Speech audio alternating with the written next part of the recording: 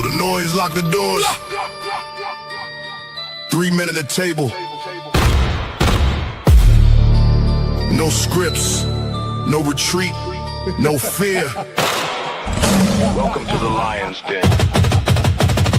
Welcome to the den, Lion's Den, where the pressure gets heavy and the real stand firm. Welcome to the den, Lion's Den. 3 voices at the table, let the truth be heard. No running, no folding, no hiding behind the fence. Running, BMT, fearless. Welcome to the Lion's Den. First through the gate, let the strategist speak. Calm under pressure, but the structure runs deep. Running at the table, every word got weight. Study every system, every motive, every state. Veteran discipline play. Long range sight. Separate the facts from the noise in the fight. I do not chase trends, I examine the frame. Follow the incentive, then expose the game. Build with a purpose. Stand on the code, carry the pressure. And control the load. No empty performance, no counterfeit shine. Running in the den, hold the line. Running. Enders with the passport stamp. Global perspective, every pattern gets mapped. Traveled in an unfiltered, no rehearsed disguise. Seen the world firsthand, so we recognize his lies. Facts in the chamber, context and place. Culture and money examined face to face. Cyber mind sharp, business sense clean. He reads the machinery behind the machine. Receipts for the claim, evidence before spin. BMT brought the world inside the den. Bring the facts.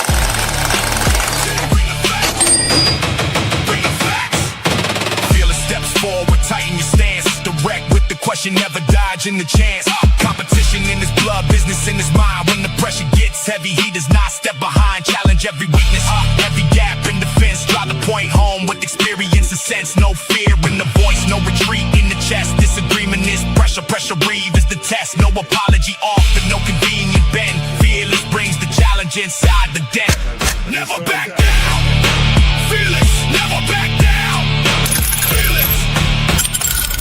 3 men, different roads, different scars, different codes. 1 table, 1 standard, 1 den. Who holds the line? Ronin! Who brings the facts? BMT! Who brings the challenge? Fearless! Where are we now? The Lion's Den. Lion's Den, where the pressure gets heavy and the real stand firm. Welcome to the den, Lion's Den. 3 voices at the table, let the truth be heard. No running, no folding, no hiding behind the fence. Running, BMT, fearless. Welcome to the Lion's Den. Check the levels, cameras ready. Microphones live. Ronin ready. BMT ready. Fearless ready. 5, 4, 3, 2, 1. We are live. We are live.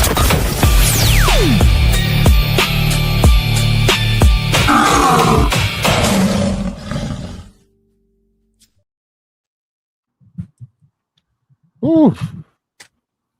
All right. It's going to be a heavy one today. Some people's ego is going to get hurt. Some people's feelings are going to get hurt, depending on if you're a little sensitive about your history. But the truth going to be told tonight for real. So, like we say, we pick facts over fiction, and Fearless has a case to pick. So we're going to address this. We're going to get it out once. We might not have to readdress it again, but of course, there's a lot of hard-headed mom. I can't cuss. There's a lot of hard-headed YNs out there. So we're going to go through this, and we're going to be fair and call it down the middle. All right? Fearless is going to be aggressive, and I'm going to calm it down a little bit every once in a while with the slide and a fact if he gets off pace. But we're going to go at it, and we're going to go ahead and welcome everybody to the panel, our brothers, Black Man Travels, and also Fearless. Black Man, go ahead and open up, because I know Fearless has got a whole monologue ready, so let him be last. Yeah. Yesterday we had an interesting live stream yesterday. You know, your boy got a little twisted over drinking, so woke up with a severe hangover where I had to like literally go to the sauna 3 times today. And when you have a 2-year-old, he doesn't care you have a hangover. He wants to play. He wants to jump on you. He wants to be occupied. So I'm recovering, man. So tonight I'm not arguing with anybody. I'm gonna sit back. I'm gonna say my piece, and that's it, man. So no drinking, no arguing, no yelling, no screaming. I already got a earful from the wife this morning. So I guess I was screaming last night. But anyways, man, it's gonna be a great show, man, and I hope you guys come in, check your feelings, man. We're stating real facts, and let's talk about it. All right, Mr. Fearless, you have the floor. He's pulling out a big ass stack of documents. He back there in attorney mode. Yes, Your Honor, I have a case to present to the jury in the court. I guess he's taking a phone call right before he opens up. That's sad, but hey, it happens. Salute to everybody in the chat. Mr. Peppers, D. Kirk, my nephew, Bert Ross, LJ. Phyllis, you done with your phone call, bro? Yes, sir. Yes, sir. All right. You have the floor, sir. All right, brothers. Look, man, I don't know how many more shows I can be doing of this. I thought when we really first started doing these shows, it was about a steel sharpening steel, and we would hold each other accountable. Even in the introduction, we say facts over feelings. But for some reason, I think that people don't like facts over feelings, that we have created this thing in our mind, how things go. And especially with the Black community, we enjoy the lies. Whatever lies people give us, we enjoy those over the truth. We will believe that a man who isn't a doctor, who calls himself a doctor, is a doctor and can cure AIDS. When somebody gives you the truth behind it, says, yeah, that didn't really happen, we don't want to believe that. We believe so many things that are false, especially within the Black community, that is actually terrible for us. I was on a show, and I was listening to the show from abroad, and I'm going to let this show go for a second, and I'll tell you how I got to this part. Let's see. Whose show is that? Charlie Chan? Shout out to Charlie Chan TV. Shout out to Charlie Chan TV. I must only have it on one. Okay. I'm gonna drop his link in the chat. If you guys want to go subscribe, please go subscribe to Charlie Chan TV. We ain't trying to steal. We just trying to enhance. You know what I mean? But that's my brother over there. I'm gonna let this play for just a second here. That was Black Cleaner that said the light bulb and all that.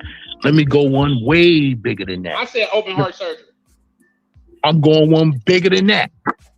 Let me ask the young guard. You know who Benjamin Banneker was? You talking to me?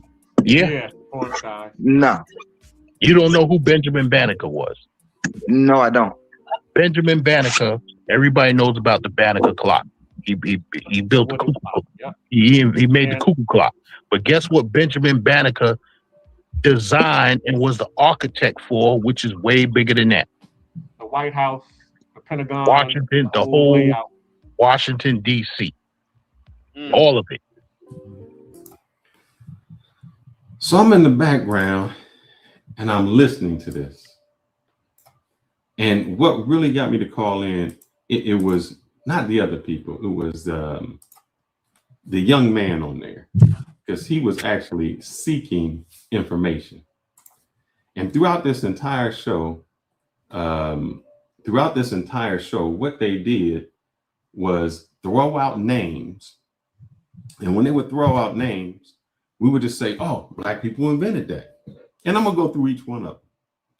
Black people invented the traffic light. Black people invented the refrigerator. Black people invented this. And I'm like, and then it was John Hanson was the 13th president or the 8th president before there was a Barack Obama. He was the first Black president. And then on the $2 bill, there's a Black person on a $2 bill. So after we get on, I show them that John Hanson, there's two people named John Hanson. One of them was Black, one of them was white. The Black dude had nothing to do with the Articles of Congress, nothing at all. They mixing two things up, one didn't have it. Then we get to what the $2 bill is. And I'm telling them that on that regular $2 bill, it's just a smudge in ink that makes one person look darker and it doesn't. Now, thanks to my man Roman, he did go a little bit further throughout there and actually showed the original painting of the $2 bill. When he showed the original painting of the $2 bill, it showed they was all white.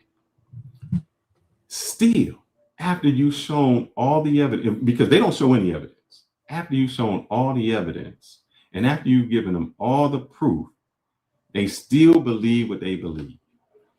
Example, I'm going to pull this person up, and I'm going to do this all night with each person.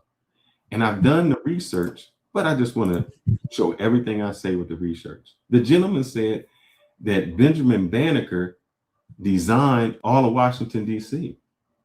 Benjamin Banneker did not design Washington, D.C. And what we do by doing this is, it says, there's a popular story that was dismissed and took his plans with him. Banneker reconstructed the entire Washington plan from memory. That's repeated frequently, and historians have found no evidence. We make it up. He was a person who worked for the person who architected. That's it. And what we do all the time is this. Example, I made an app today. I made an app for my phone. In 50 years, I made all the software for the phone. In 100 years, Fearless created the cell phone. Huh? How do we go from me making an app to I created the entire cell phone? And that's what we do on everything. It's sad that we take away the contributions from people and we have to exaggerate, and we get to the point that we say we invented everything where we didn't. And it becomes so sad because we become the laughing stock of other people whenever we have to go against anybody talking about truth. Because just like when I watched the Candace Owens and I think the Candace Owens debate, when she started bringing, well, here's this, this, and this, the other person starts to look stupid. And when we start to bring all this stuff out that really wasn't true, and then you go against somebody who comes with the facts, who says this is the real history, we do it. So tonight, I'm debunking it all. I'm debunking the fact that, what's his name? Crispus Attucks was the first person killed in the Revolutionary War, that we invented the stop sign, that we invented the refrigerator, that we was Moors, all of it. We just gonna uncover it all. And we just gonna go with the truth. Before I go there, this is how they think of us. Video. And where did I put that at? I know I put that in here. New folder. 1 second, brothers. Desktop.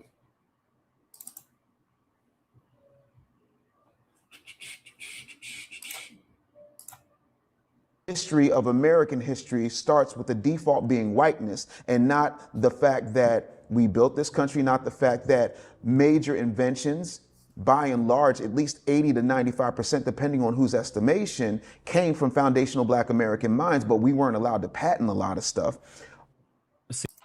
I'm gonna let him play. There's gonna be a lot of this. They said we wasn't allowed to patent stuff. One was the light bulb, and I'm gonna show that the gentleman actually had patents. He had patents. He had patents during the time that they said we can't patent. But look at how they look at us. And this is where you completely lost the plot. To say something is asinine is 80 to 90% of inventions were created by slaves. The guys out there picking cotton that were not educated, that couldn't read. But 80 to 90% of all those inventions are from those people that were subjugated, held down, and weren't allowed to read books. Are you kidding me? This is where you lose everything, because you could open up a history book and you can see Ford, how he invented the Model T, right? Oh my God, electricity. How did we harness electricity? Put basically lightning in a bottle, right? This is what white people did, because a vast majority of the things you see in the world today were invented by white people. Now, there are other cultures, Asian, Middle Eastern, that have their own inventions and discoveries and all that, but a vast majority of the modernity that we're living in was created by white people. This is the like ubiquitous culture that you're living. The mic I'm speaking through, white. The camera you're looking through, white. The cell phone, white. The plain metal tubes flying in the air, white. You understand? Like everything in modernity that you see, cell phone, everything. It was all white invention. It's okay to say that. It's okay to understand that a group of people managed to somehow invent all this shit, and it's okay to give credit where credit is due. And take those inventions, iterate, make them better. Use those ideas to better your life. Go into a better position. Don't hold it against anybody. Don't try to steal the credit. Don't try to act like we wasery. That's the whole shit that people are getting tired of with this fatigue is we was Kangs, we was Egyptians, we was Jews, we was Native Americans. It's the we wasery levels. They're out of control. None of that stuff is true. It's just blackwashing history. We was. I saw samurais and we. Go ahead. Who is the guy talking? He's reviewing Xandu. I know, but what's his name? And what's his show name? Legion of it's Legion or something. I think maybe Legion of Men. Okay. Legion of Men is the white guy talking? Yeah, is the white guy. Okay. Frank Xandu is the dude with I know who Frank Xandu is. We were trying to get him on the show too. Yeah. And the other dude, they did a show. And I know who the other guy is as well. That's why I said, he's going to challenge him? Okay. Go ahead, let it run. I just wanted to know who that was. Yeah. So he's not challenging Frank Xandu. He's actually agreeing no. with He's Frank Xandu. Right. I understand. Go ahead and play. I just wanted to do some research on this guy. No problem. I'm going to go back to we was Kangs. Because we everything. Egyptians, we was Jews, we was Native Americans. It's the we wasery levels. They're out of control. None of that stuff is true. It's just blackwashing history. We was. I saw samurais and we was the first Swedish people, the Vikings. Come on, man. It just sounds ridiculous. Whites put lightning in a bottle and then made rocks think. This is how we're all talking right now. Do you know how crazy that sounds? There's a difference between inventing something like a refrigerator, coolant, or, something like a comb, a hair curler or something, whatever the fucking list is, Aunt Jemima's syrup and shit, and fucking rocks thinking from lightning in a bottle. Like, it's not the same. You did invent some things, great, that's great. But the bulk of the world that we're living in was ushered in by who? And that's the truth. And that's it. And it shouldn't make you feel any type of way. It's just like, could be admiration. Like, damn, that's crazy. Let's do better. Those are the standards that were set. Let's reach that and then some. Let's show the world what we're capable of. Instead of like trying to blackwash history and be we was. So tell me where the lies at with that. Because as he said, we was everything. We was Indians, we was Egyptians, we was Native Americans, we was samurais, we was everything. And my problem is this.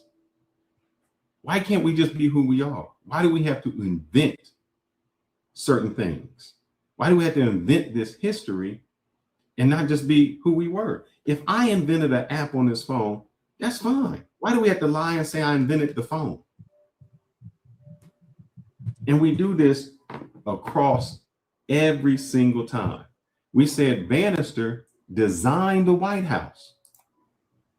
He created all the architecture to the White House.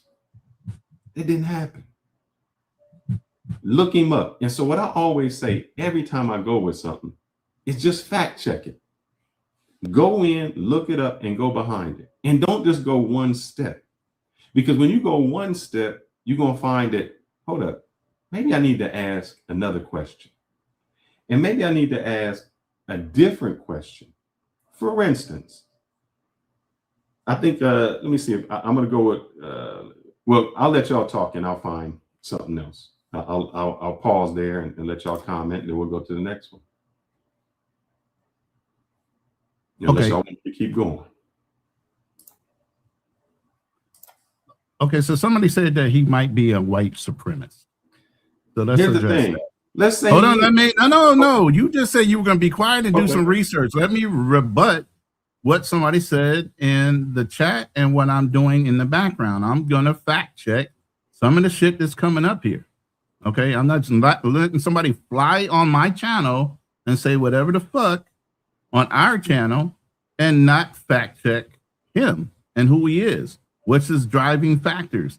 Obviously, when somebody narrates a book, they narrate it to prove their own points and only the points they want to bring up. Sometimes they forget the other side of the fence when they're trying to prove their own point. That's the whole point about a hypothesis, right? You draw a hypothesis before you hey, you doing it. I let you know. I didn't know. I'm saying it in general to the people that are listening. I'm not asking you a question. I'm making statements right now. Okay. And I'm not going to ask you a question because that's that man's opinion. That one man's opinion. Okay. That's not the general consensus of all white people saying this. And we'll get into this as we go through it, but you used him. I'm going through and fact checking. Now you messed up my role on where I was going with that. Just fact check, go get your information and let me respond to this guy. Okay, so white supremacists position themselves as involved such as like their whites are inherently superior. I mean, I don't know what you heard, but I heard somebody trying to speak towards, superiority of the white race and that black people are less intelligent. Even though he might not be associated with a white supremacist or the far-leaning right, as it is in political terms, the man himself sounds like he has an agenda when he gives a message. Just like we have a purpose-driven agenda when we address the brothers in our room. Okay, we're speaking to a certain crowd. We know who our listeners are, and we know what we need to talk to them about. Okay, so you can't deflect and say that this guy doesn't have an audience at 619,000 subscribers. Okay, and obviously he wants to cater towards those people that listen to him. Okay, so while he might be giving out some facts, and why I like to say a lot of times there are a lot of historical revisionists on both sides, white and black, because I can tell you right now, Dr. Umar be revising the hell out of history to cater toward his own message. But I just want to say that, you have to look into some of the people that you listen to, because some of them don't actually speak 100% just the facts, but they say it with a canted opinion based on who their subscriber base is. Now you can continue. All right. Him being whatever he is, let's just say he's the whitest of white supremacy. What did he say that was not true? That's all I can go with. I can't worry about, let's say Einstein was a racist. Did that mean the theory of relativity didn't exist? No. Then Absolutely I don't care not. who he was or any of that. I just want to know, what did he say that was false? I'm going to leave that for our crowd to disseminate what they picked up from him, if anything, because this is not the point. Somebody could tell you the truth and we ignore it for what our egos or whatever want us, or the way we were brought up. And I'll get into that with the slides as we talk through certain things on why we think a certain way. So we're going to put all this out for y'all to comment back. Y'all do your research while we're talking, just like I'm doing research to fact check Fearless. I didn't know what he was going to bring up. I know what I prepared in order to counteract some of the things. But I mean, as he brings up things, this is the point of learning how to interact in a conversation and not just take verbal sparring to the surface level. Dig into some of the information. If you don't know it, don't you think it's important for you to know exactly what this person is referencing within your own history? Mm-hmm. No, we weren't Egyptians. I'm going to do the next one. And while I'm doing this, I would like you to fact check me.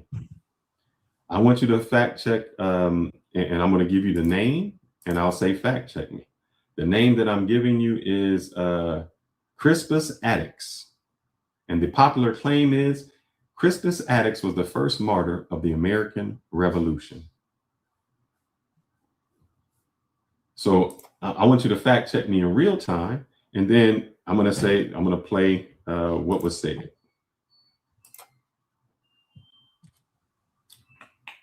Somebody's laundry is done.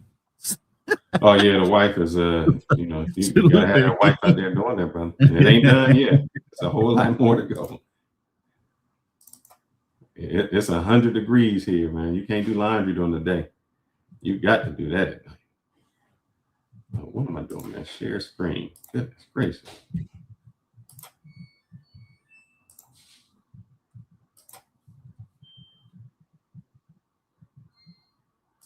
And this is during Everybody the knows Civil about War. the Banneker clock. He built the What he- cuckoo clock. Yep. He made the cuckoo clock.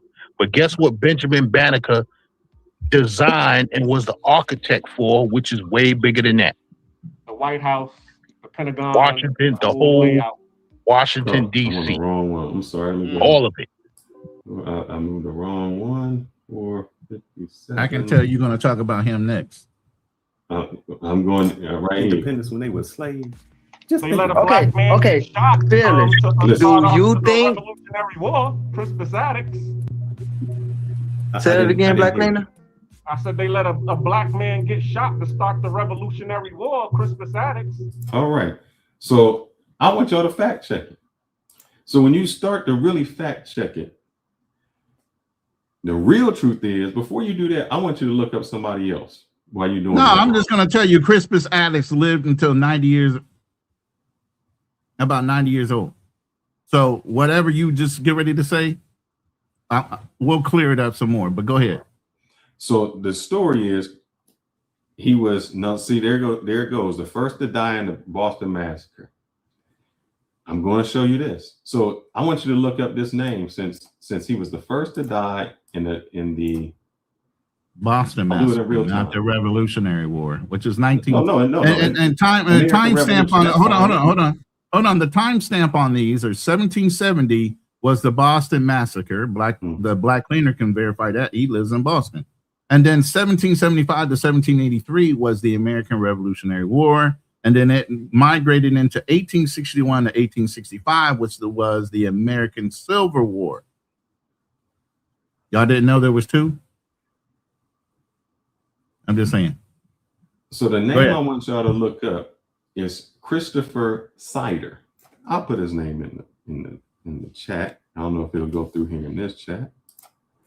So Christopher Sider, that was actually the first person killed in what we would call the Boston Massacre, which started the Civil War. But he was an 11-year-old white boy. And what happened is, at the time of the massacre, even John Adams said that, Attucks was more of an instigator.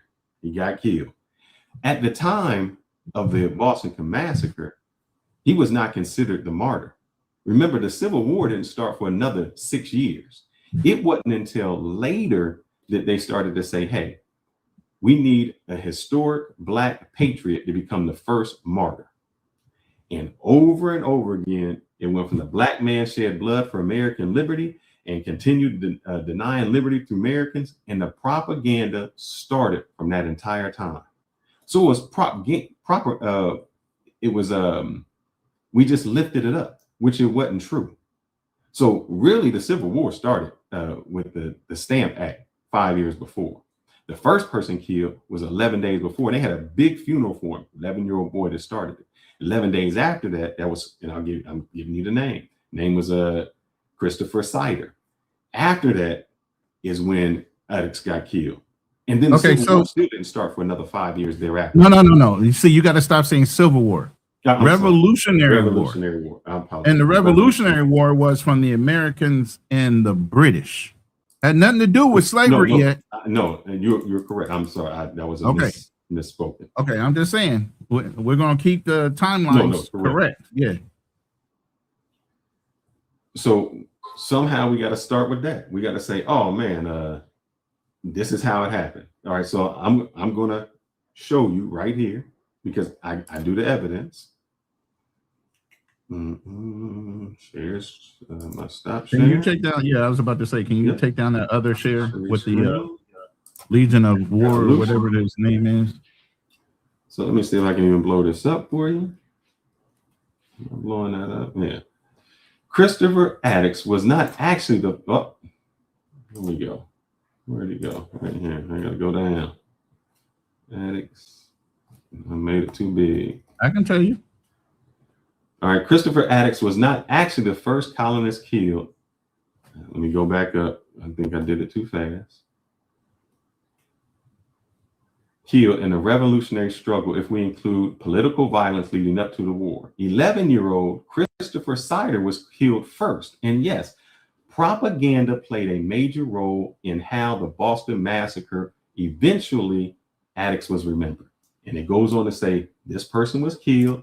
He was the first person shot 11 days before the massacre. That's what happened, you know, and it keeps going on to say, and yes, the Patriots were deliberately using propaganda to get the story. That's how we went. There was a whole book written about that. But somehow we keep saying it. Christopher Snyder. We keep saying that. Here's the thing. In fact, Paul Revere's famous propaganda and raving doesn't clearly portray Attucks as the black man at all. Wasn't even portrayed. Attucks' status as the first martyr became much bigger later. So what he did is how, like I told you, I made an app on the phone. 50 years later, I made the software. 100 years later, I invented the cell phone. But let's go into this a little bit further. So Christopher Attucks was killed in 1770, right? Mm-hmm. Following that, was the Boston Massacre and that was February 1770. Boston Massacre. He was killed. No, he was killed in February 1770 during the resistance of the British taxation and trade policies. The Boston Massacre followed March 5, 1770. But the bigger one that everybody knows about and is popular is called the Boston Tea Party. What happened later in December 16th, 1773. That's how you get to 1775. And finally, it builds to the Revolutionary War. Okay? Mm-hmm. That's how we get there. And the Tea Act of 1773. We're going to keep it in timeline chronological order. And it even goes on to say, after that, in 1840s onward, Black abolitionists elevated Crispus Attucks specifically as evidence that Black Americans participated in and sacrificed in the American promise. So here's the thing. It doesn't mean he ain't get killed. He died. Right. But what we do is saying the statement that Crispus Attucks was the first martyr of the party. We constructed that. The first person was this white kid. And by the way, let me go into Crispus Attucks a little bit. Attucks was a man of African and Native American ancestry and was likely a sailor or dock worker there in Boston Harbor. Correct. Contradiction of national liberty while tolerating slavery. So, was he a freed man? Seems like he was. Yeah, he was a freed man.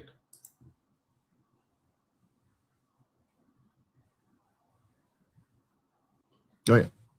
No, he was a freed man. And the reason I keep going through all of this is we have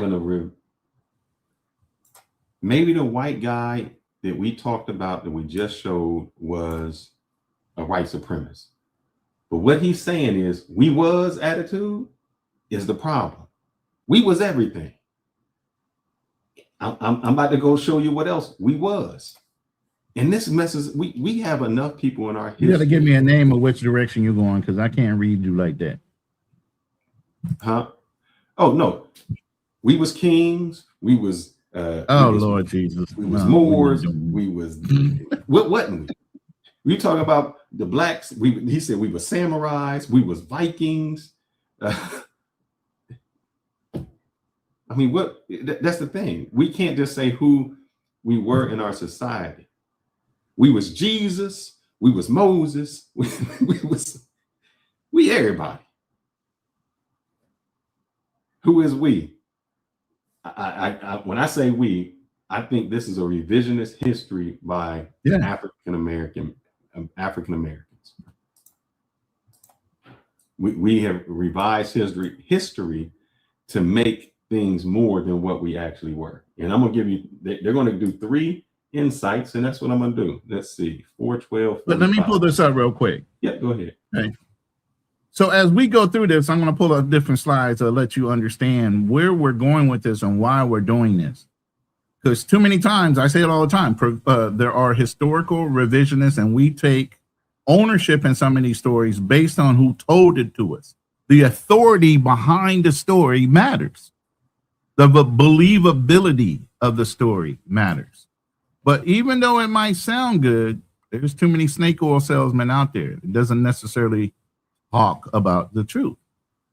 Okay, it's a half truth, or it's a truth. And I relate it sometimes to, if you start a conversation in a circle of people, you tell a short story to the person to your right, it gets all the way around to you, and the person next to you on your left tells you the same story. All of a sudden, that story is not going to be exactly the same. It's going to change based on somebody shortening the story, leaving out a detail or two. That's how stories change over history. Now, as those stories change, whoever told the original story that you heard, all of a sudden that authority figure, whoever told you, all of a sudden becomes believable. Now somebody's challenging whether that person was a liar or not, which you have loyalty to the person that told you the story, not the person trying to inform you of the difference in the story to get you closer to the real truth. You guys understand what I'm doing here? Stories will change over history. Okay. No, now I agree. Like people said there was a black samurai. There's a difference between saying there's a black samurai and saying we invented samurais. we invented the karate, and we came from Africa and we showed the samurais how to be samurais. That's not necessarily what they're That's saying. What I'm saying. They were taught. He was taught by another Japanese guy in order to be a samurai. You know. I'm gonna break these three down, and then we're gonna go to something else. Share this screen. And hopefully this one is it. All right. No. I agree with you, Charlie, but I'm saying the opposing people who feel some type of way about FBA is triggering because they feel like y'all ain't built shit. Y'all don't got no culture. Everything has been handed to you. Everything that y'all have supposedly built is bad things, like because for some reason, the light bulb, the light bulb, the refrigerator, the stoplight. Hey Charlie, so we invented the light bulb, the refrigerator, and the stoplight. The light bulb, the refrigerator, and the stoplight. Now, I don't want to take anything away from the people who actually invented stuff. So we're gonna go to the person first with the stoplight. I know that story already. Yeah. So this, but I want to hear what you say. Is Garrett Morgan. Garrett Morgan did do a patent for his own 3-position traffic signal. But before 1923, they already had electric lights, which was using red, yellow, and green. In 1914 was the early patent of the traffic system. And let's go all the way back to 1868 was the first traffic signal in London. So when did he invent the light traffic signal? He didn't. He patented a better signal. He improved upon a signal, but he didn't invent that. So we go from, I got a patent to I invented it. This is the problem that we have. And when we tell our young people this, we start to sound really crazy. And so let's see what Garrett, what's his name? Garrett Morrison. Let's see what it really looked like so we can get the patterns of how it was. I thought I had it on here. Let me see if I can find it again. I think I had an image. So we go from, this is what my point is. Morgan accomplished some real things. Why isn't that actually what he invented good enough? But we go from Morgan patented a 3-position light signal to Morgan improved signaling to Morgan invented the 3-way light signaling to Morgan invented the traffic light. We always move into this, and it's just not true. And the reason I keep bringing it up and I harp on it is because there was a young man that was on the panel and he just wanted the truth. And sometimes what happens is when you give bits and pieces of this and you say, hey, this is what he does, people run with it. And they say, oh, the black man invented the traffic signal. Now, let me show you what the traffic signal that he invented was. Because we take nothing away from him. Here, mooring a traffic signal. This is it. This is his patent. This isn't a traffic light. It's not what we think it was. This is what he invented. And there's nothing wrong with what he invented, but it's not the traffic light. It's as we know it today. Obviously. Correct. As we know it today. This is it. It was a three-way stop so that one person on one side would know it's go, the other people would know it's stop. That's what he invented. And there's nothing wrong with what he invented. But to call out and say that this man invented the traffic light is just a pure lie. The next person on the list was, I think he said, oh, here it goes. What, Benjamin Banneker? No, the light bulb. Oh, okay. The black man invented the light bulb. That person's name is Lewis Latimer. Now, what he did was he was actually working for the competitor for Edison. And then he came over, he made the light bulb in mass production and made the filament inside the light bulb better. Now, what they say is this. All right, so I got it here. He worked for Hiram Maxim Electric Lighting Company, which competed with Edison. Then he later developed a patent. See, this is what everybody says, or I don't know everybody, what they said. The black man invented the light bulb, but he couldn't patent it, and his patent was stolen. And that's what happened. But that's not what happened. He worked with the competitor for Edison. Then later, he went over to work for Edison. And they say, Tom, they wouldn't let him patent it. But you can pull up Lewis Latimer's patents. He had patents. He patented his own stuff. It says that he was an expertise in commercial, practical, incandescent lights. He had his own patents. So we went from Latimer improves carbon filament to Latimer improves electric lighting to Latimer improved the light bulb to Latimer invented the light bulb to Edison stole the light bulb from the black man. Latimer couldn't patent anything because he was black. That's how we move. Why do we have to lie to each other to do it? But here's the thing. I got to stop you from using the word lie. Okay. Why do we exaggerate? Okay. I could say embellishment, exaggeration, or get the story a little clouded based on who translated the story to them. Being proud about your race is one thing. Being proud about your racial achievements in society is a whole nother thing. But the person telling the story, like I said, you got to look at who told that person the story and why they're holding on to it out of loyalty versus looking at the books and the facts. And maybe the story's not 100% accurate, but it's pretty damn close. Nobody's going to the far left. They had something to do with each and one of these items, maybe not in the same way. Maybe the years got, and that happens to go through translation when people are passing stories down. Because here's the thing we do know. Our society and a lot of people in our society are very lazy about going out and doing their own research. They don't. If somebody can go out and tell you a story, you'll believe the story versus going and looking in the history books yourself to get the knowledge. You'll take that shortcut. Let's put it that way. You'll take the shortcut, okay, versus going and getting the knowledge from the books yourself. Here's the thing. I'm going to tell you, I dropped out of college.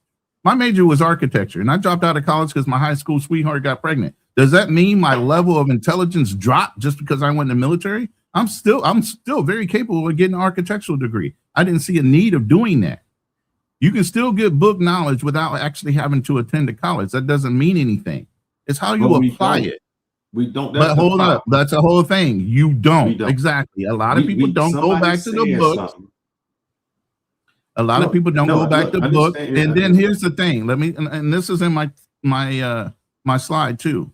Go to multiple books because again, what did I tell you? A lot of people write books in order to prove their theory and their theory alone. But if you read 3 or 4 different books on the same subject and they somehow coincide with the same idea, how they got there doesn't matter. If the same idea comes across, then you can get a general consensus of whatever you're trying to research is based on some type of fact. Okay, But you how can't we look at say it one don't source. say You like got to that. look at multiple sources of information on No, that I topic. agree. I agree. But what we do is, and Drew said, "Oh, stop! People don't look up the facts." That's not my problem. My problem is you state it and you state things like they are facts, and then somebody hears it and then they go. But again, repeat it comes from the authority of the person they have respect for. Now, what we need to say is, how come so many black people take the authority from somebody outside our culture and hold on to it with a tight fist over somebody within our culture telling them something a little different, and then wanting to change towards the truth of the person of the Roland, same hold you. up. When I came onto the show, let's say how this started. When I came onto the show, I said John Hanson, the black person, was never a president. Yeah, I know that topic that we're talking about. Right. This is how we got here, Drew. They said that the first black president was John Hanson, and he was with the Articles of Congress. And I said, that's not true. One, John Hanson was a white person. The John Hanson they were talking about, who was black, had nothing to do with Congress. And then we went on to say, they went and got it. I wish I had it. I'll go get it right now. But while you're thinking about that, I'm going to keep you on point. I'm going to keep you on point. I'm going along with what you're saying, but look at the screen. Do you think that's incomplete information, oversimplified claims, and interpretation dispute, or evidence rejection? We're rejecting the evidence altogether? Yes, because I'm going to tell you why. They said that a black man was on a $2 bill. Your boy went and got a $2 bill, held it up to the screen and said, here's a black man. You can see him. He's black. See him right there. Mm-hmm. I said, he's not black, man. The dude is not black. And I went through to show how if you engraved it, the ink smudge, he's not black. Oh, he's black, man. You blind. Can't you see this? Can't you see this? And I said, bro, he's not black. Then you went and got the original. Then you went and got the original painting that they got the engravement from. When you got the original painting, was he black? Was there a black person at all? Man, it's the messenger. No, I'm asking you. Don't white man. Say it with your chest out, bro. I don't know why y'all back up. The messenger. This is messenger. You're a white man. I'm gonna say this. Y'all go. I'm gonna call you out, Roland. Y'all go to these other channels and then you don't say it with your chest out because you follow the people and you cool with the people, man. Steel sharpens steel, and no matter what is said, whether it's on this channel or another channel, no, not John. Here's the point. Let me say this. Let me say this real quick. When I'm on other people's channels, I'm there to support them and their messaging and whatever they're there to promote on their channel.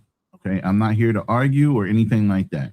Now, when people start spitting out facts and dates and times, if I know about it and I feel it adds to the conversation we're supposed to be on, best believe I'll pull up an infographic in a heartbeat and have done it.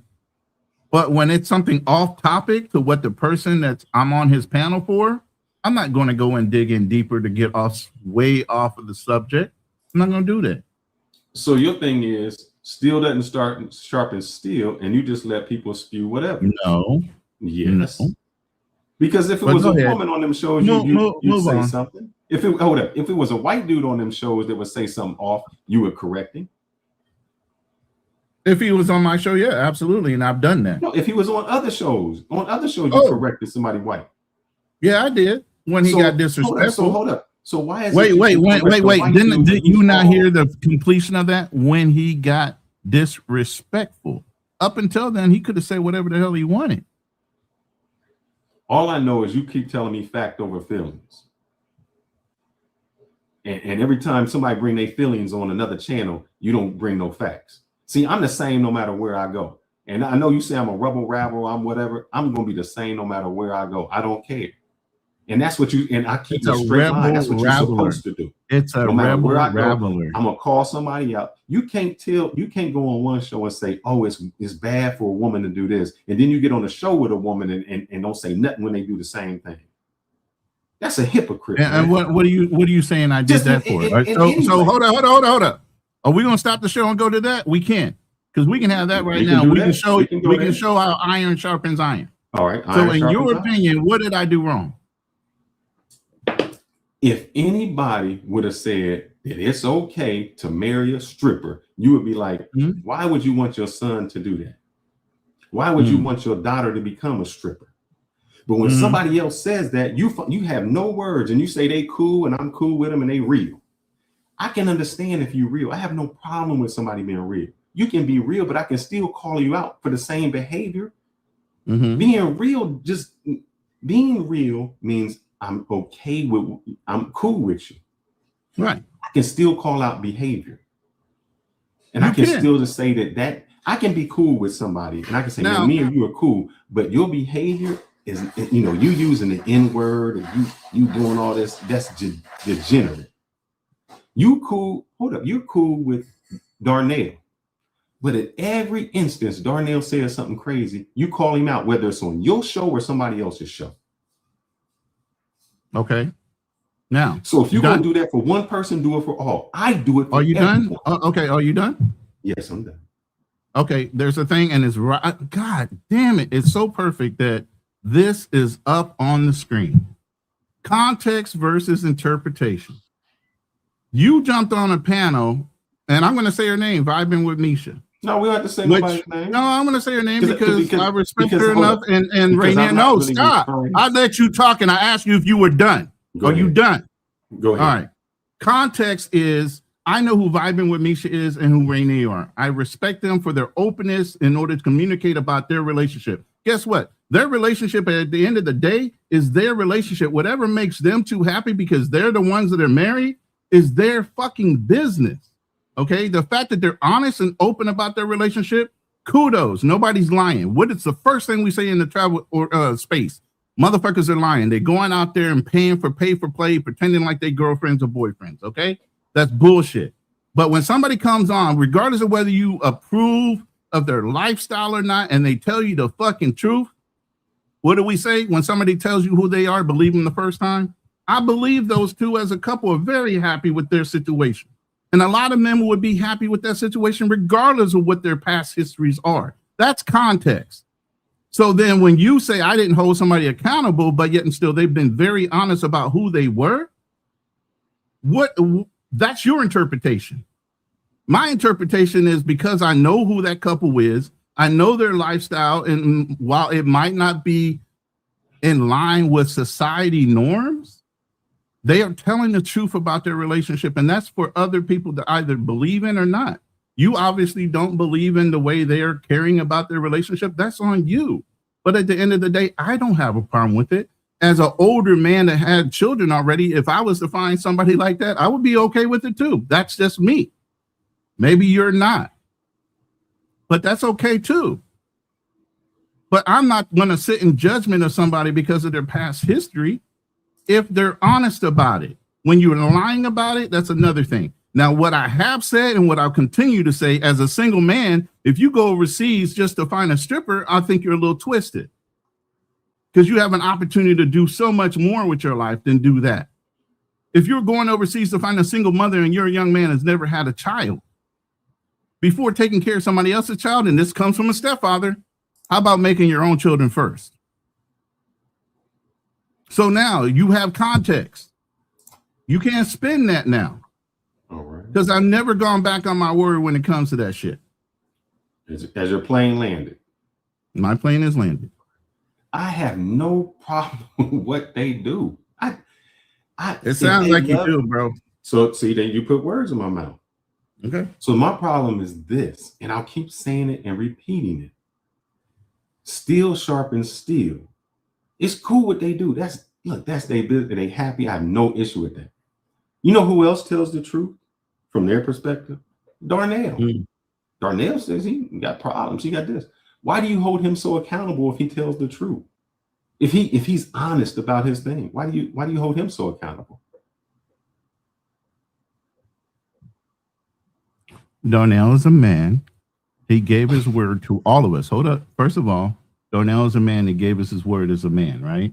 If you're trying to mentor men on their word means something and they haven't followed through on what they said they were going to do as a man, then yeah, on site, you should be expecting to be challenged. Matter of fact, you notice Darnell danced around us for months because we were holding him accountable. He just recently Why popped would up you on hold one him of our accountable panels if he was honest? because the man said he was going to say and do something and he never did it. He doesn't keep up with his grooming. There's a lot of things as somebody that's going through PTSD or mental issues that if you're not calling them to attention, you're accepting of it.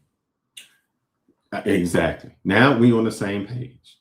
I've never been off that page. But again, when it comes to somebody's relationship and the both parties are loving and accepting of the situation they're in, who am I as a man to question that? That man is happy and so is that woman. See, you got it. You doing? So who am I not holding accountable? You doing? So then bring up a specific. No, bring up a specific person.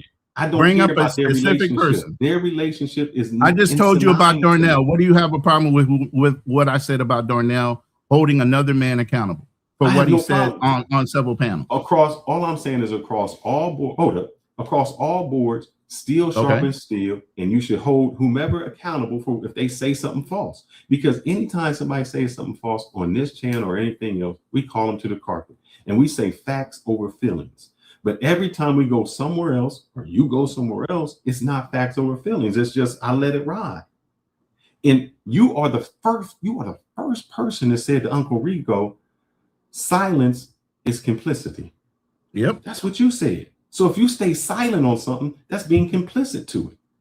Correct. So then when I'm holding Darnell accountable, am I being silent? No. But did he say that to us? Why do you hold wait, stop. Did he say that to us? Meaning me, you, Kanal, and even Drew was on that panel that day, right? Okay, but he might say to another show, right? And he might go to another show and say something completely different. But I'm saying you hold him accountable no matter what show he on, no matter where he at, no matter anything. You hold him accountable. And I'm saying you don't do the same standard to other people. Right, because my voice is the look. I suffer from PTSD. I still deal with that shit. But at the end of the day, here's the biggest thing. How are you giving out personal advice on certain things in your life when you haven't gotten your life together? How are you even listening to something like that? I don't listen to him. I hold everybody accountable across the board, even myself. Okay. So no matter where I'm at or what show, all right, hold up. You said that, and I'm gonna get back to this. You said that we mentor young men, right? If we mentor young men and we want young men to go in a certain way, if there's a young man that comes onto a show and he's legitimately asking, I don't know this information, man. How do I find this information out? I've never even heard of this. And then somebody is spewing wrong information. Why wouldn't you say, hey, let me stop right there. That information is incorrect. Here goes the correct information. Because as men, that's what we're supposed to do. Because that's what I came on the show and did. I said, guys, you telling this dude that there's a black president before Barack Obama that named John Hanson that lived there. That's just not true. You're saying that this dude Bannister designed Washington, D.C. That's just not true. So I'm taking up for the black dude. And what did I say to the young black man? Don't believe me. Don't believe them. What I want you to do is do your research and ask several questions on it. Don't just ask, did who designed this? Go 3 questions deep. Find out for yourself. Don't believe me. Don't believe them. But I call them out. And what I did was facts over feelings. I showed the facts. I showed all of that. And then even at the end of all that, they didn't believe it was true. And that's why we had this show to say, even when you show a lot of us, Black Americans, the truth, we still don't believe it. We still have a narrative that, no, this is it. That somebody tricked us, that somebody went there. And that's all I'm saying, that no matter across the board, we got to hold each other accountable. And especially if we're trying to tell a young dude that's impressionable, that's trying to find out the truth, we can't just let somebody spill a lie out there, because I know that was Rob. Again, I got to stop you from saying lie. I'm going to stop you from saying lie every time and say it wasn't an error, a lie, or part of a myth that was told and misinterpreted. I can say an error until you are shown the truth.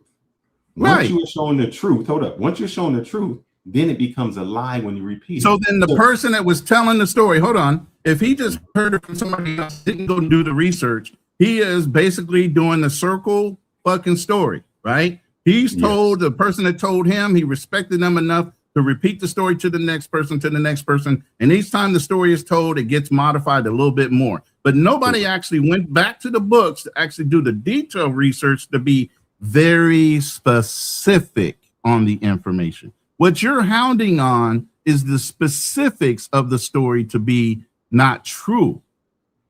But that man had a place in history. Maybe it was interpreted the wrong way. The story was told wrong after it propagated around that circle. Whatever. Is error, a lie, or a myth? Which one? It is until you said they understand the truth or read it for themselves and they tell it wrong again, then that's a lie, right? When you don't know, you retell a story in error or you mystify it by making it a myth, right? Correct. Okay, so some of these men might be giving the information out. It's not necessarily a lie. They're saying it in error because they respected the person that told them the story and they did not go back and research it themselves. So your information is absolutely, hold on, let me say this. Your information on telling people to go and do their own due diligence. Go do your own research. Go get in a fucking library. Open a fucking book. Stop looking online. Stop listening to just stories. If it's something you're interested in, you would want to dig into it if you're really interested in it, right? You should want to seek that knowledge for yourself so you can be an expert in it. But a lot of us stop short because we are lazy. Yeah, let's keep it a buck, man. I mean, most people are not going to take the time to look up and validate these claims. They just run with it. Exactly. So, yeah, there's a lot of lies. There's a lot of errors. Y'all are hitting every point that I have on a slide. It just like a lot of the claims, again, just around what Black Americans have been claiming. It's like, where did you get that information from? And they can never validate their source. So I'm like, okay, so you just pull that shit from the air. Right. And so then it's our due diligence to go in and out of listen, look, hey, Fearless goes at it directly. I'm hoping the young man hears it and says, hey, you know what? I want to dig into it a little bit more and goes and fact checks and gets more information on that story because it interested him. A lot of people hear a lot of things, but they're not interested in it. They're not going to go dig on it. I can say this, right? Last week, someone mentioned about Haitian eating mud cookies, right?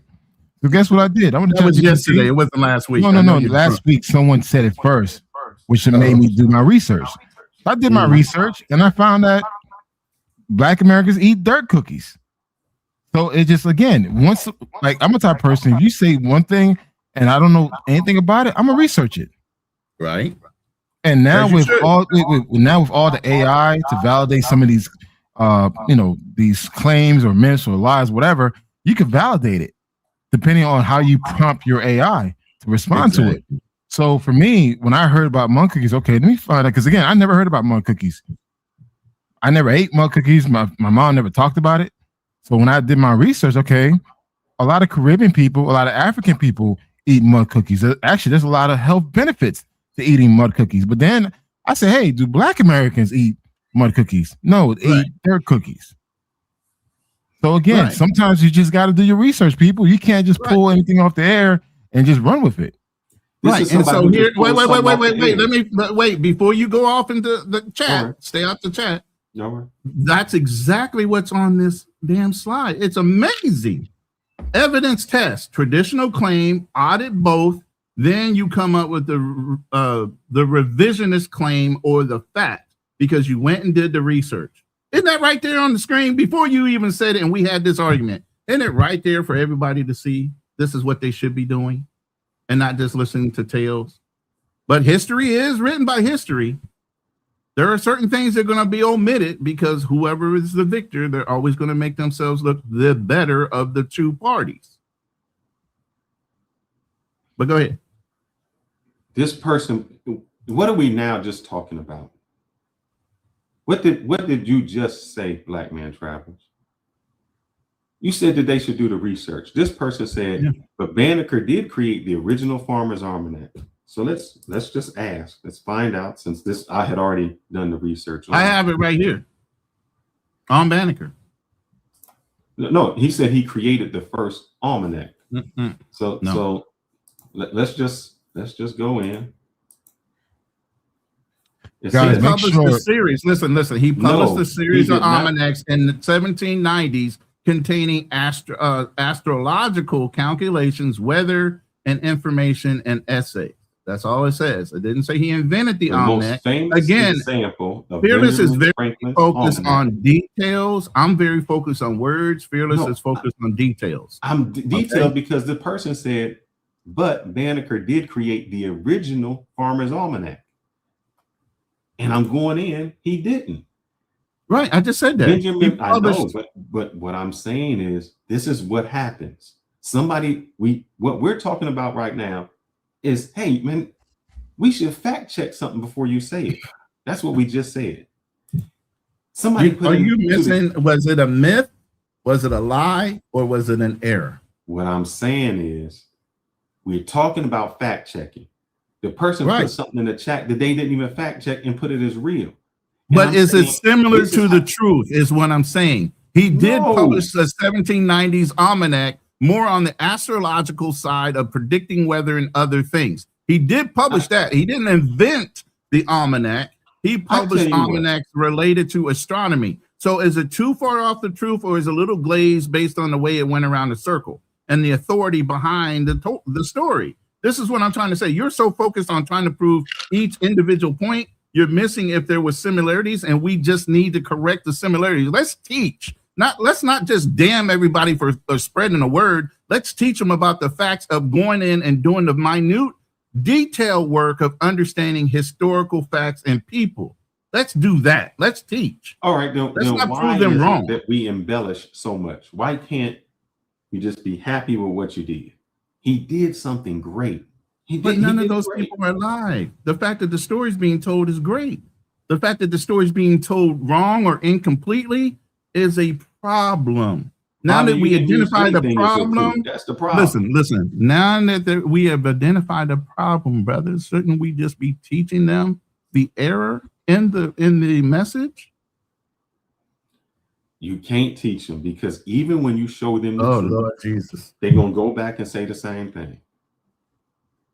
So you mean 3 intelligent brothers on a panel that they come and listen to every week? We can't tell them, hey, brothers, look, I know you heard it this way, but this is the truth of the matter. This is what we could be doing right now. No. We tell them so don't you go ain't overseas time and for do that. the crazy stuff, and what do? They go overseas and do the crazy stuff. But they're here for this, and we got 40-some people in the room. Because Why here's not the teach? thing. They'd rather hear the disagreement and still spew the lies than say, "Oh man, yeah, that's the truth." Because we kings. I think you're giving our listeners a little bit less respect than they need, bro. Because I think a lot of them come here because we have great conversations. We get to the truth. We don't have talk it. We verify things before we do it. And I think they would be willing to listen now that they're in this room. Let's do at this. moment. All right, let's do this. All right, let's go. Let's do this one, because it's gonna get y'all mad. This one where y'all gonna really get mad at. Y'all not gonna like this. Why does it have to get mad Y'all gonna instead not of like getting? this, but I Here's the want y'all thing. to Here's where I think instead of them getting So, mad. like, Hold on. rebuilt Instead of them America, I getting think it's mad, also why not why true. can't they be? Picking- Why can't they be enlightened? What's that? Instead of them getting mad, why can't they just be enlightened on the information? I would want them to be enlightened. I would Okay. feel great. So this is his commentary. I think Frank said something similar, and then he's commentating off of exactly what he said. So I don't know which one. This was like an hour and a half interview, but I just want to go with what he said. I remember that whole Yeah. conversation between the original two. Yeah. Yeah, but the reason is because I want other people. I want you to hear how other people see us, how they look when we say certain things. And by the way, this whole like we built America thing is also not true. Picking cotton is not building anything. Like, you think all the skyscrapers and all the crazy bridges and all that shit was built by foundational Black Americans? It sounds ridiculous, bro. Do you say the Mexicans built your neighborhood? No, the builder built your neighborhood. They just employed Mexican labor for cheap. If you dropped people off in another area of the United States, let's say foundational blacks, and you told them build a skyscraper, do you have the knowledge, the expertise, the experience, the know-how to build a 100-story building? Picking cotton is not the same as I built America. We built America. No, you picked a product, which was then transformed into a textile and other uses, which was then sold on a market, which was then used to build up an economy for the South, which was then used to build other things around. That's it. Dubai is technically built by slaves. Was it created by slaves? Was it actually built by them?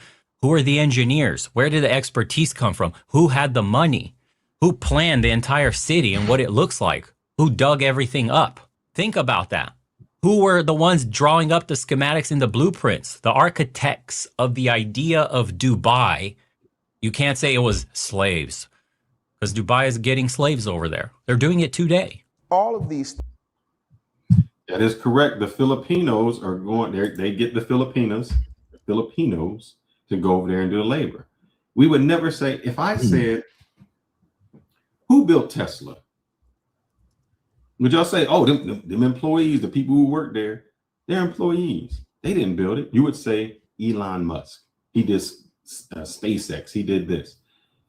If you say who built the cars, you would, the T model, you say, oh, Henry Ford. Now, Henry Ford had people in his shop that was doing the work, but we never say that. But when it comes to who built America, we always say that black people built America. We was employees, unpaid employees, slaves. But come on now. Where was he wrong? Where was he wrong and what? He said that black people, FBAs, didn't build America. If you're talking about the whole United States, hell fuck no, we didn't. Who the fuck would believe that shit? We had hands in. Hold up. Let me finish. God damn, bro. I let you talk until you are silent. All right. So let's say this. Did we physically build America without maybe an architect or an engineer behind it that wasn't black? Yeah, we were the labor, just like he said. Mexicans were the labor. He notably, wait. He notably wanted to accent the fact that we just picked fucking cotton. So like I said, you got to really look at the people giving out the message that they're giving and the tone they're giving it in. Whether it's facts or not, bro. You listening to this white man depict black people in the most random ass and unintelligible ways, like black people don't have a brain. Like we didn't have fucking Black Wall Street. Like we didn't have several cities that we built on our own fucking land, and there were multiple story fucking buildings, and it wasn't a white man that came in to fucking do it, and they didn't burn it all fucking down. You act like we're that fucking stupid that we can't learn from books? Come on, man. You can't believe all of that at the same fucking time. You can't. So my question, my thing is two things can be true at the same time. My thing yes, is this. There were some people that picked cotton and didn't have intelligence, and there was a lot of black people that were intelligent when they got here. You know why? Because they picked certain countries that they brought slaves over that already knew how to do the fucking work here. They were already farmers. They were already builders. They were already certain things that when they came here, it was easier to introduce them into those jobs. But you skipped over that part too, right?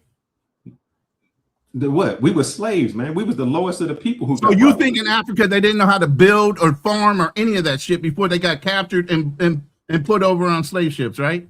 You don't think they knew how to do any of that before they got here? Do you think they could build skyscrapers?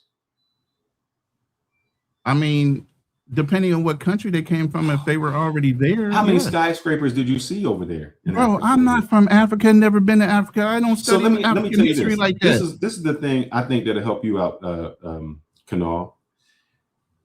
I'll say this. FBAs, the only reason they're successful is because they assimilated with white people. That's it. That's it. That's it. That's the only reason. Honestly, if you get the same resources to the people in the Caribbean and Africa, the same resources that you guys have, it'll be the same thing. It'll be an equal playing field. So as much shit you guys want to talk about Caribbean and Africans, So trust me, if they had the same resources that you have, you guys would not be talking all this shit. And I'm gonna what bring shit? something. Wait. What shit? Be clear with this. What shit are we talking? All the claims that you guys make. Come on, let's keep it real, man. You guys make a lot of claims that have no. Is it error? Is it lie? Or is it myth based on the fact that stories are being told? That's bullshit. And you would say that. But even Fearless would say it's not a lie, it's just misinformation. So again, like I said, instead of us sitting here demonizing the stories, let's be very clear about fixing the stories as they're being told. But y'all want to jump on the drama side instead of the education side. I don't get why that is. Let's teach them. Bro, how can we teach them if you constantly talking over us, man? You're not teaching them, you sitting there demonizing. I'm not. What did you just say? What the fuck you guys been doing? Wait, hold up. What the fuck you guys been doing? I'm sitting here holding Fearless to a point of where we're teaching and not demonizing. You just chimed in and say, put on a even playing field. We all perform the same way. Bullshit. Or all the fucking immigrants that are over here would be over excelling every Black American that's here. And they absolutely are not. I'm saying that the whole Black. But we're not going to turn this into an FBA thing. We're going to stay on point. All right, I'm gonna play. I think this is from the Black dude. So let me see. I couldn't get it to go, but let's see. I think this is the Black dude. Make you feel from birth that you're inferior, because the second you come out, there's. And you see, and that's where it comes from, the comparison to whites. This is what's going on. You feel inferior. So then you try to reimagine yourself by relabeling as I'm a foundational Black. I'm not like those Africans. Those Africans are crazy. They're super primitive. They haven't built anything. They were colonized. We're different over here. We've made more progress. We've invented. We've done different things. They borrow our culture. We've advanced, blah, blah, blah. And it's like, bro, for everyone else on the outside, there's no difference. You are the same. Exactly. And he's going to probably say the same shit. There is no difference. You don't get to reinvent words or relabel yourself and just pretend like it all changes. Same history, same people, same outcomes, same problems. Dealing with the same shit today like you were 100 years ago, 500 years ago, and anywhere all over the rest of the world. That's a bitter truth. That's where the inferiority complex comes from. Haiti looks like shit. Other Caribbean countries look like shit. Africa looks like shit. Wherever, the ghettos, they look like shit. Who inhabits the ghettos? In every country, all around the world, from Brazil to the United States, to Africa, to in Europe, to wherever. If you can't have this is like the real conversation that probably the Black community needs to have amongst themselves without the accountability being swept away. It's just like, hey, why is it the same every single place? Is every single place holding us down? Is every single place getting one up on us? Are they tricking us? Are they using us, abusing us? Well, it's like, why does it happen every single place? Is there something you're missing? Are you getting outsmarted consistently? Why is that? What's going on here? I don't know. Like, these are conversations that you would have. Like, this is logical conclusions a 12-year-old would reach. Why is this happening everywhere? What is the common factor here? All of things make. And the thing is, he was actually, and if I can get, let's see, I hope I can get him on here where he says this. The African nation. All right, hold up 1 second. Hold up. Because I don't want you guys to keep saying, oh, the white dude said. Hold up. Let me play this. Hold up. Hold up. Let me play this and then. Can we watch the show? It says there is a problem with a person, a place, or a thing. There is a problem. When you say there is a problem, it means once upon a time, that place, that thing, or that person didn't have that condition, which is now being described as a problem. Correct. Yesterday, I didn't have a toothache. I ate very well, right? This morning, my tooth is aching. Right. I would go to the doctor and say, I have a problem. Right. How do I know I have a problem? Because yesterday I didn't have the toothache. Correct. So the question I'm going to ask is this. Where, outside the United States of America, where on Mother Earth, including the 54 countries in Africa, where can you describe to say that blacks living here do not have the problems you have just described? Number two, when did blacks never have these problems you have described? let's have to do a comparison. The ones who are still on the motherland and then ones who are here. We have to be able to pinpoint a place in time and a place where the problems you discussed, if we look outside the United States, we can see blacks do not have that problem because they don't live here. Where? I can't call his name, but I love this guy. He's like literally sticking it to everybody right now. Paid off all the debts and for his country. What is it? I'm gonna let this play. If you need to comment something. But what he's saying is, the white dude said something before when nobody liked the white dude because he said it. But what the Frank Zanu was saying, where has this problem been solved? If in Africa they have the problem, in Caribbean there's a problem. When has it been solved? So he's saying, why can't we have this talk to go with the problem? Now, what this guy does is makes the same mistake that we do, where he just says something because he heard something without the facts. I'll let it play.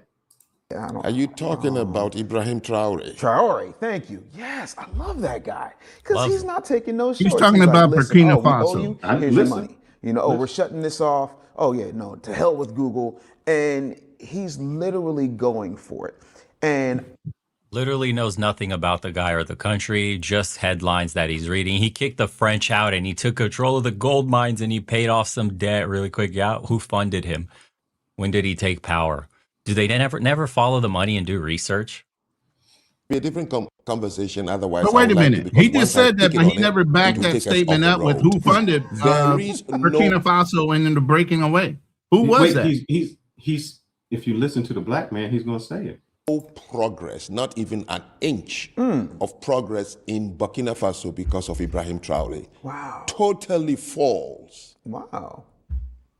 Where did an African government that has been poor since independence have the money to say, you want your debt? Here, I pay you. Where was the money lying all this time, and yet they have the debt and he didn't pay it? I don't know. That is a very good question. Educate me. Ask yourself this. You live in America. Certainly. You've never been to Burkina Faso. I Correct. hate when people ask a question and ask How another did you question come and to they know answer. that Ibrahim Traore is doing all these things? Because every time Where I the turn fuck on did the TV, money white come folks from? are Get to the saying what fucking he's doing, point. how I'll just get to it. The Russians. pissed off Social they are about media. it. Social media. This Wow. is the biggest, second one in the history of Africa. Russian propaganda. I have a friend who lives in Ivory Coast right now as a journalist for the last 19 years. So he pendulums between Ivory Coast and Burkina Faso. Yeah. He knows the place. Right. He's a journalist. Right. And he's telling me, he's crying, how the whole world, in France, in Caribbean, they are marching in the streets over Burkina Faso. Nobody has been there. How did people come to know about this man? Number two, which major world news have you seen interview this guy? None. None. Yeah. See, and Interesting, then to isn't me, it? and Okay, that's- you can cut that off. You can cut that off. He got in I've power heard this only interview. 24 months Stop ago. it. Stop it. Frank Zanu is a piece of shit. Personally, What did he say? I believe it. Wait. Let me finish. God damn, I'm getting into a point and you cut me off right away to try to interject your point. I'm saying me and you wanted both to have Frank Zanu on this platform or hit and run, one of the two, right? And they kept turning us down. They haven't accepted yet. But the point is, Frank Zanu is an African with a fucking agenda. He's trying to get Americans to invest in Africa, right? We know this, right? Yes, he is. Yes, He said is. he won't even invest in Africa. What you mean? That's bullshit. He's in America right now trying to get Americans to produce or to help come over to Africa to fix the different communities. He said it can't be fixed. So why did he want you to do it? He says Africa can't be fixed. So then the one nation that can help you, the black people that can help you, that are black Americans, FBAs, whatever you want to call them, because we're all one as we're here. The only thing the delineation is over 1 point. Nobody's in denial we're not all black. But the point is, Frank Zanu, again, has his own agenda while he's sitting there talking. But yeah, Burkina Faso, I brought that up many a time on many a panel on here and everything else. I like what Ibrahim was doing. I like the fact that he kicked the French out of fucking his country. And matter of fact, he got so strong with it, the African Union kicked the French out of the whole African Union. They're not allowed to be there at all because France has used divisiveness to steal resources for so many generations from those African people. It's about time they stood on their own fucking 2 feet. And it took somebody like Ibrahim to point it out to them and to make them do it. Remember, France was going to go in and retake over Burkina Faso and then steal their own government. Guess what? He talked 3 other nations into joining with him and uniting in a coalition, and the French Foreign Legion turned around and didn't do shit. That's what black people in America are telling Africans they should be doing. So absolutely, however he's leveraging to get his weapons, whether it's from Russia, China, I don't give a fuck. As long as he's kicking people out and trying to do something for his own goddamn country, which we're trying to tell a lot of the immigrants here to go to your own fucking countries and do that shit. Stop trying to come here and improve our nation when your nations are in fucking disarray, so much so that you don't want to fucking go back. But you're going to sit here and listen to this, and this white boy propagate some kind of fucking agenda and say that he's speaking facts over anybody else. Get the fuck out of here with that. What evidence do you have that that didn't happen? I just said he is using Russia to get certain things because he does have a ban on an international scale because of what he is doing. You don't think the French is part of the nation? Wait. You don't think the French is part of the NATO union? You don't think the French is already lobbying in NATO against Burkina Faso to where they all turn against Burkina Faso and the things they're trying to do in a positive manner for their people? What did Trump do when he first said here? Trump said America first. All this other bullshit's got to go away. All this other support's got to go away. Y'all let the white man say that shit. But then when a black dude does it in a whole nother country, all of a sudden it's a fucking problem. I didn't say that, Ronan. I'm just saying you traded one French guy for a Russian guy. You didn't get independent. What are you talking about? But no. The French was leading. For another. But no.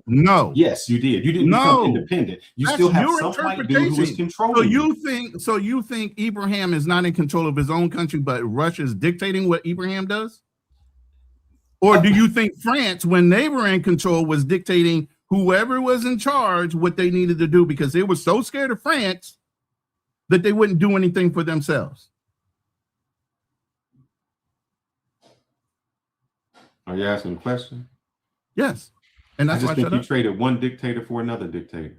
No, that's because Russia has nothing to do with what's going on. That's like saying African countries don't deal with Americans, but they deal with the Chinese. You just traded one bank for another bank. And that's their own stupid fault, right? Yeah.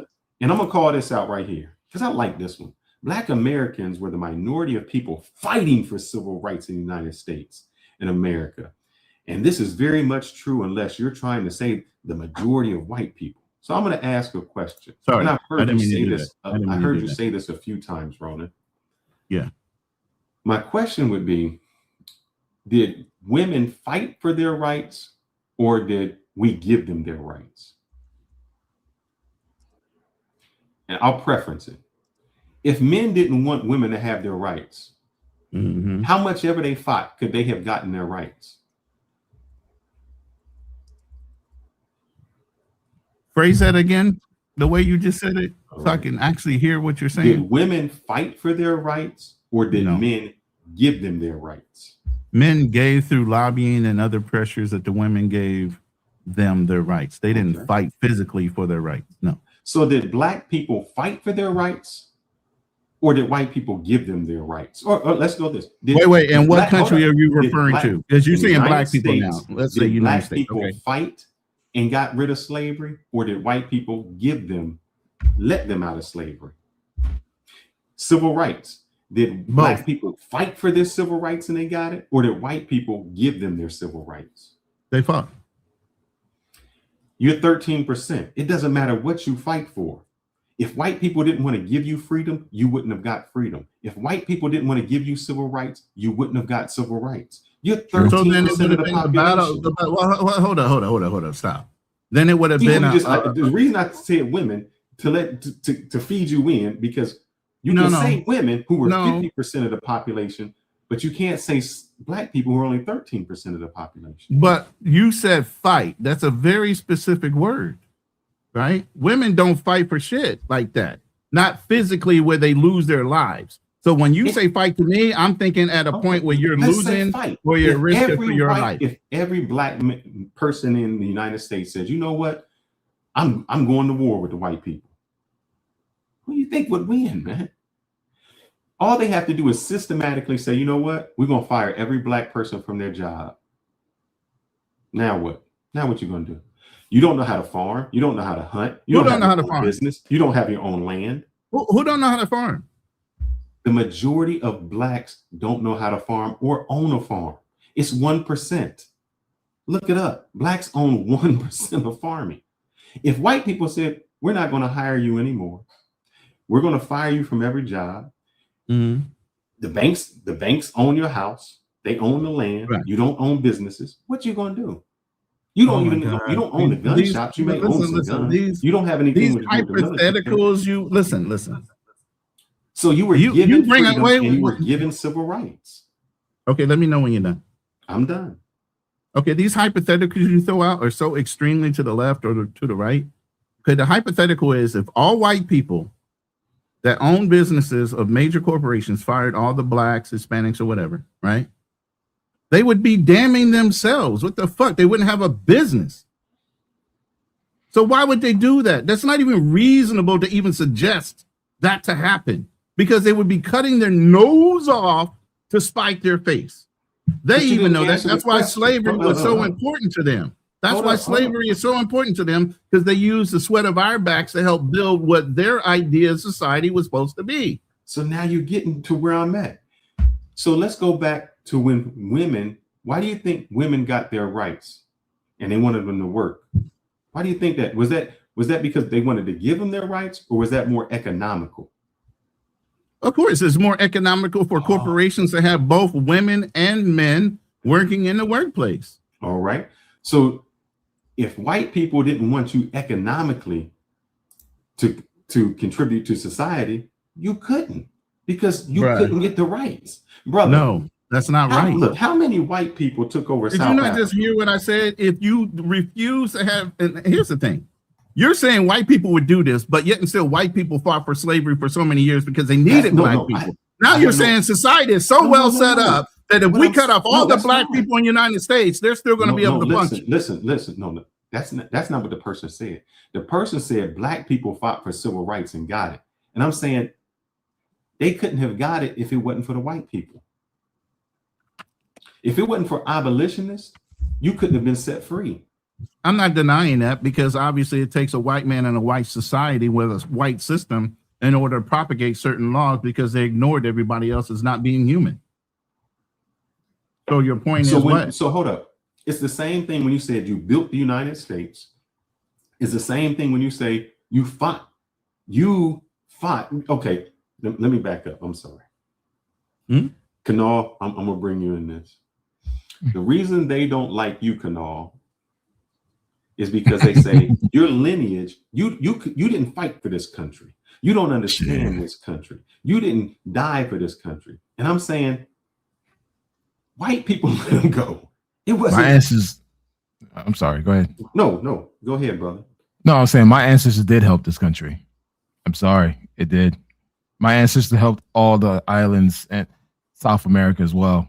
So when I hear some of the bullshit they say, I'm like, all right, whatever, man. It's like arguing with the FBA is pointless. It's a waste of energy, man. But that's not to his point of what he's talking about. That's a whole nother topic. Haitians fought and won for their civil rights or slavery. Blacks didn't. See, there was no white people. I said that yesterday. I actually said that yesterday. There's no black people. There was no white people in Haiti helping them get free. So if you want to talk about somebody who really fought and won against slavery, it was Haiti. The only one. United States. United States was given their freedom. That is not correct. No, that is correct. And also, name another country that actually fought for their freedom. Okay. Did Haiti win militarily wise against their slave masters? Yes. Absolutely, they did. But in the interim, you had Napoleon and his war armada of naval ships circling that fucking island. And eventually, through the mulattoes, you guys negotiated a treaty with France to pay back those slave owners what? That's after 10 years. Reparation. No, But this- it again, still this happened. is- You still paid.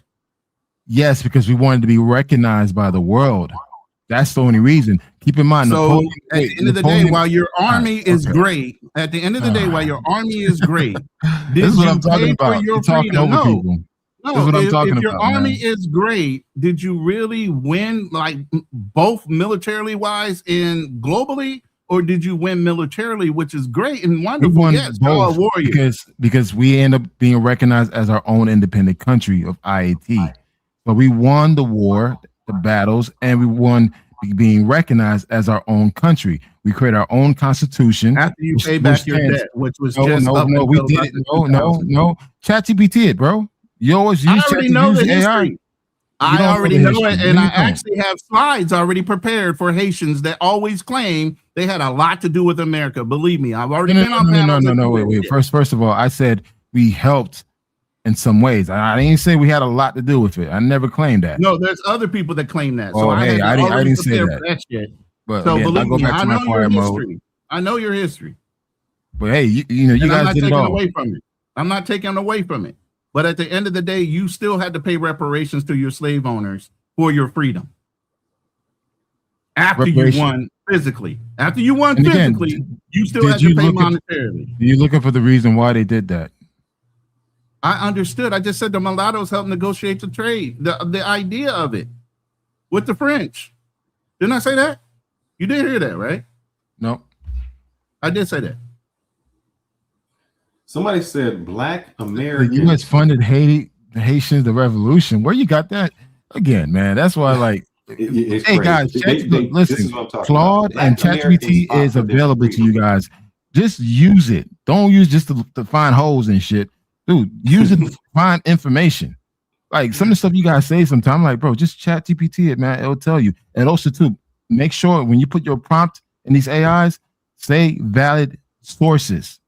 Don't get it by blogs, personal opinions. No, validated sources only. Maybe this person does not understand what I was saying. Black Americans fought for their freedom in the Civil War. Yes. But if the Union said, you know what, we are for slavery also, you wouldn't have been free. The only reason we were free is because the Union were fighting against the Confederates. But if the Union said, we cool with slavery, bro, you're going to be a slave, you wouldn't have been free.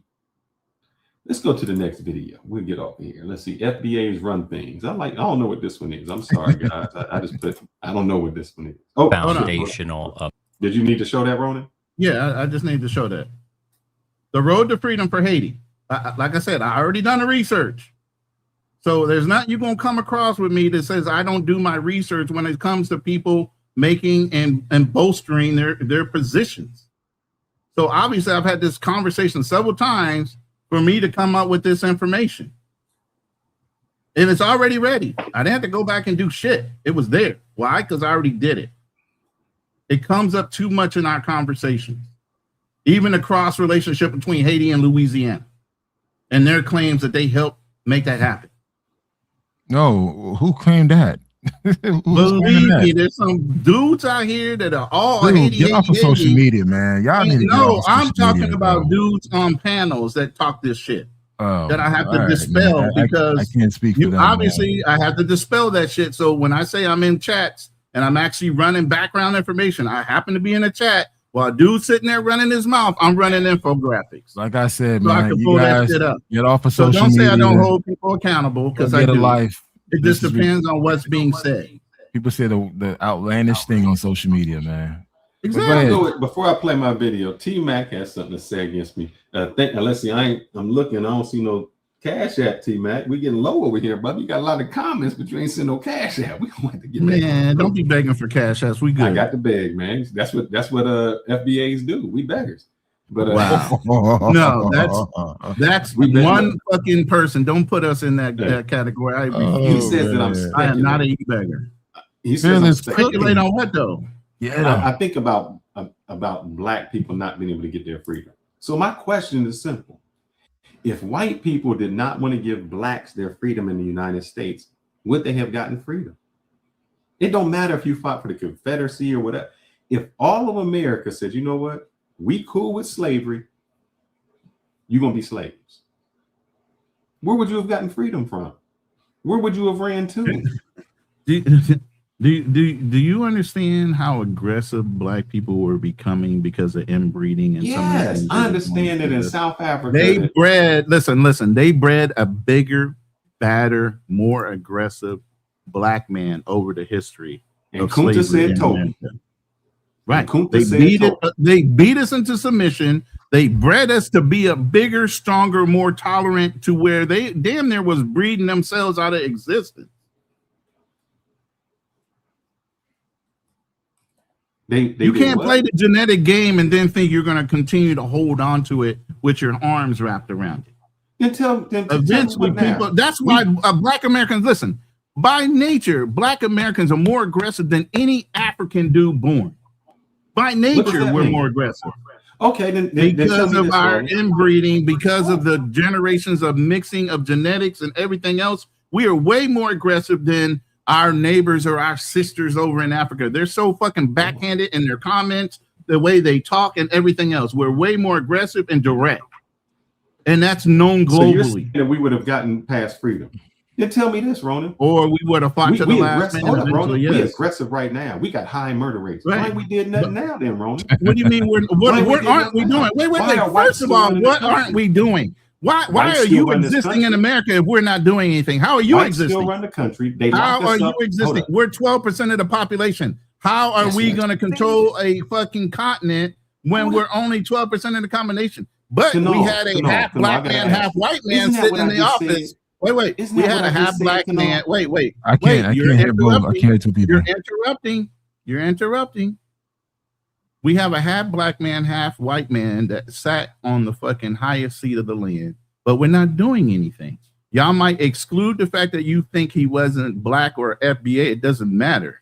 He was still a black man sitting on the most racist of all continents that you guys say that it should have never happened, but it did. So what are you saying we're not doing? How are you saying we're not progressing when there was a black man sitting on the fucking highest seat of the land and we're only 12% of the population? How are we not doing something? You just said we're 12% of the population. And I said, if we're 12% of the population, how could we ever take over America? We can't. And that's my point. Who is pushing that agenda, though? Besides for immigrants that come here and say, you guys should be doing it better. But wait. Here's the hypocritical part. No, I got to say this. Here's the hypocritical part. You got African nations that are 95% black and maybe 5 to 10% white, and they're still being ruled by white people. Exactly. But y'all want to contradict us and say that FBAs at 12% should be running America, but y'all got fucking whole nations of black people that can't control their own nations. Ronan, you don't listen. So I'm gonna say I listen very well, and I hear the inference. No, you don't. I hear the inferences of what you're saying, and so does everybody in the chat because they know I'm not talk. Hey, Phyllis, let him talk, man. I mean, Roland, let him talk. I'll say it again slower. If white people did not want black people to be free, how would you have been free? Now, what you said was, we breed them big, we big and black, we this, we aggressive, we the most aggressive people. How could, you said, 15% of the population take over the other 85%? How? And if they haven't done it then, if they can't do it now with the technology, how could they have done it then? Who are you referring to? You keep saying they and who? Black American slaves. If they said, I want to be free, and America said, we're not going to let you free, all of America were with slavery. How could you have gotten free? Because you said, we big and black, and we could have fought for it. Okay, let's take that point by itself before you go to the next half of your fucking question. Okay. So, if slavery wasn't fought for by the white people of the North, but yet instead there were free black people, right? They were free black people on half the continent, right? As we know it, right? The North was free. It was never about slavery in the North. You keep doing that. Hold up. That's not what I'm specifying. I'm asking you a question. No, that's not what I said. If what did you say then? Of America North, South, East, West, all of white America said we are in favor of slavery. How could blacks have gotten free with slavery if all of America said that we are against civil rights? How much fighting could you have done and still gotten civil rights?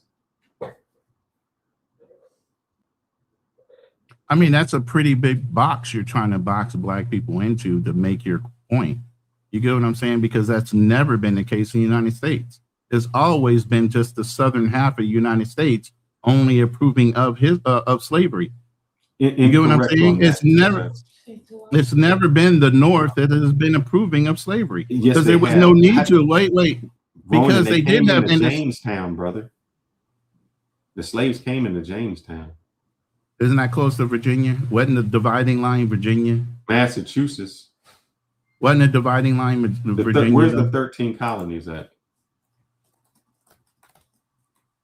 I mean, look it up. But what I'm saying is, in general, say there was never a civil war, and slavery just continued in the South. As far as birth rates, we're definitely outpacing them. Eventually, it was going to be overwhelming enough, and more slaves were going to be rebelling. You don't think that would happen? You don't think that's a possibility? It don't matter how many slaves are going to be rebelling. Why? You would have had to increase your numbers. You only at 15%. You've been at 15% since the beginning. You're still at 15%. But how many? Listen, I get what you're saying. How many of them worked on plantations? Of the black? How many white people did it take to run a plantation? Over how many black people were on each plantation? It took less white people than black people. Correct. And I'm not dispelling that. But as the population grew of black people, you would have to have more people be accepting of slavery, come down to the South and work those fucking plantations in order to keep black people down. Because eventually, a lot of those black people were starting to fight against their slavery. That's why they went to the railroads. That's why they did a lot of things. Slavery was started and it was 200 years. So what I'm saying, they would have breeded themselves out of it, period. And got aggressive, and they would have forced the issue. That's what I'm saying. That's human nature. You're always going to want to progress and be better. You think that people are going to be constantly subdued for a millennia and not eventually want to rise up? Of course you can rise up. For freedom. That rising up doesn't mean you get to win. It doesn't matter. You still fought. Oh, you fought and died. But it doesn't matter. That's the point you don't get. It doesn't matter whether they died or not. Somebody said that blacks, what you guys say is, FBA, you're FBA, and they're not because you fought for freedom. And I'm saying, no, you were given freedom. You were given civil rights. That's what I said. So you keep saying that these Haitians or whoever came and are they're taking advantage of a system that you fought for. And I'm saying, no, they're taking advantage of a system that was given to you. Given to us through what? White people gave it to you. What do you mean? Why would they give it to us, though? If they had such an advantage, why would white people give us shit? Oh, I'm glad you asked that. Because the slave owner had the slaves, and economics was in one person. It's the same. You say, well, if I can hold down women, why would I give them freedom? Because if you set them free and allow them to work and become more beneficial to your society, now your whole society starts to make money. The same when it comes to women. Why would you let women work and go into the work field? Because you let them go, it contributes more to your society. And if you want, I got that looked up. And I can show you that information because that's the one question I thought someone would ask. Which is what? Why would they let slaves be free? I mean, that's the whole thing about Lincoln. Y'all realize Lincoln really didn't want to free the slaves. He was a patsy behind it. Right? Don't skip over that. Say it with your chest. Did he not? I didn't. I want never slavery, said, or did? I never, okay. The Emancipation Proclamation had nothing to do with blacks. They didn't want blacks free. He didn't care about that. He was more concerned about what was the objective then? What was the objective then? He wanted the And union. what about He didn't the want the union? South to succeed. And what would that have meant for the whole fucking country had they succeeded? A division. How? Because now you have two different countries in the same in the United. It's not the United States. What do you mean? Okay, so what's the problem with that? You have your original 13 colonies. They broke off. Then you spread over competition. You see who claims most of the land, right? Because the North didn't want it. The South did want it, and the South succeeded. That's how you got a civil war. And so where did they feel like the assets would be to hurt those Southerners? I don't understand the question. There's a motive behind slavery and abolishing it, right? And if Lincoln really didn't want it, but he felt like it was going to hurt the fucking South, that's why he did it. No, the North wanted the money from the South, brother. That's what it was. It was all economics. But if he was worried about the South, listen, I'm walking you down a road, but you're sitting there trying to act like I'm not walking you down the road. All right, so you're saying, and what I'm saying is Lincoln did this out of necessity to hurt the South, right? Because you were worried about, he was worried about the South succeeding, right? In order to hurt the South economically, how would you do that if you didn't affect slavery as a whole, and how they were making the majority of their money back then was through slave labor? Yes. So how do you hurt somebody from succeeding? You hurt where the money comes from. That's where I'm walking you to. And where was the money coming from if it wasn't for slavery doing a lot of the work? Because they only had so many people monitoring the slaves on the plantation. Let me read this $9 super chat real quick from T-Mac, because you challenged him, so he's going to come up and then I guess he's going to make some points here on the super chats. Appreciate the support. Black Seminoles, Gola, and Maroons fought the U.S. Army Spanish territory to the treaty. 37% of the people of Tale of Tears were black. They realized slavery was not viable. And then he comes up and says, with the $4.99 chant, look up General Jessup, who said that the black people led the Seminole Wars. 35 to 40% of the South was black, not 13%. But and that's what I'm saying. Wait. I'm saying the whole population of the United States was 12%. Now, where they were mostly located, where they're mostly located is a whole nother thing. And that's what T-Mac was trying to say. Back in those days, the population rate was 35 to 40% black in the South. That's a lot of ratio going on. What's that mean? 1 to 1. South Africa have 4 or 15 million whites. See how you brought up Africa as a reference, but Africa has 80-90% blacks, but they let white people run them. Exactly. Make that make sense. I'm not. Let me play this. Okay, so don't use them as a reference. That's all I'm saying. All right. Foundational American, because a lot of people like to, at least blacks are making that distinction now, which is interesting. And he's going to push back on that. And he essentially does what he did to the woman. He schools this guy on the reality. It's a problem. The problem with the Black American, or Black America as we speak today, is not slavery. The problem is indoctrination, and the problem is we don't have an opportunity to separate culturally from every and anybody. And here's what I mean by that. We don't control our media. We do not control our police. We do not control our farming. We do not control any means of growth and sustainability to be culturally solid amongst ourselves. There are cities where the mayor is black, the DA is black, all the judges are black, the community is majority black in America right now. What is that? Is there systemic racism there? Are you being held down by the state in some way there, where essentially your own people are running everything from the local to the state level? It's very strange when they have this argument, as if there is no examples of a city with predominantly black leadership and a black populace.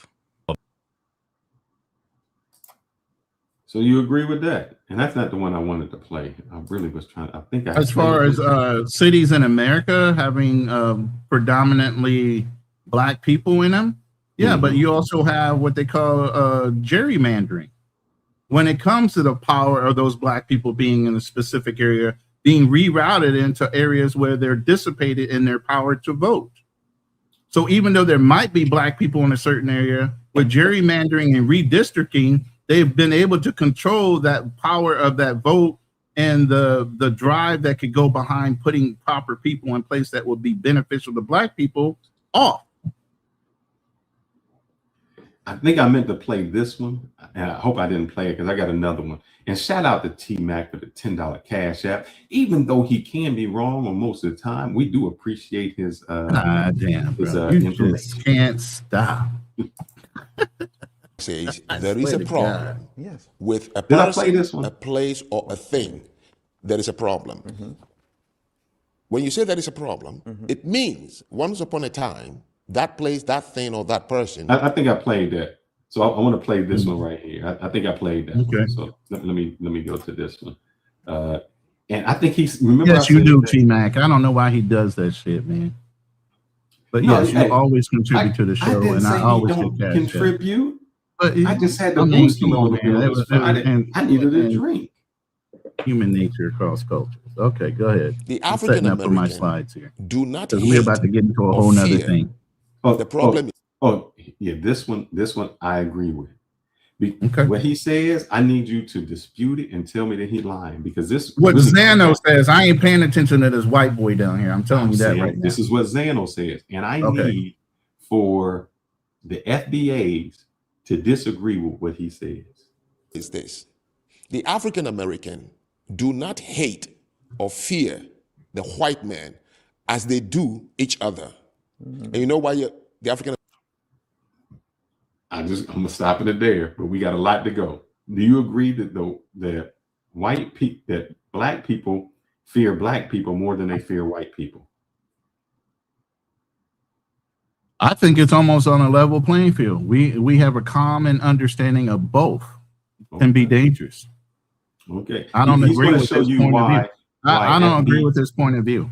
All right, he's going to show you why FBAs like white people way more than they like black people. American, by and large, are angry. They know deep down when they look at the white man, they don't hate them, they don't fear them, and it bothers them. Why is it so? Because we are supposed to hate and fear them, but we don't. And not getting the answer to that feeling makes them angry. A South African friend of mine, when I went to speak in South Africa, told me the same thing. Pause that right there before he talks about South Africa and starts talking this whole story. Pause that. Because you can back up and talk about his thing in a second. But how are you sitting here letting an African man interpret how black people feel about white people as a whole? Because he's never had the experience and the ancestry and the ancestral history of what black Americans think. But yet, and still the other guy is not challenging him, but allowing him to speak on how he interprets black people to feel. Doesn't necessarily mean it's true. It's just something, why would you argue that point when you're talking to an African man about his opinion on how our black experience is? It's not the same. All right, so I'll answer both, and I'll answer what Marcus said about moving past what you said about gerrymandering. I didn't have to beat the dead horse. As I said before, white people control the country. They can do all of that. So they run the laws just like I said before. See, what I had to do was prove the point of what he spoke on. It had nothing to do with him not agreeing, but he wants to bring out random points, and all of a sudden I got to be the one to prove it. Somebody on here said gerrymandering, and I'm saying, yeah, that's Marcus. White people vote. White people do the voting. That's what they do. If you don't like it, change it, but you can't because, like I said, we don't have control like that. Exactly. And how are you going to change it? But the only thing is you got to pay attention, and it really comes down to the political agendas of the parties. The parties know about gerrymandering. Why didn't the Democrats get into the meetings when gerrymandering meetings were being held at the city level and more the state level, and interfere with the Republican or whoever's other party agenda? You got to look at that too. It doesn't come down to white people or black people. It comes down to the agenda of the parties that are involved. Both parties know there are meetings when it comes to divvying up where the votes go, right? They know about these meetings. So if they really wanted to be affected without it being, oversighted, both parties should have showed up to these meetings. Citywide in every city in the United States, statewide on every state in America. But they, of course, agree on a lot of different things, even though they might have different party agendas. So I'm gonna go with somebody on here saying Mark Brown. Let's see if he disagrees with what the gentleman says. Let's see. Makes them angry. A South African friend of mine, when I went to speak in South Africa, told me the same thing. He said, Frank, don't be fooled by any South African. No black South African would tell you he doesn't admire the white man. He's lying, but you can't say it. Boom! Freeze that shit right it's there. It's too difficult to say. You say we look up to the white men. We don't. He just said black people typically will fight against white men, right? We don't fear them. But they just said out of his own mouth, this African dude said they damn near worship white men. Okay, so let me. But they won't say it. But they won't say it out loud. They worship white people. Let it play, and I'm gonna show you. Hold up. Let it play. Go ahead. So, are you saying that we love the white man too much and we should hate them in order to progress? No, I'm not saying you should hate them. Right. I'm saying that it's a phenomenon which is inexplicable.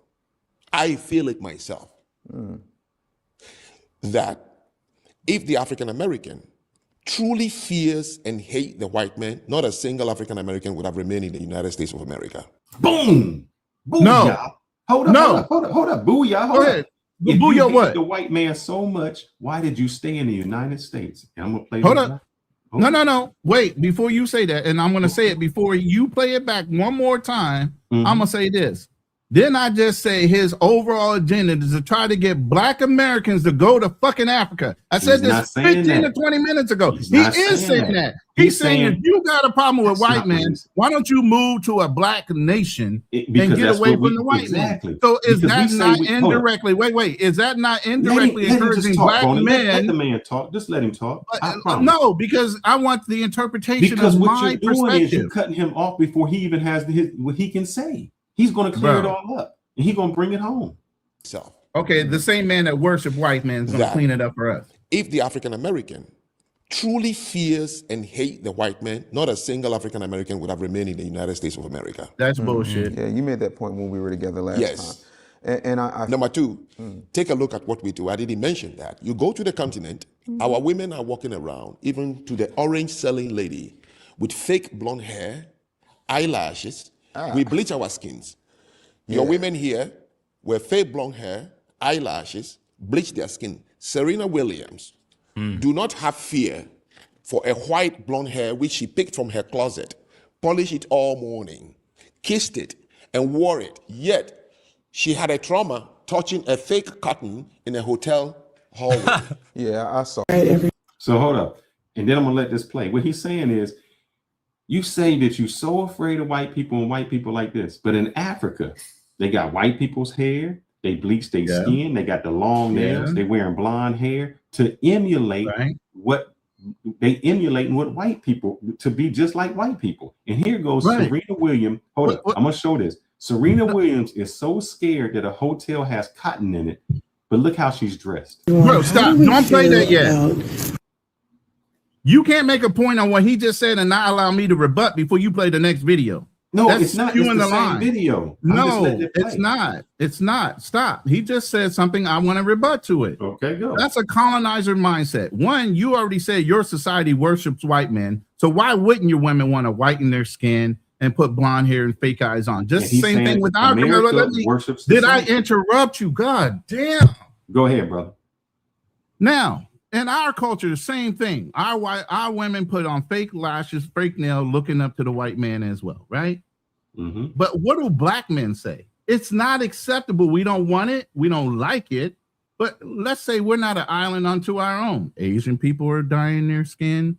Spanish people are dyeing their skin. Everybody as well globally has a colonizer mindset that white is right and anything with melanated skin is wrong. And there's a hierarchy that belongs behind that on a global scale. You are skipping over all this shit to allow this man to say whatever the fuck he wants, though. But then you won't let me make my points. That's the problem that's irritating me. You're not letting me make my points. You're just letting him say whatever the fuck like it's true.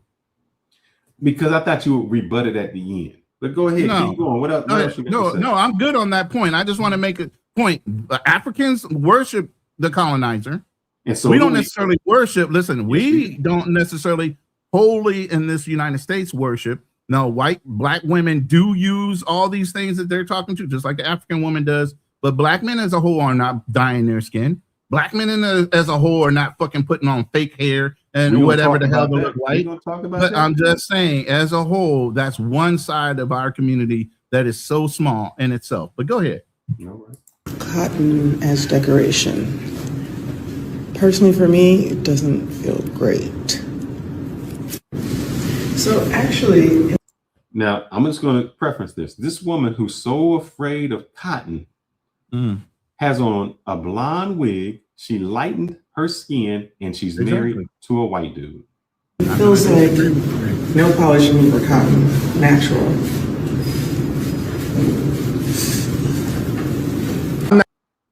And I think he continues this. So let me go to where he continues it at. And then if you need to rebut, go ahead and rebut. Yeah, every day. Performative. Getting lip injections and tanning. It's not performative, Dave. I'm telling you. You honestly believe that Serena Williams was really, really just so grief-stricken by seeing a cotton No, she plant? wasn't. Is the point I'm trying to make. The answer she doesn't have. You will not find a Jew living in Germany and decided to marry a Nazi general. Hold up. And I'm saying this loud. I want to go back because he says an important part. When you said the FBAs wouldn't leave, listen to what he says. You will not find a Jew living in Germany and decided to marry a Nazi general. You wouldn't find a Jew living in Germany that would want to marry a Nazi general. After the Holocaust. You wouldn't find a Korean living in Japan and decide the comfort women, the one that were taking Second World War to be used by army, and then turns around and marries a Japanese. Right. And live in Japan with him. Correct. So Serena Williams is torn inside. The same, the collective is torn inside. If truly we fear and hate those people of what they did to us, she feels comfortable with a white husband, just like many of them. Right. And a blonde hair. She who claimed that she represents the black. Ouch. So she has to find something to see if something can explain what she's feeling. She wasn't faking it. No. So my question would be, you don't see a Jew marrying a Nazi Germany. You don't see the oppressor marrying the oppressed. So you absolutely do. We love the white people. You absolutely do see that. And why would you take one person's statement as a general fact on a global scale? How does he know that? Did he do some kind of statistical research to say there's never been a Jew that married a German? Has he done the statistical research on any of that shit that let him let that fly and nobody discredit it? You say iron sharpens iron. Why let his shit fly like that and then you agree to it? Tell me what the research is. Nobody has statistical facts on it. So the fact that he's saying is hearsay. Do you hear it? Do you even see it? You see black. Why would somebody announce that? Listen, I know there's plenty of probably Koreans and Japanese now that have married. I'm sure there are plenty of Germans and Jews that are married. Matter of fact, wasn't Hitler technically a fucking Jew? But in denial? No, he was. He wasn't a Jew. Yeah, it was. So see how you just said that? Back it up. But hey, and I will. I will in the background.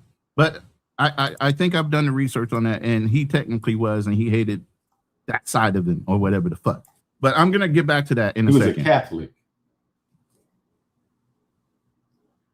But anyway, a lot of people operate out of fear and they propagate that shit. And I'm not down for that. But at the end of the day, what I'm saying is some of the shit that's coming out of his mouth as an African man in judgment of Black American is crazy to me, that people let him fly off the handle and say whatever the fuck without giving some kind of factual basis. Now, this is supposedly a professor.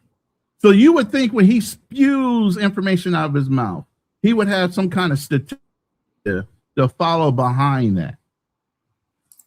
Okay.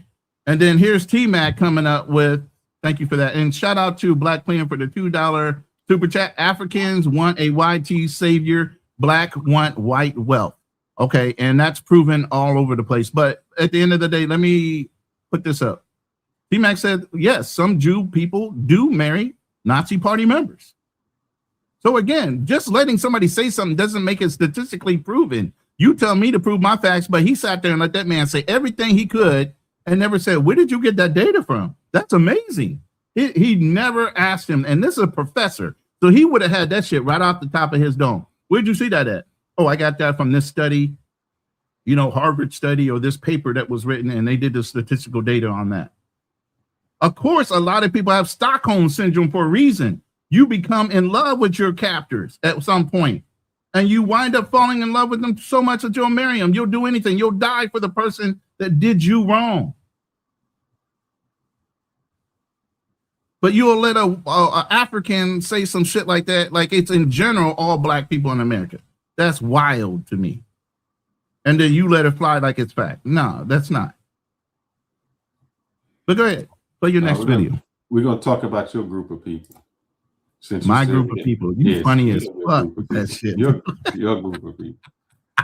Get your group of people. Shout out to the 100 and some people that were in the room, 85 now. Please hit the like button on all the channels. The marriage rates are... Go through the channels and subscribe to Black Man Travel, subscribe to my channel, and subscribe to Fearless Talk Live. Thank you. Go ahead. But the marriage rates, look, the marriage rates no, are really I don't want to hear this white boy talking. I don't want to hear this white boy talking. I don't want to hear this white boy talking. The marriage rates are predominantly, you know, with the same. The fact you got a white man defending your position is crazy. If you're polling young, what's that mean?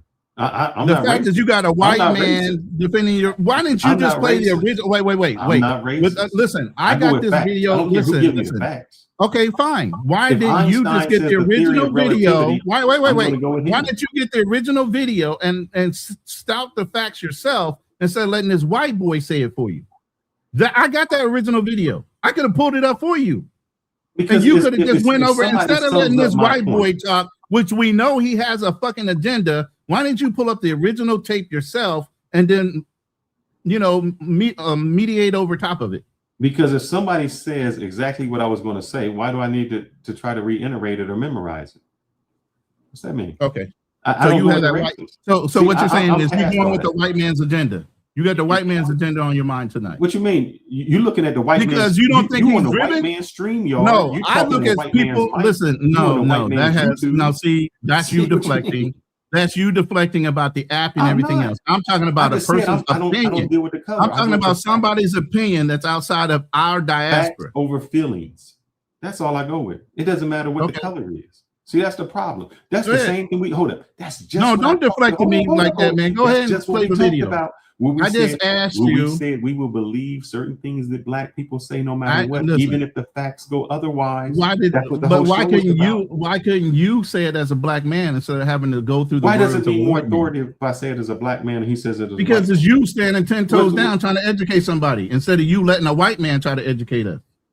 It's not educating. It's just easier for somebody to say exactly what I was going to say. So none of this is educational to the people. So what I should have done is just played no clips and just said everything myself. No. What you because you said if the white dude says it is wrong, if Frank Zanu says it is wrong. That's not what I said. That is not what I'm saying. You're taking it out of context again.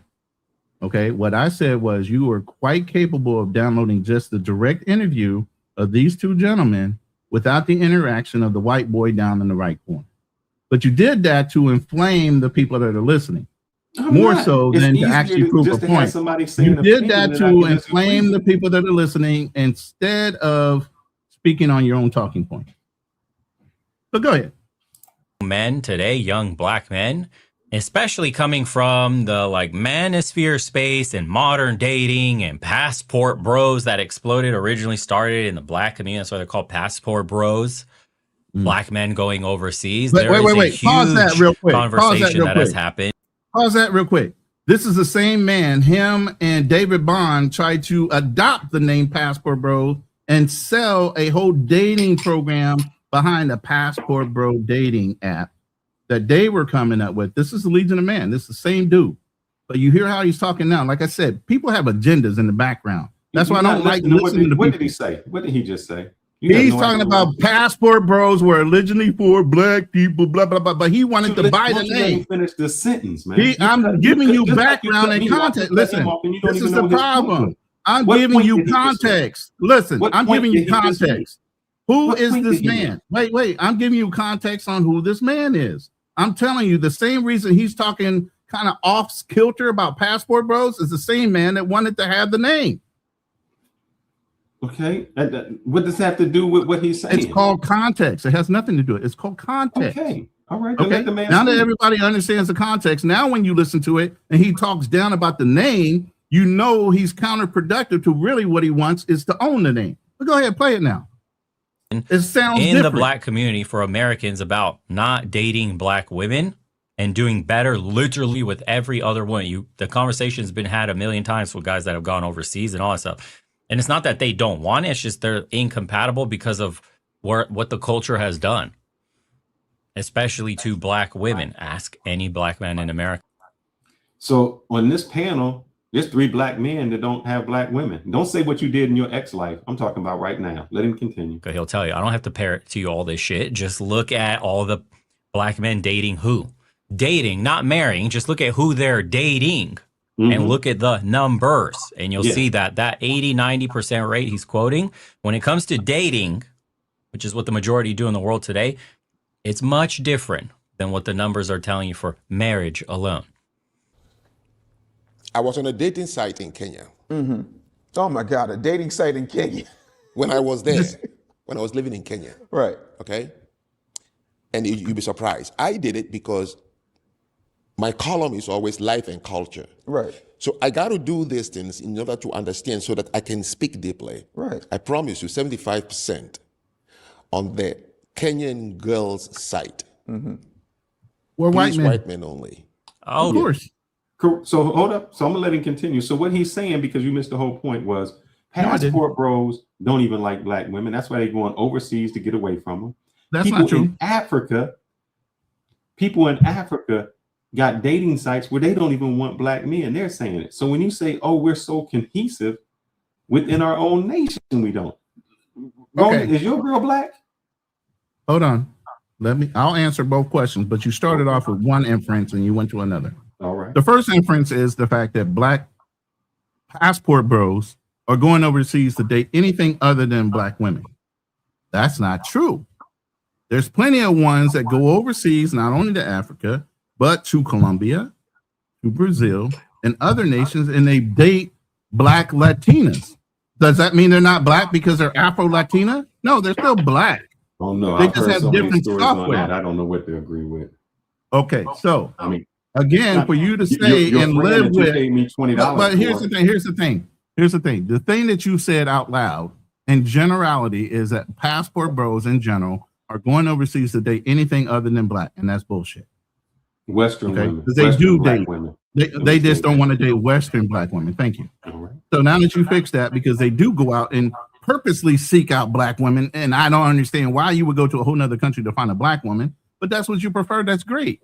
And I'm not talking down about black women. I love black women. Believe me, up until I met the lady that I'm dating right now and get ready to marry, it would have been black women all day, every day. Okay, so then there's the second answer. Why did I date this Filipina? Because she was more in line with the things I was seeking in my elder years. That's all I want to call me elder, in my retirement years, of a more traditional woman. And so much so, she damn near grew up like my mother. You know, And that's like, all the dude is saying on here. He's saying that we're not in alignment with each other. who's not in alignment with each other? Black people are not, black men and black women are not in alignment. Of course, the black nuclear family has been broken down for over 50 years, bro. So that's all the dude is saying. So why he? No, he's saying a lot more than that in the undertones, bro. He is not just saying that simple. All right. Yes, there are always undertones and there's layers to conversation. Stop playing, man. You know there is. Let's hear what. Even in our banter, there's undertones in some of the things we say. Stop. Go ahead. And that is only. You see? You're thinking it's only Kenya. Ghana too the same. So you would think that's an indoctrination type? No, of not at all. Indoctrinate, bro. He can't just wrap his mind around what he's hearing. You can't, you're the That's like the white victim boy. complex of FBA. Like, no, it's white people, it's the system, it's slavery, it's everything but you. It's like you can't explain like why those women are saying white men only. This dude was on the dating site in Kenya is telling you what's going on with the people. Hey, what are our people doing? Oh, it's the white, it's colonization, oh, it's imperial. Listen, brother, you just have to listen to the man. You're fighting your indoctrination. It's like this in his head. What I learned from college, I was taught to be a victim. I was taught all this stuff, the narratives and all that. And it's like your worldview is being shattered in front of you. And you like, so I should hate the white man more? And it's like, bro, do you not hear the words coming out of his mouth? Like, this is what crazy. exactly I got one more, and I think they sum it up. These I guess I can't call them. I don't know what you summing up, but I don't No, hear what this you dude trying gonna to sum do. it up. I don't know if I can call them tethers. I don't know, but this. I said black people in Hold America. up. I know that we run in the Olympics, but let's see what Olympics we really run in. Said something. I said black people in America are going through an identity crisis.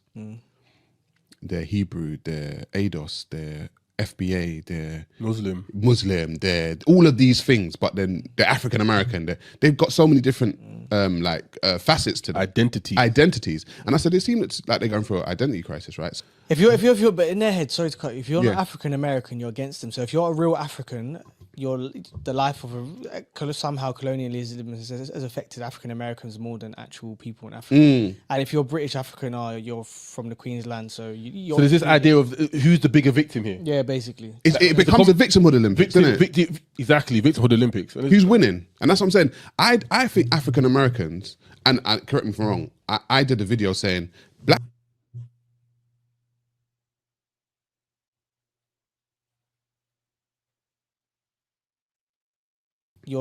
The life of somehow colonialism has affected African Americans more than actual people in Africa. And if you're British African, you're from the Queensland, so you're. So there's this idea of who's the bigger victim here. Yeah, basically. It becomes a victimhood Olympics, doesn't it? Exactly, victimhood Olympics. Who's winning? And that's what I'm saying. I think African Americans and two English guys talking about African Americans. I don't know why you're using these as facts. Have one foot in another country, at least. Yeah. Do you know what I'm saying? If you're from Zim. No offense, Ronan, but you got to stop that, man. The problem is you the same as what they do.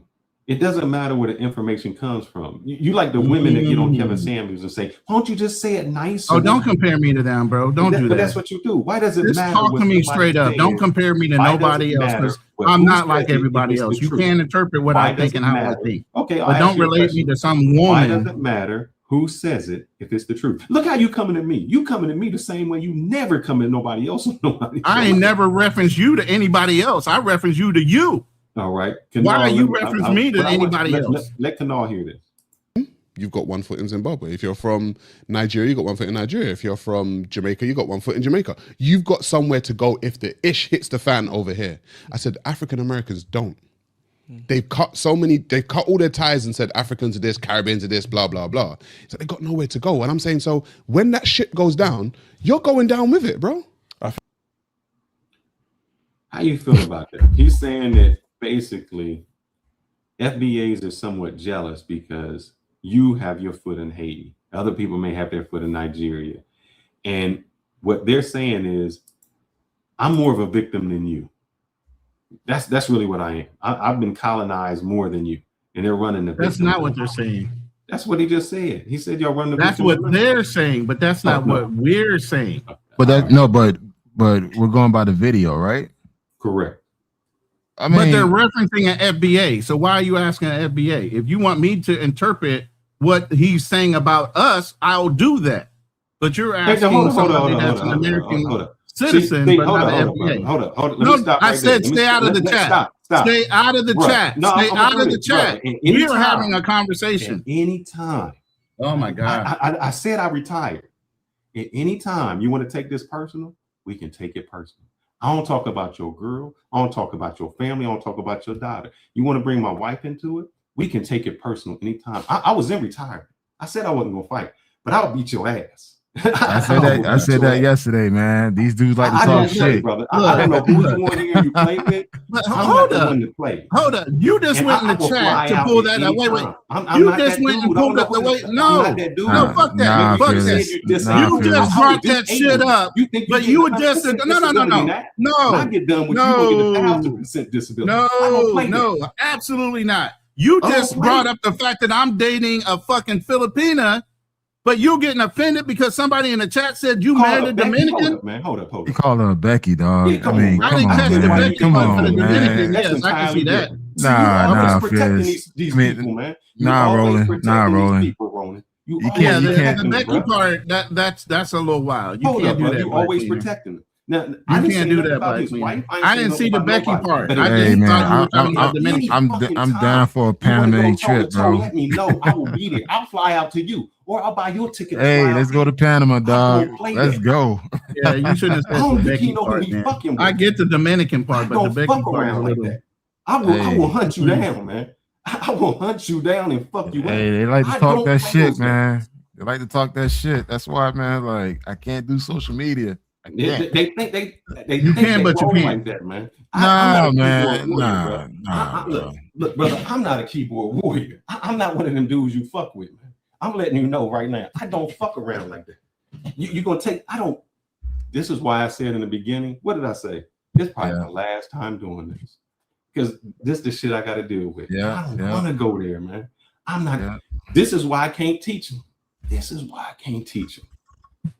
I digress, man. I'm trying to be. But see, I try to get out of it, and every time I try to get out of it, they keep bringing me back. Every single time, I just don't play those games, man.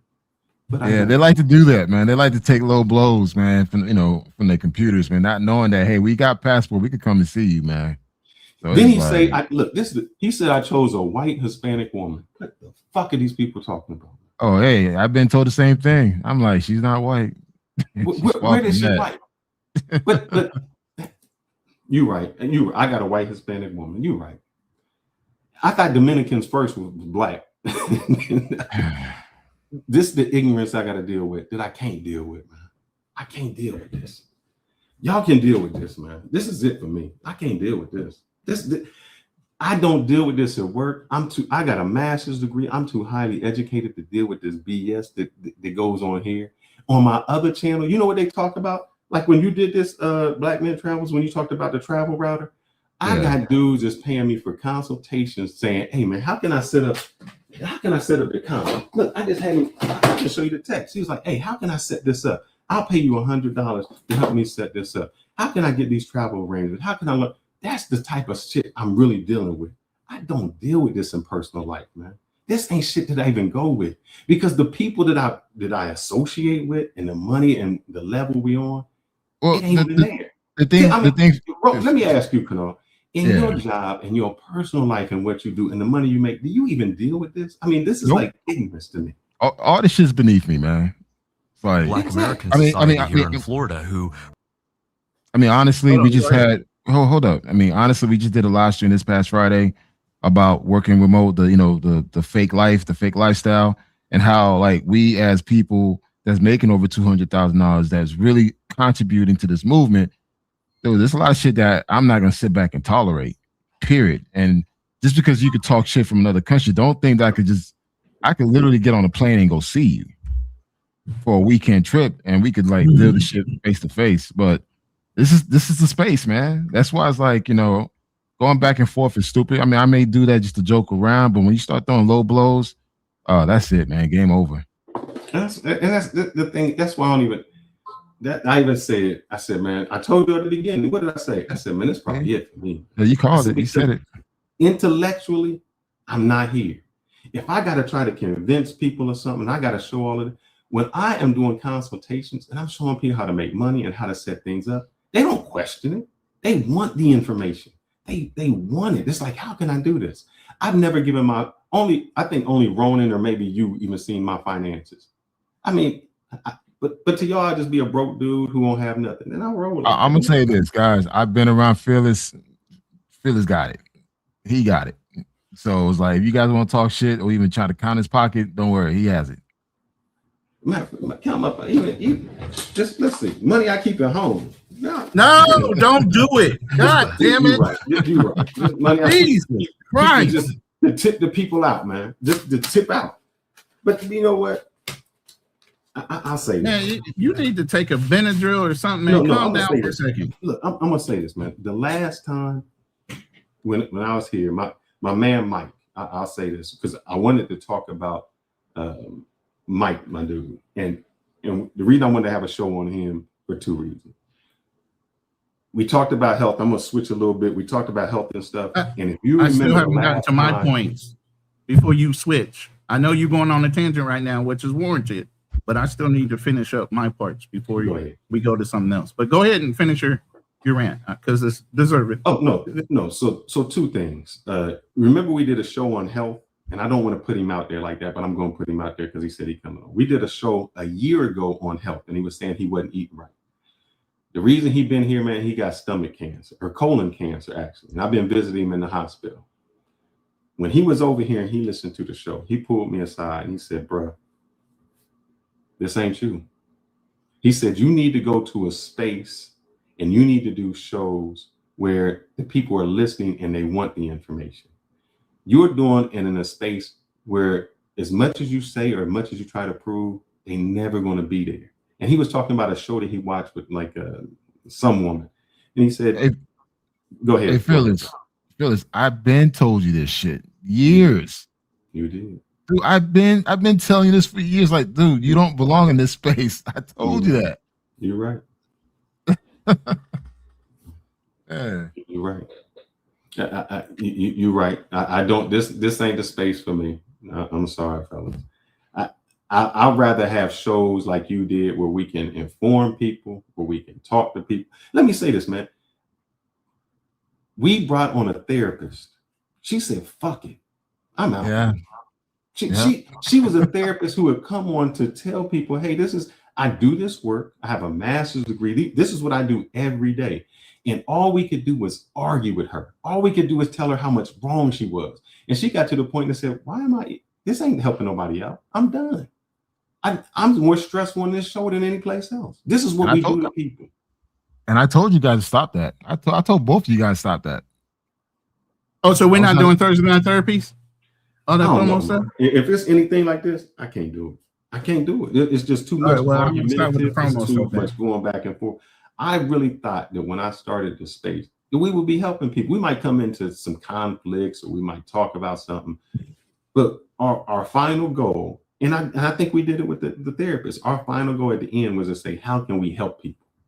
And all we're doing is just, you ain't this, false information. It's just crazy. Like Neil deGrasse Tyson can say, I can argue with you, but my facts just become the facts. That's just what it is. We can say different interpretations of it, but we don't here. Nobody wants the truth, man. They want the ignorance. This is what they always want, is the ignorance. And they want to be players. I don't like to bring that side. I try to cover it, man. I don't like to go ape wall. That's not, I've hidden that so long. I don't like to go ape shit because I don't want to go out of character. And that's what it makes me do. It makes me, it brings me back to my childhood. And I purposely said, you know what? I acted ghetto because I was in the ghetto. I need to leave those behaviors behind because I can't risk it anymore. I got a family. I got a little child. I can't do those stupid shit anymore. And as long as I stay in the space, I'm going to be doing that stupid shit.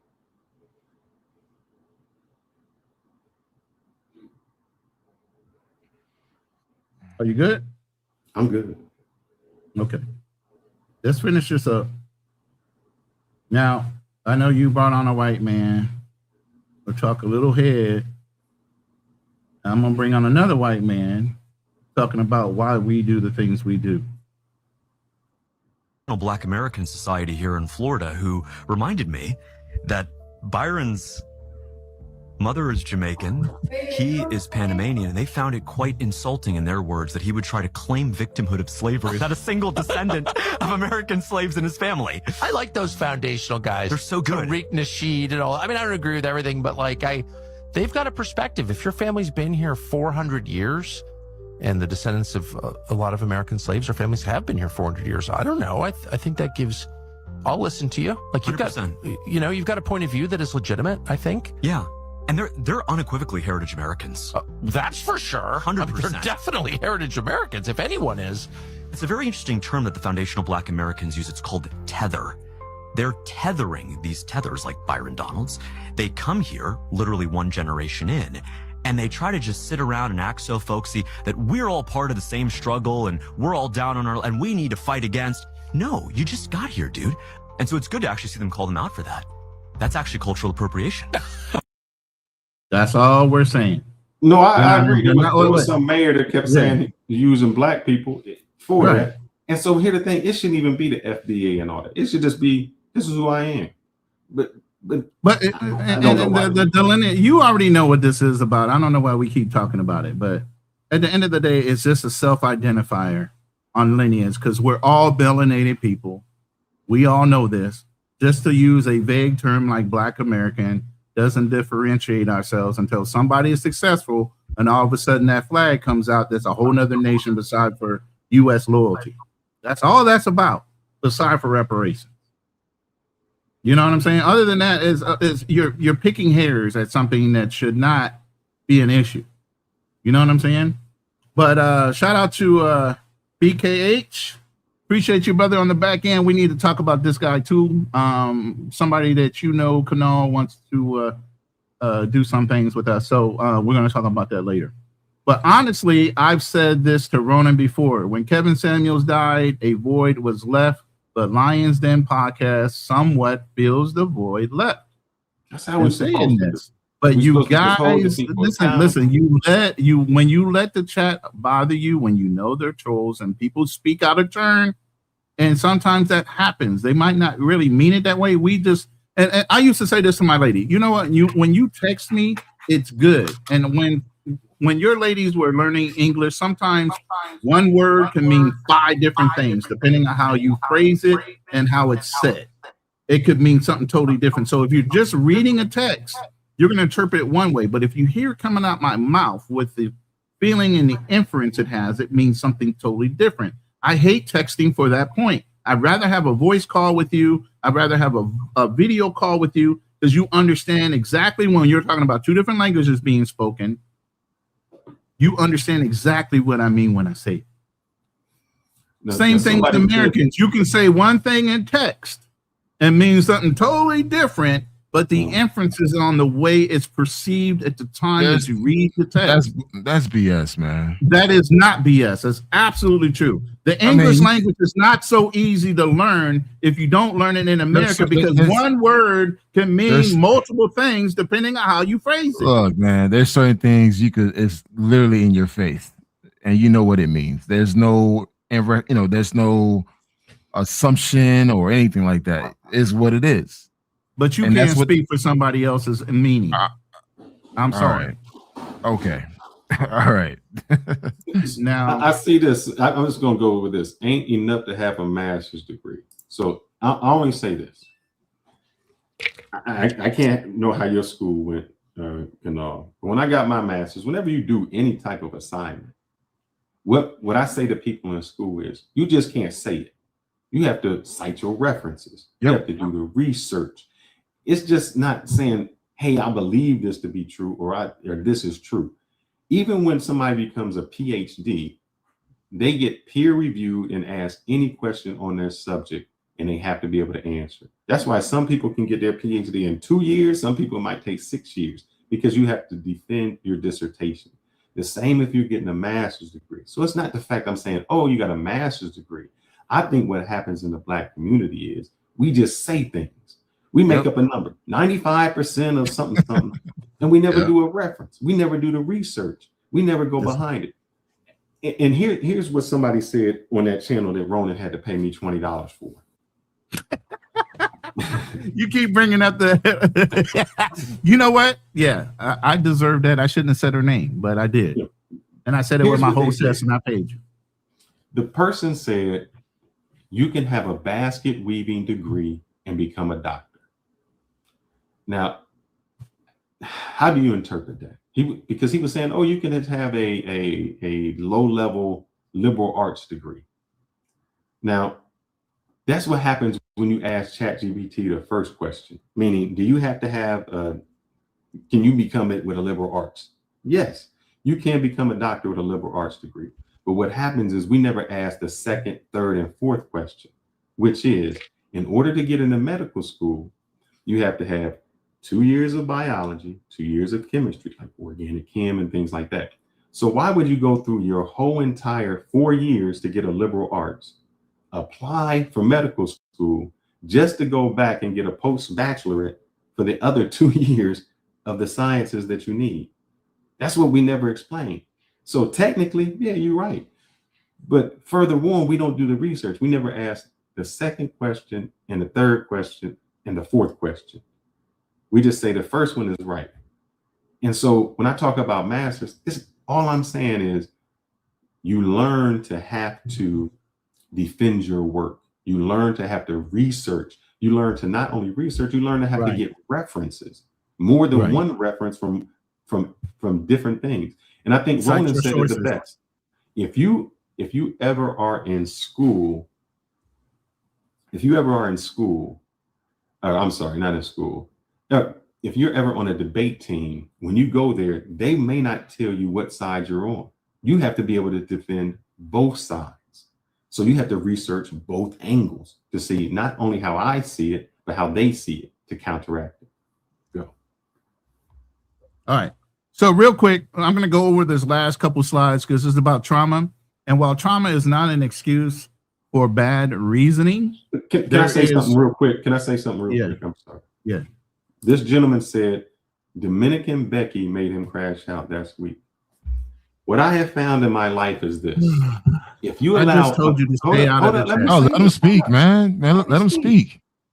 Yeah. If you allow an insignificant part or something to disrespect you, people start drawing the line as to how much they can say to disrespect you. I don't let that happen. I nip it in the beginning because not only I feel that my family, my daughter and me have to have respect. If you fine with me calling your wife a name and you don't say anything and you don't crash out, that's on you. I don't play those games because I didn't play those games as a kid because, you know, when you were a kid and people say, oh man, you're the F word and you're this. They start carrying it from that word to I can disrespect you in person. And then someone, when I'm out, thinks that they can play that game and they say it and somebody else hears it. And then they think, well, I can disrespect him too. That's why I nipped that in the bud from the beginning. I don't allow any type of disrespect because that childish game about we playing, someone else sees that session and then they think they can do it. So I nip it there because I don't want that disrespect. And so I don't let it happen to me. So I don't know how y'all play and y'all do that. I didn't do that as a kid. And we didn't play those games. There was a line that was drawn because that's what men do. Men don't allow individuals to disrespect their wife or their children or themselves. If that's what maybe that's what's wrong with the black community now. You can call your chick a bitch, you call him a hoe, a 304. I just don't play those games. So yeah, I crash out over that. All right. So this is a good segue for a commercial that leads into what we all need. When being strong isn't enough, you can provide, you can protect, you can keep moving forward and still carry things nobody around you knows about. Pressure, loss, divorce, fatherhood, money, family, the expectations people place on you, and the expectations you place on yourself. Most men were taught how to endure. Very few were taught what to do with everything they had to endure. That's where the conversation begins. Not with blame, not with excuses, and not with somebody telling grown men how they're supposed to feel. We're talking about understanding the weight, learning how to carry it differently, and knowing when it's time to put some of it down. This is Thursday Night Therapy Session. 3 men, 3 different roads through life, and one table where the conversations most men have privately finally get spoken out loud. Ronin Travelers, Fearless Talk Live, and Tapped In with Troy. A new season is coming, and this time, we're going deeper. Just some truth we came to find. It's Thursday night therapy, where a man can drop his guard. We ain't promising easy answers. We're just talking through the heart.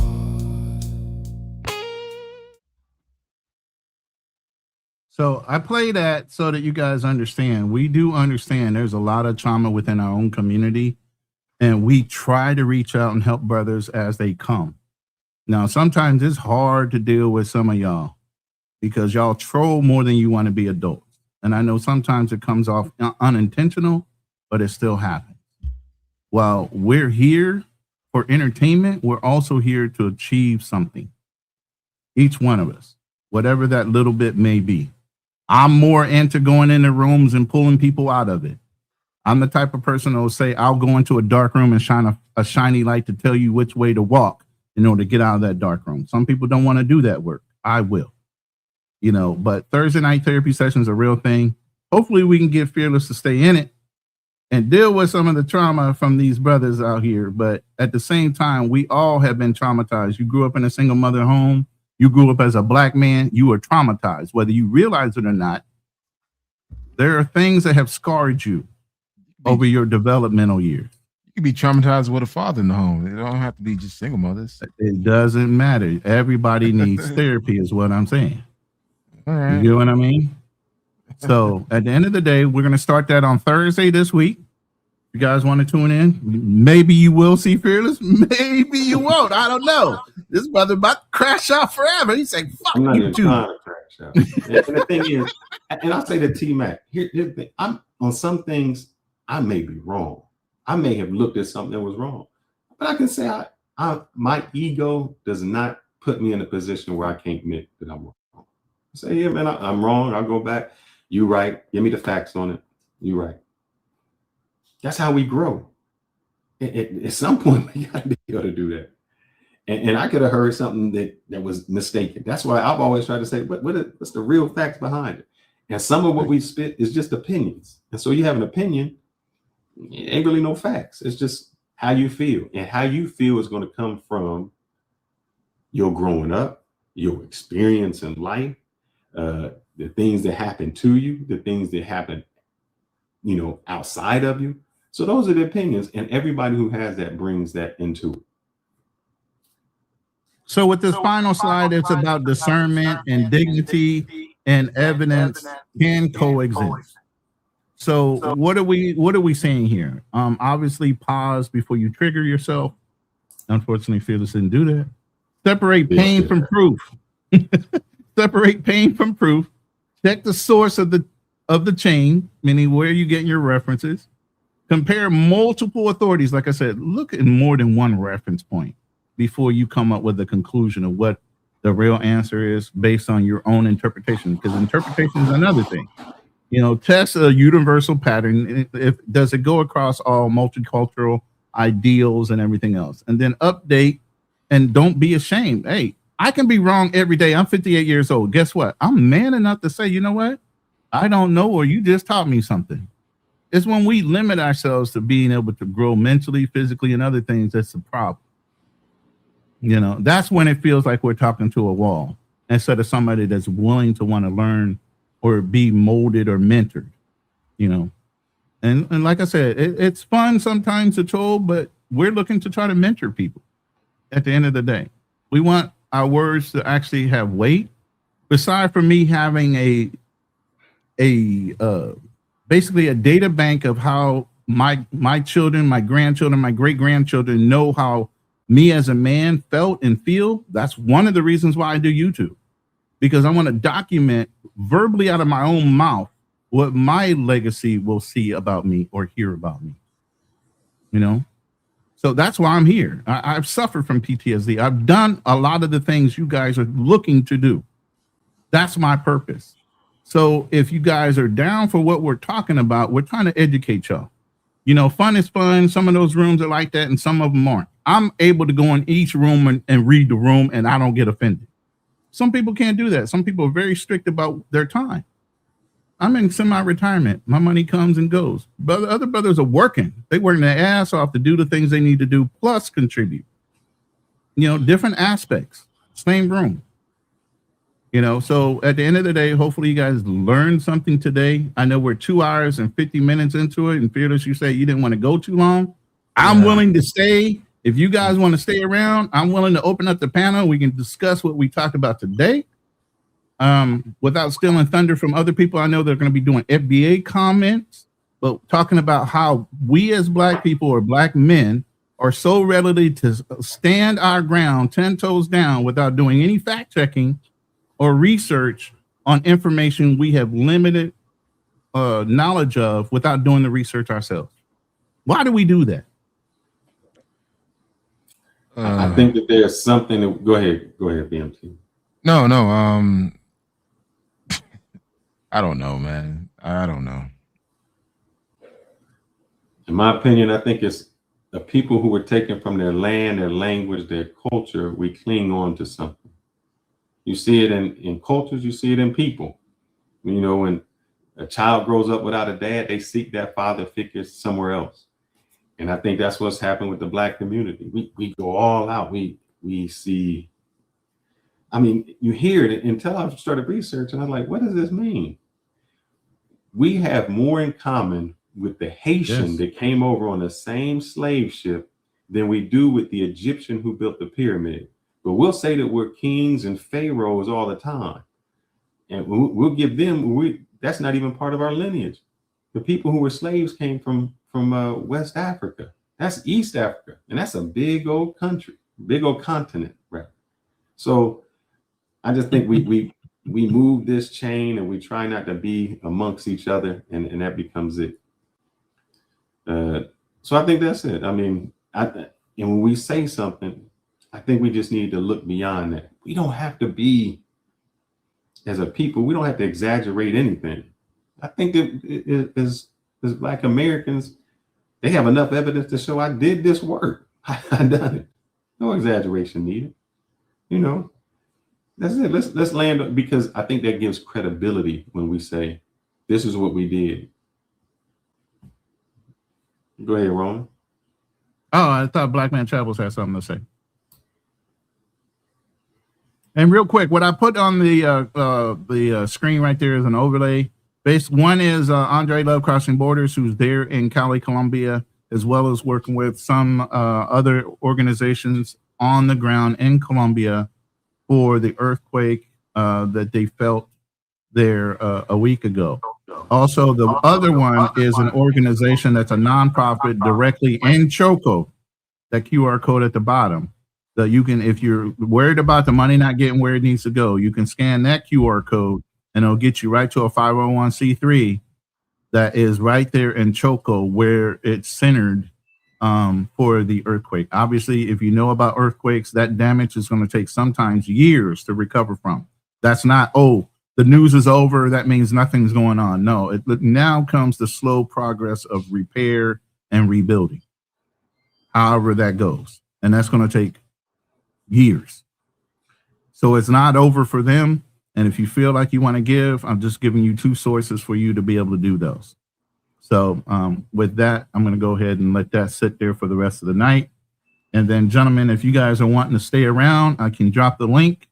And if not, I understand. I'll hold the panel down myself, but I'm going to go ahead and carry on to allow people to, because we had a lot of good interest. We had up to 120 people in the room at one point. So if people want to comment, as long as you're subscribed and you can cam up, if I know you, no problem. If I don't know you, if you can't cam up, don't even hit the link. I'm curious. I bringing the wild shit up. I have this chat, this gentleman. I want you to read it and you interpret it, because I'll say what I say. I say, yes, Black people in America say they was from pharaohs and kings. We say it all the time. Yeah. We say, oh, the Egyptians, we say Black, we are Israel, the Hebrew Israelites say, oh, I'm descendant from that area too, which is all the way in East Africa. So Black people say, how many times have you heard Black people say we built the pyramids. All the time. And I'm the first one to say we are all kings and queens. Some of us were warriors. Some of us were simple farmers. Everybody had to lend a hand in order to support a kingdom. Everybody wasn't a motherfucking king or a queen. Stop that shit. And that's our problem. We keep raising everybody up to that level who wants to actually be of service. Nobody, because y'all all think you need to be served. And that's a fucking problem. So if you take the lineage and your lineage says I'm from Ghana, Nairobi, Nigeria, that's where we're from. But yes, wait a minute, black people in America do say they are descendants from kings and queens in the pharaohs, and we built the pyramids. I'm not saying that's the truth. I'm saying that's what they say. I've been hearing that for I don't know how long. Well, I dropped the link. The panel is now open, gentlemen. You are free to leave, or if you want to hang around. I got 6 minutes. That'll put us at 3 hours. All right, so you're gonna have enough 3. What about you, Black Man Travels? You gonna stay away around, or you I'm gonna drop off soon. The wife's looking at me, so yeah, she's like, he's giving you an out. Take that shit. No, I mean, as far as today I didn't really have much to say. I just wanted to listen in, but it's a good conversation. Appreciate you doing that. Yeah, it's a good conversation. I think people just need to be more mindful of what they say, man. It's like this whole being comfortable to disrespect people online is crazy to me. It's just I don't know, maybe because I'm old school, man. Certain things you don't say, and it's like people feel like they can say it freely. Okay. So without further ado, I'm going to go ahead and bring up Black Cleaner because he was the one that made the comment and he wants to address you guys, or not you guys, but Fearless. So you brothers can work it out. I think y'all are both adult men, very intelligent. I think y'all can work that comment out and maybe the misunderstanding of it. Hey, usual business. If you can't cam up, I don't know you, bro. Sorry, I'm not bringing you up here. Welcome, Black Cleaner, to the panel. Black Cleaner, you have the floor, sir. Well, first, before I say anything, I will apologize to Mr. Fearless, and I'll apologize to BMT because I said the same comment on camera yesterday to BMT. He didn't say anything about it. I did call his wife the same thing, and I'm not going to sit there and even justify it and say that I didn't call her out her name or anything. You was offended, so let me just first off say that I apologize for the comment. I didn't mean it in that way. All I was saying was you made a point to say that all of these black men are going overseas and marrying outside of their race. And I'm saying, yeah, a lot of, and to Ronan's point, he said it. He said a lot of us are still staying in the black space, meaning we are dating Afro-Latinas and Afro-Asians. Not a lot of us is going over there and choosing the girls who got the long hair and the white skin. That's all. I wasn't disrespecting your wife or anything, and I was just saying, hey, there is colorism in the Latin American space and the Asian space, and some of us choose to stay on the darker hue. We don't go to the lighter hue. That's it. But I apologize for saying that. Also, but I do want to say this, okay? I understand what you and Ronan and everybody is doing, okay? And I understand also that you all are arguing opposite ends of a point. Somebody got Ronan always says it. We all can't be yes men and yes women. We all got to operate on each side of each point and argue each side of the point. Okay, so it's just like WWE. Okay, and what I'm starting to realize, and with both Fearless and BMT, because I was listening, I replayed the whole roast that happened with BMT yesterday, and I have to include myself in this too. When you are reading and BMT, he goes to the gym, he works out. He works out his muscles. Okay. He's working out his physical muscles. When you all are debating, and you said this earlier, when you're on a debate team, okay, you're working out your analytical muscles and you're arguing points. Okay. But joning is a whole different muscle. And that's really what's going on, is that you all are strong in the gym. You all are strong in analytical debates and arguing points. But when it comes to joning and making people laugh and being witty and having witty comebacks, both of you all's muscles is weak. That's why you went out of character. You supposed to be a heel, and then all of a sudden you saw the little comment and you was like, bitch up.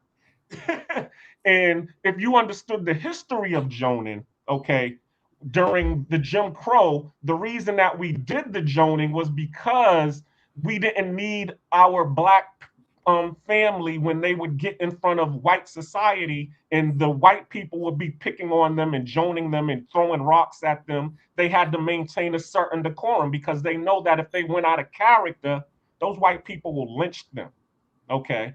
So for you to be here on a debate and then all of a sudden somebody just makes a little joke about it and then you go out of character, I mean, that's how when that happens, the person who made you go out of character, he wins. So as I said, I apologize for it, but at the same time too, both of you all need to work on y'all's joning skills. The difference is, like, I went to Cuba with Black Man Travels, and we was there with Trini, and the entire trip, they jones on each other. Yeah. The difference is they familiar with each other. Yeah, I don't know you. Familiar with somebody and you cool with somebody, you can do that. When somebody from the, like, it's just like I can say, man, my mom a bitch. That's different than if you call my mom a bitch, because there's a familiarity. And if we friends and we joke around, we jones all day. If there isn't that familiarity, then it becomes the issue, because I don't know what angle you coming from. I don't know if it's a disrespect angle or a we cool angle. I've been called worse. You know, I get called worse all the time, but it's from people that I can be cool with. You know, that's where the line becomes shady for me. You know, if I don't know what your angle is, or if it's becoming personal because I don't know you on that level, then that's when I'm like, hold up, I have to stop that, because then it makes it think somebody from the outside can come in. Example, if you jonesing with your friends and y'all talking, and then somebody you ain't know come in and say, man, your mama so, you're like, oh wait, you ain't a part of this circle, man. Because they outsider and they don't know y'all. Y'all familiar with each other, so y'all can do that. Okay, I'll accept that. Y'all just got to get to know each other a little bit more. Maybe it's I'm saying cross for 4 familiarization. days, for 4 days, from the morning to the night to the evening, them brothers just went at each other. And so I know that Black Man Travel does it, because I witnessed to it. They talk. It was 4 days of talking shit to each other. But and you know what? I agree. You got to be knowing somebody, but to his point of why they did it, you didn't know half the white men that offended you. You just had to hold your frame. You get what I'm saying? So I get the familiarity part with us as a people, but outside our circles, you can have a white man or a cop try to push your button today to try to pull you to a point where you lose control, and he has an excuse to shoot you because he got you irate. He said something that made you flip your way, and that's why I said triggering. There are words that trigger us, and sometimes you have to defuse that trigger word in your mind so you can handle the next step, so he doesn't get you so far outside yourself. Fearless, you're guilty of this. Somebody will trigger you, and you'll want to go meet up with him and fight him. I'm wrong for that. And your wife has even gotten on you. Your wife has even gotten on you. You're so triggered, you'll reach in your drawer where you got your extra money and want to spend it. I mean, you did it to goddamn B-Dub, but it shut him up. But at the same time, that's what I'm saying. Triggering is one thing. You can allow it to trigger you or not. And I get it, the reference. But you do know a Black Cleaner. We have been on several panels together. Y'all might not be as familiar. So I get the reasoning. He apologized. Let's leave it alone. Let's move on. I'm glad y'all can come to I have a long memory. So right. A short fuse. But I'm just saying, y'all have all been on panels together. So it's not like we're all strangers in this space that we call. I know, Drew. You know I said I'm not doing. Drew, I said I'm not going to do it. I'm not. I've done this before, and I'm not doing it. When I had my daughter, I said, I can't do this no more. I can't do it. The problem is, I come from a place where you just didn't do it. You know, it was. You know, I think Kanal come from that same place where it's like when people behind it. I think y'all act like I didn't grow up harsh. God damn, y'all don't. I just learned. Listen, I've been through PTSD. I've been through those red button moments where 2 days later, you literally had to tell me how fucked up I was when I fucked that dude up, because I wouldn't remember. I literally would blank out and not remember a goddamn thing I did. You'd have to tell me, or I'd have to look at the person and say, God damn, I fucked him up. That's how fucking cross I can get. So you ain't saying nothing that ain't nobody else done. I don't know why y'all look past me like I ain't never experienced life and done some shit. Okay, I've done some terrible ass shit and felt bad later. Hitting people over the head with bricks and everything. I don't give a fuck when I get into that mode. I just don't like to get myself in that mode anymore. You get what I'm saying? My brother was worse. Flip of a dime, and that motherfucker would damn near beat you to death. You know, so I get it, you know, but sometimes we have to learn to not be triggered, especially nowadays when people are so readily, cops say, I'm in fear of my life. Motherfucker, that's your job. You should never be in fear. You should always be in control of your space. You know, and if you can't, then get another fucking job or go through therapy. Like I'm telling y'all, go through therapy. And at the same time, I mean, BMT said something slick about me and yesterday about, you know, nobody reading my books. And I had no comeback. That was a good one. Like, that was a good one, though. Exactly. That's all I could say. Oh, that was a good one. I ain't got nothing. That's that 200 that MBA he got put into work. No. I mean, hey, granted, yesterday I was drinking too much, man. I didn't really meant that, so it's what it is. Nah, you good. As I said, that's a part of the game. That's a part of joning. I just got the point is finding your trigger button. With a better reply. And even Fearless and Black Man Troubles, y'all understand tells. You're in gambling, you're in sales, you understand the tell even when you're talking to somebody. You can tell when you hit a certain word in somebody that they fidget a little bit. Or they have a certain action they do when they go to bet. Like, and they repeat it over and over again when you know they have good hands or bad hands. They're called tells. Everybody has them, even in the way they talk and what they will or will not get upset about. If somebody can figure out your triggers, they'll fucking push your button every day just for a jolly. I'm still trying to figure out how she a Becky. God damn it. See, this is his problem. This is his problem. He can't let shit go. He can't let shit go. I'm saying that's that analytical muscle. See, but I'm like, he can't let that shit go, man. Once he gets on a tangent, man, like even his questioning, if he gets on something like a bull terrier, he gonna rapid fire about 50 questions to you. I say, God damn, bro, take a breath. No, I'm saying she looked black. That's all. You ever hear the phrase "whoever speaks first loses"? In sales, there's a fine art to saying certain things and giving people uncomfortable silences. And when they have uncomfortable silences, they gotta fill it with words. And the minute they do that, they not only lose, they start telling you about their truer self because they have no other thing to do. So with that said, so I will say this to you, Black Cleaner. You were part of the first thing that we stated. And so the show kind of existed because of the show that you did previously. There was a young man on your show, and what baffled me was he just wanted information. He's just like, man, I don't know where to get it. And a lot of things y'all said were just like, you just said it. There was no back to it. There was nothing coming back. And I think that can be dangerous. And I'll give you the list of the things that I was like, man, I didn't want to go on your show and like, let me go against all of them.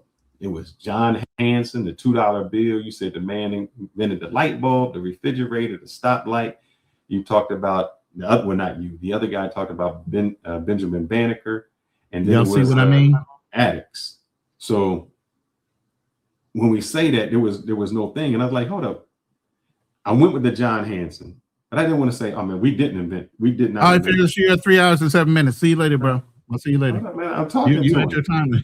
So I said, like, we didn't do this, we didn't do that. So I just say to you, be careful when you say that, because there's young, impressionable minds that just go with it. They might not know the backstory, they might not do it. And not all of those things are facts. So I think as Blacks, steel sharpens steel. And so we say, well, the example I gave was this. I created an app for the phone. In 50 years, somebody says I created the software. In 100 years, Fearless created the cell phone. And it's like, no, I'm cool with just creating the app. We didn't have to say I invented the cell phone.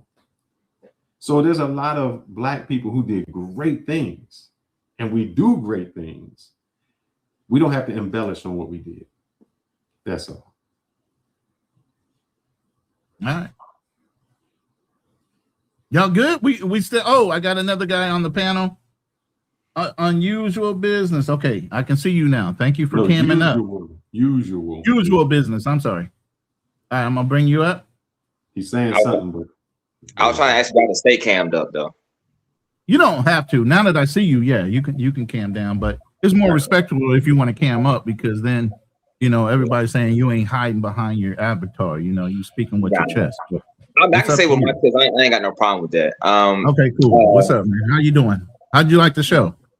So far, it was a very interesting show. I think that some of the people on here were biased, in my opinion, personally.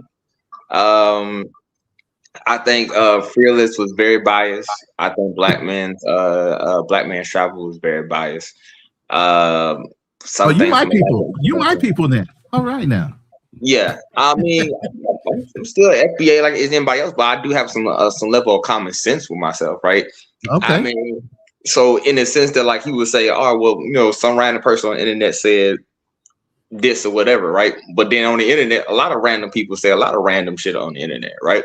You got white people who out here say, quote unquote, I am the descendant of the Roman Empire. Motherfucker, you're from Britain. They called your people the savage people, and they were trying to conquer your land a couple thousand years ago. So when all of a sudden did you become the progenitor of the Holy Roman Empire? You're not, right? That's some shit that you just picked up, right?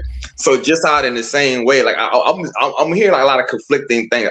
Me personally, I've never heard no Black American say we are the direct descendants of Egyptians. I have heard people say that we will defend Egypt in a sense that we're defending not ourselves, right? But we're defending the accomplishments of those people. Just in the same way they'll say they have a random movie where they have a white man playing the Ramesses the Third or some shit. But in reality, the Ramesses the Third was a Black African necessarily, right? But they try to remix these histories, and we correct them by saying no, that person was Black. Now people may interpret that as quote unquote we're saying, oh, that person from our group. That doesn't make sense. Now we do have some people who just yell dumb shit on the internet. That's true. I give you that part, yeah. But by that definition, you need to take all the dumb shit that's said on the internet and can compile that into his own thing.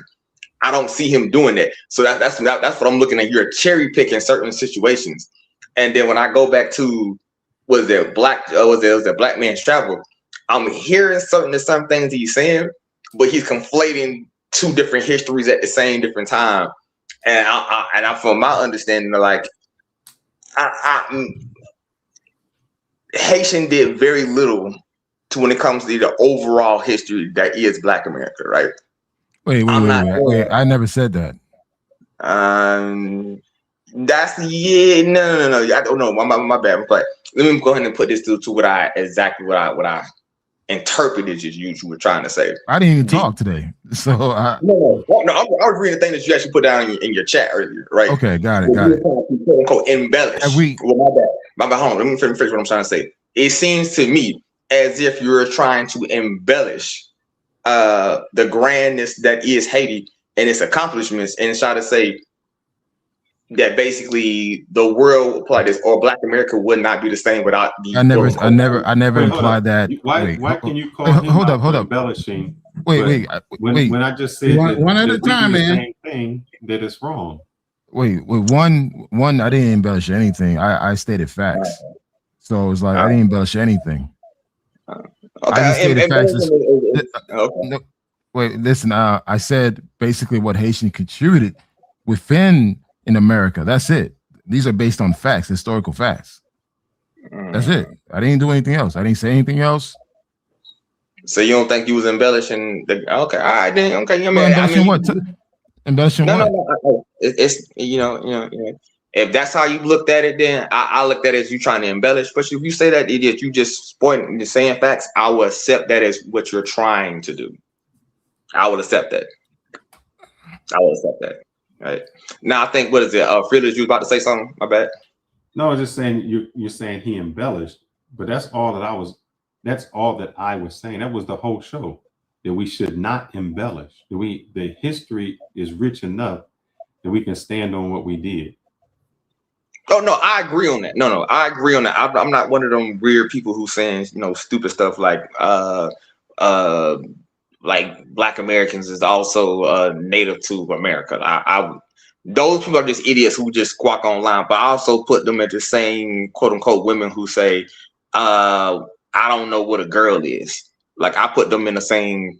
Those people are in the same bag. If that makes sense, right? When you start arguing, the same people will say this.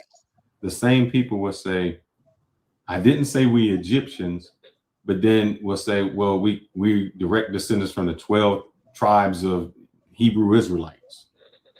That's a religion.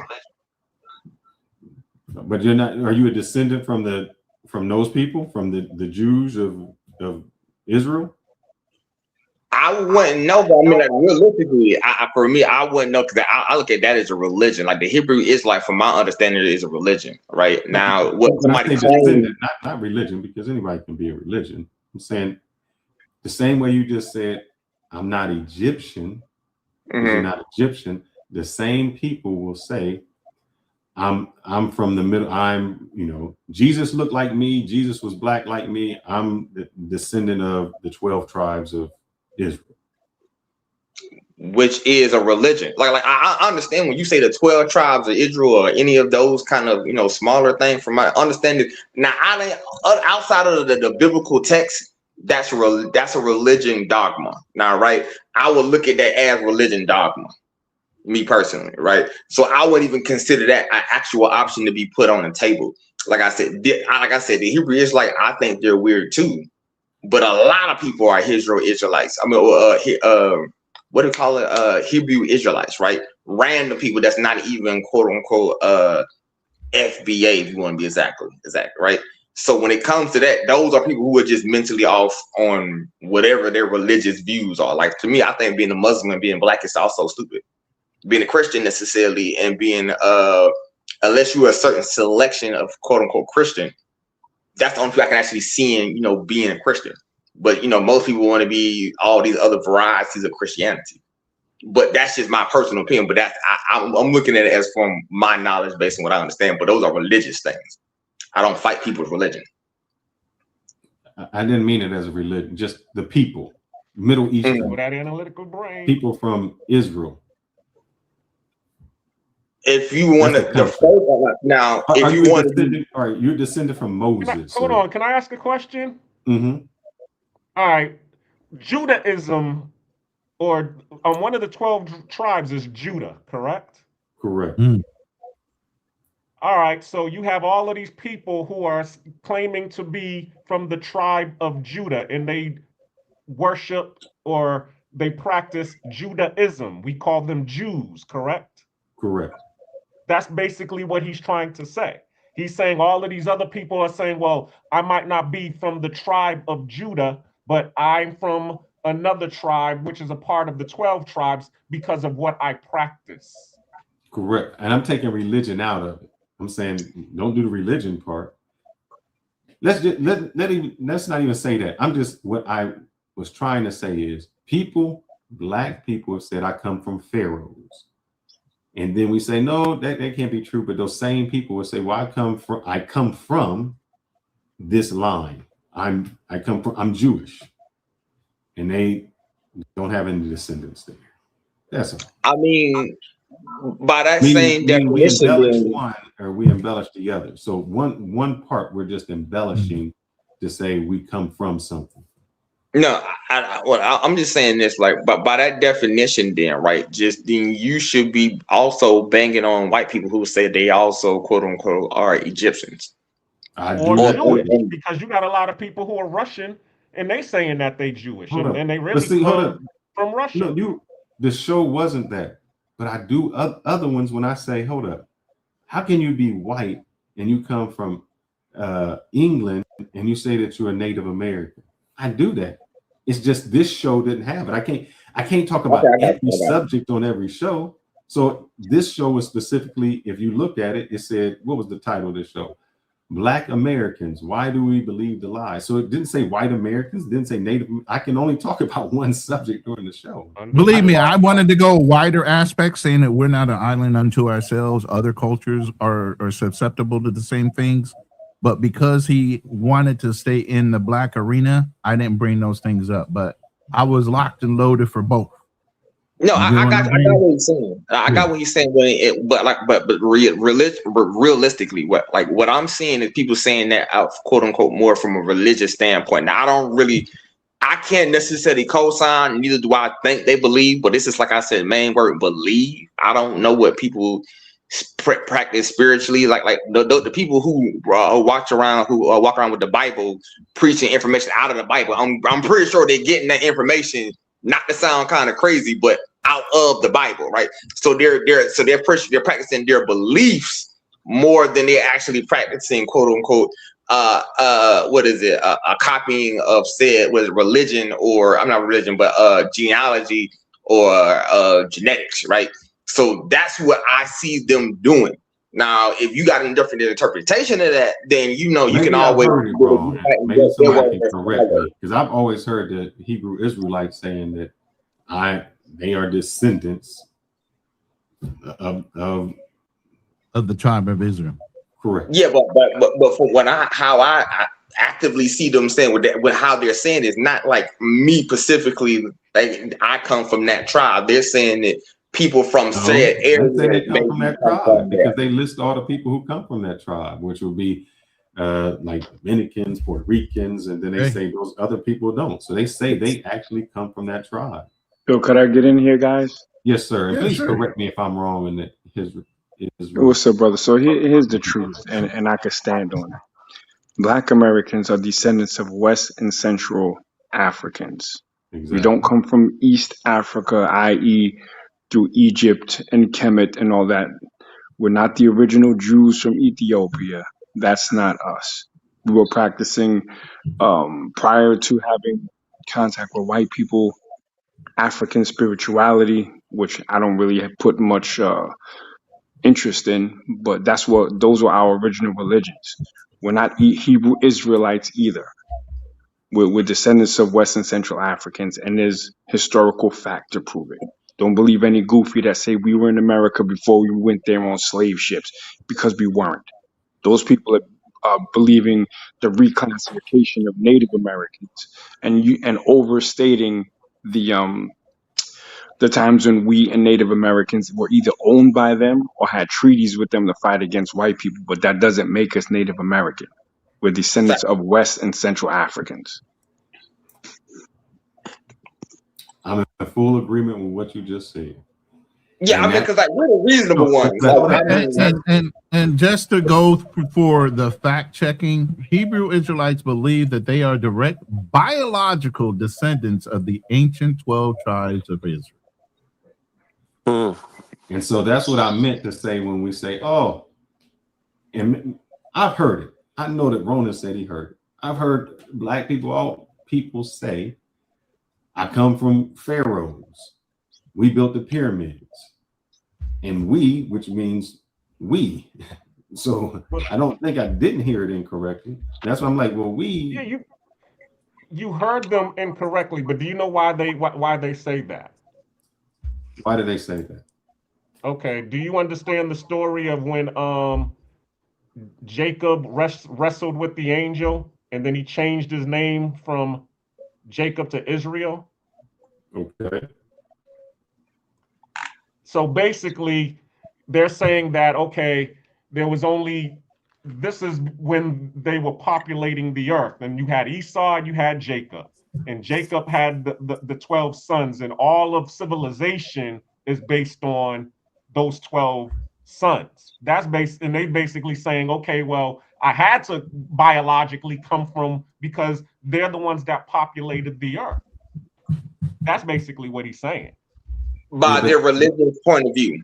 But now you're saying you populated the earth in less than 2,000 years. Like, but this is a religion. That's what I'm saying. This is a religious point of view. See what I'm saying? So like, I'm not arguing a biblical story. Exactly. Yeah, like that. That's when people tell me like, well, like Muhammad did this or God fed I think it's 1,000 people with a loaf of bread, bro. I know for a fact by a series of math, bro. You just don't double bread. You just don't double meat.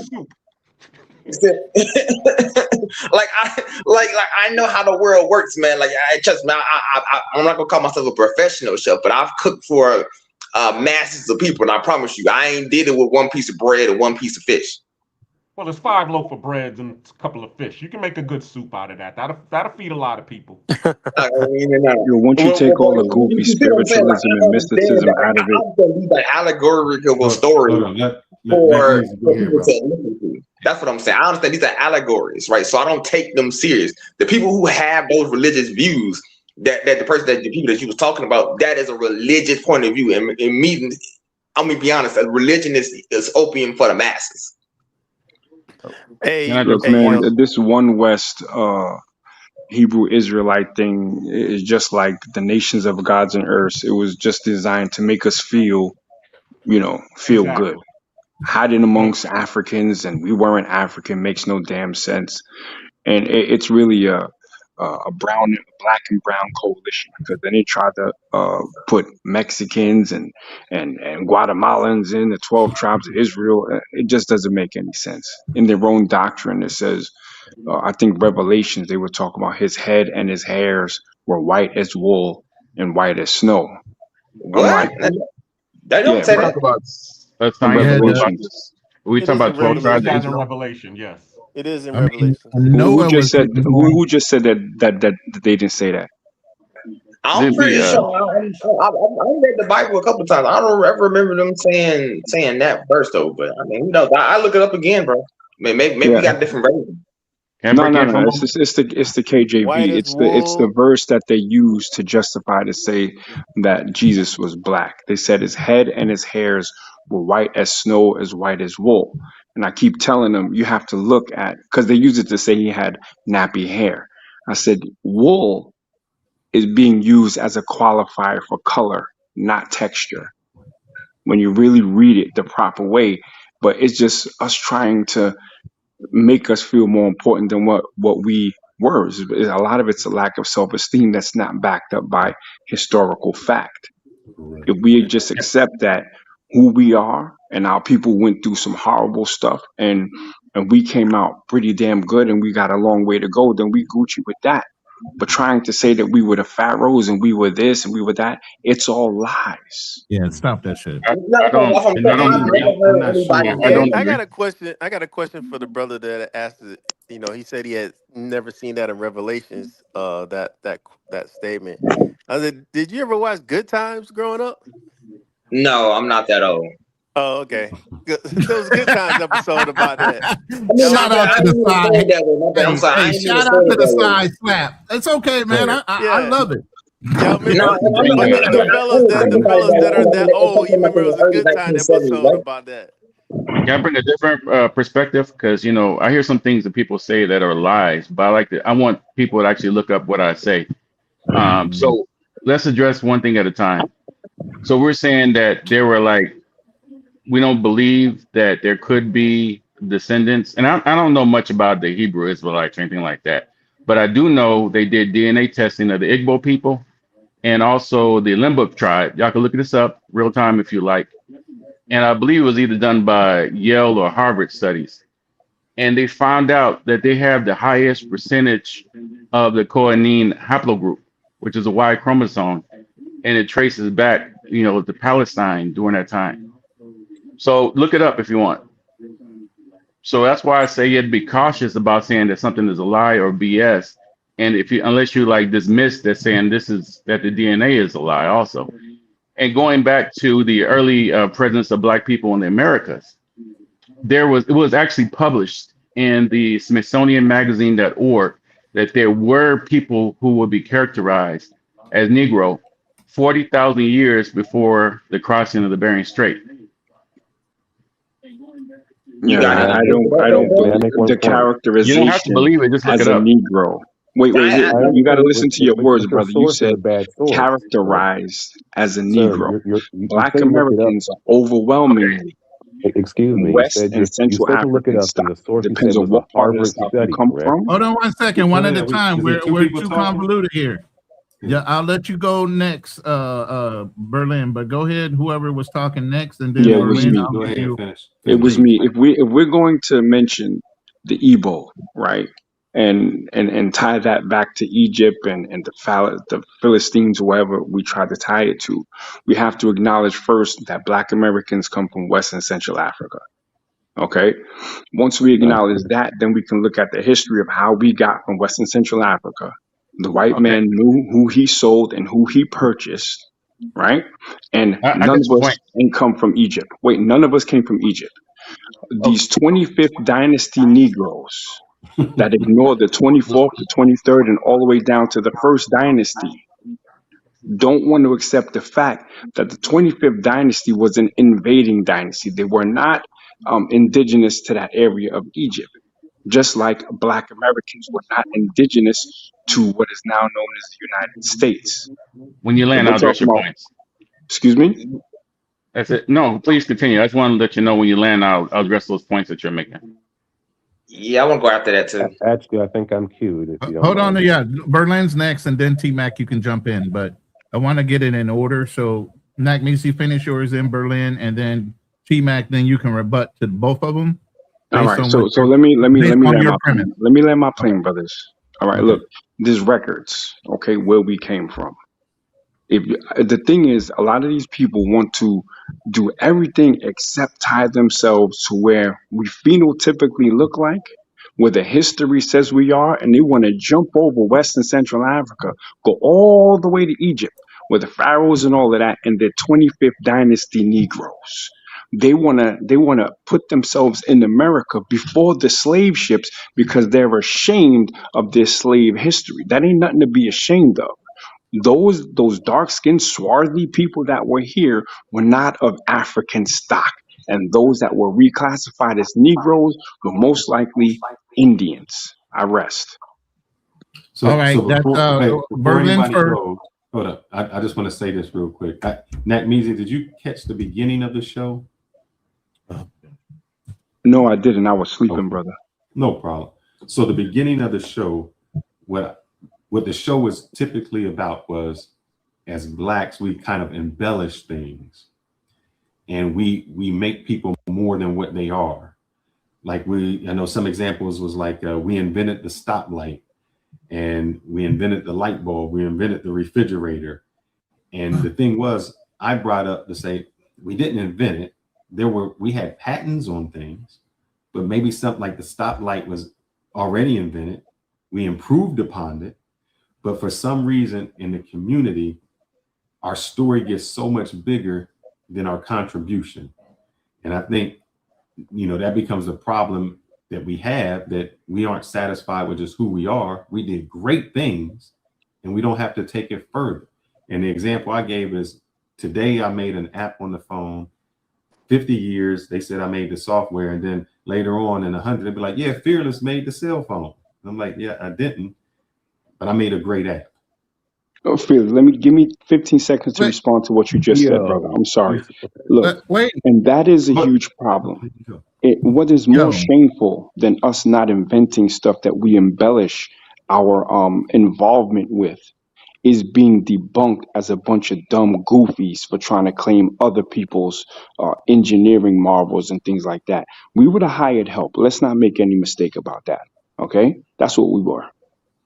All right, blend that plane real. Wait. I had an order. You're jumping out of order. No, I just said I wish he wasn't asleep. I wish he could have heard the beginning of this. All right. Go ahead, Berlin, because T-Mac had made points, and you wanted to respond to that before T-Mac goes back and responds to the both of you. All right? Okay. But go ahead, Berlin. Okay, you were saying to look it up, correct? Like look it up, like these so-called facts, and the place that you brought up was Harvard, correct? I don't know if it was Harvard or Yale, to be honest. It was one of those two. So they did the DNA test of the Limba tribe. So look at Limba, Lemba. Okay. So again, that's the source. And when we get information from these Masonic colleges and the whole Skull and Bones, all the information that comes from there, it has to be looked with a grain of salt. And that's just the truth of it. When you really look down at the so-called, even everything in the English language is not all the way to be trusted because it's not our mother tongue to be analyzing in the first place. So when you say these things and looking up as facts, and we take these as so-called facts, they're not actually facts. They're just the things that have been written by the system of white supremacy. And they are the ones that are saying that these are facts. So I mean, when you think about it logically, and you just keep it on a logical lens, you would honestly think that on a global scale, there was either brown-skinned, copper-toned, or dark-skinned melanated people in damn near all regions of the earth. Which was what? No, I was saying there was like copper-toned people throughout most of the world.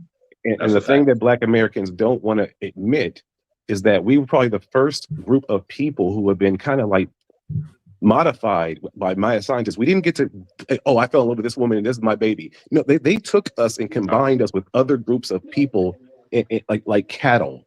And they did this for hundreds of years.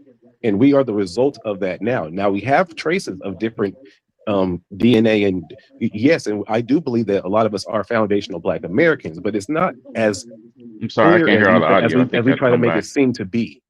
We are Heinz 57s. We have different things of everything because that's what the system of white supremacy wanted us to. We are the only modified group of people on this planet that had like almost 200 years of you're going to have a child with this one, and they did that to us en masse. And once we actually understand that, then we would stop all this weird ass gender, not just gender, but diaspora war. Nah, I don't know about that, bro. I'm gonna be honest with you. When it comes to like logically, yeah, I understand what you're saying. No, not what the breeding farm. That's the one who wants the other thing. Now, me, I understand that. I've been in peace with that. Now, what I think where you sit, this is what I'm saying. Now, when you have a population who got a heavy amount of mixing it from here, and here, and here, and from here, and here, bloodlines can get real confusing necessary, right? So now I'm not gonna say me personally, I don't look like I said when it comes to the Hebrew thing. Who knows? That may be a one random ass strain of some people whose family may actually be genetically from that area. Who knows, right? But that's me. That's us doing the nitpicking thing, right? But I would say majority of the population is probably not that, right? I'm just gonna say that, right? That's why I don't claim it. But like I said, these are our religion point of views, right? And from my understanding, when I was saying like when it comes to certain inventions, we have to also kind of look at it twofold, right? At one point in time in America, right, if you invented something as a Black person, let's be honest, the credit went to the person who owned you. Wait. You didn't address anything that I brought up against your point. I wasn't trying to address your point. No, I wasn't trying to address your point. I would have stated my facts about something else exactly. So wait. If you're not going to address my point, then there was no point of. Okay. Wow. Okay. Hold on. Okay, T-Mac, you were making points, and everybody was responding to your points. But go ahead and make your next point. Is T-Mac there? Did T-Mac drop? Oh, he did drop. He dropped. Hold on. And I mean, from my understanding, T-Mac. All right, wait. T-Mac, you there? Okay, go ahead and make your next point. I'm sorry. I don't know if you dropped out. No, I just want to ask a question. Did anybody actually look up the Limba tribe? Because there was a few minutes where I had to drop off. And that says that what I said is BS. No. Did anybody actually look at it or Igbo tribe? I'll look it up. No, I was looking at something else. Look it up because I don't want to say anything. Just like I believe what Fearless said, that you need to have references what you have. I mean, for what you claim, right? And I'm not saying that the Hebrew Israelites are descended from there. I'm just saying that these two tribes have the highest percentage of this haplogroup, at least that traces to the priesthood of Aaron. And there's even like some rabbis from at least one of them, Harry Rosenberg, which says it has, like merit. So that's one point. Now going back to Egypt. So there was after anybody heard of Anthony Browder? Actually following? No. Okay. So basically after the invasions and the Arab invasions and things of that nature. So Black people did from the Kemetic civilization, they did go to Central and Western Africa. I'm not saying that everybody brought over here is from there, but there was a population, and there are actually historical records from from Arabic scholars that talked about um, Jewish groups in Western Africa. So you can actually, y'all can look that up too. So I'm not saying, what I'm saying is that there's evidence to the contrary of what people are saying. And if you look at the Yucatan Peninsula with the Olmec heads, has anybody actually studied the Olmec heads? There's actually DNA evidence, and you'll No, see it's the not. Negroid feature of the Olmec. Yes, there is. Look, No, it's not, bro. I'll No, find it's it for not. you. I'll send it to Ronan. And so you say it's Bro, not. I've already did my Once you research on start that talking about the myself, bro. Olmec Those heads, people I already know having where you bullets get does your not make you information from. African, bro. Having a You're not broad the nose does not make Olmecs. you Hold You're on, African. not one the at a time. Olmecs. Too many people talking. Hold on. All right, Okay, go ahead. let me finish my point. Yeah. Let me finish the point. So there's DNA evidence, there's the Olmec Can you heads, provide the and source? there are scholars such as, I know you heard of like Dr. Ivan van Sertima, and he did not actually come up with it. It came up, it was Alexander von Wuthenau and Leo Wiener. They came up with this theories of a black presence in the early Americas, 40,000 years before the freezing of the Bering Strait.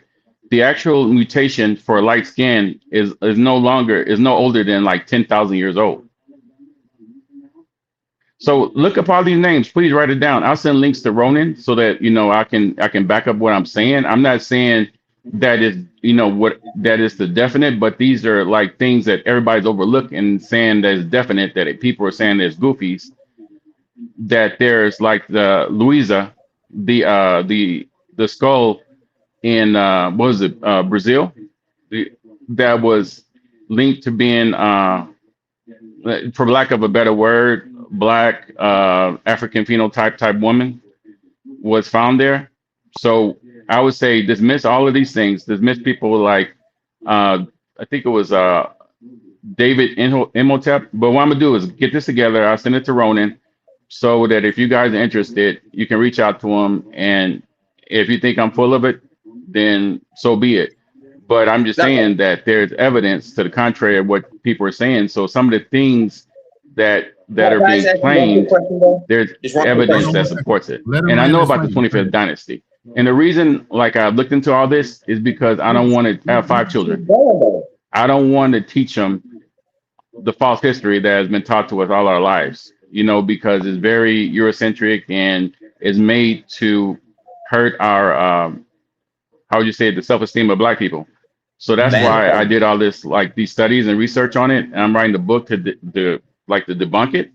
And I'll put all this together because to me, I want everybody to look it up themselves. I'll land my plane now. All right, thank you. All right, go ahead on the unusual or yeah, unusual him. business. Yeah, usual Thank you. business, man. I was just going to simply get the small pushback. You said phenotype. Now I'm gonna go back. I'm really trying to stay on the fact that what Fearless was doing earlier, because that was my main point, right? But I'm just gonna go back to that and then go back to him real quick. When they say phenotype is just how a person's quote unquote look. Reality is a Black woman's phenotype is actually the most well-known phenotype in the world. Broad nose, full lips. I have been all over Eastern Asia, bro. That's a well-known phenotype. I have been in Brazil necessarily. I've been all over South America.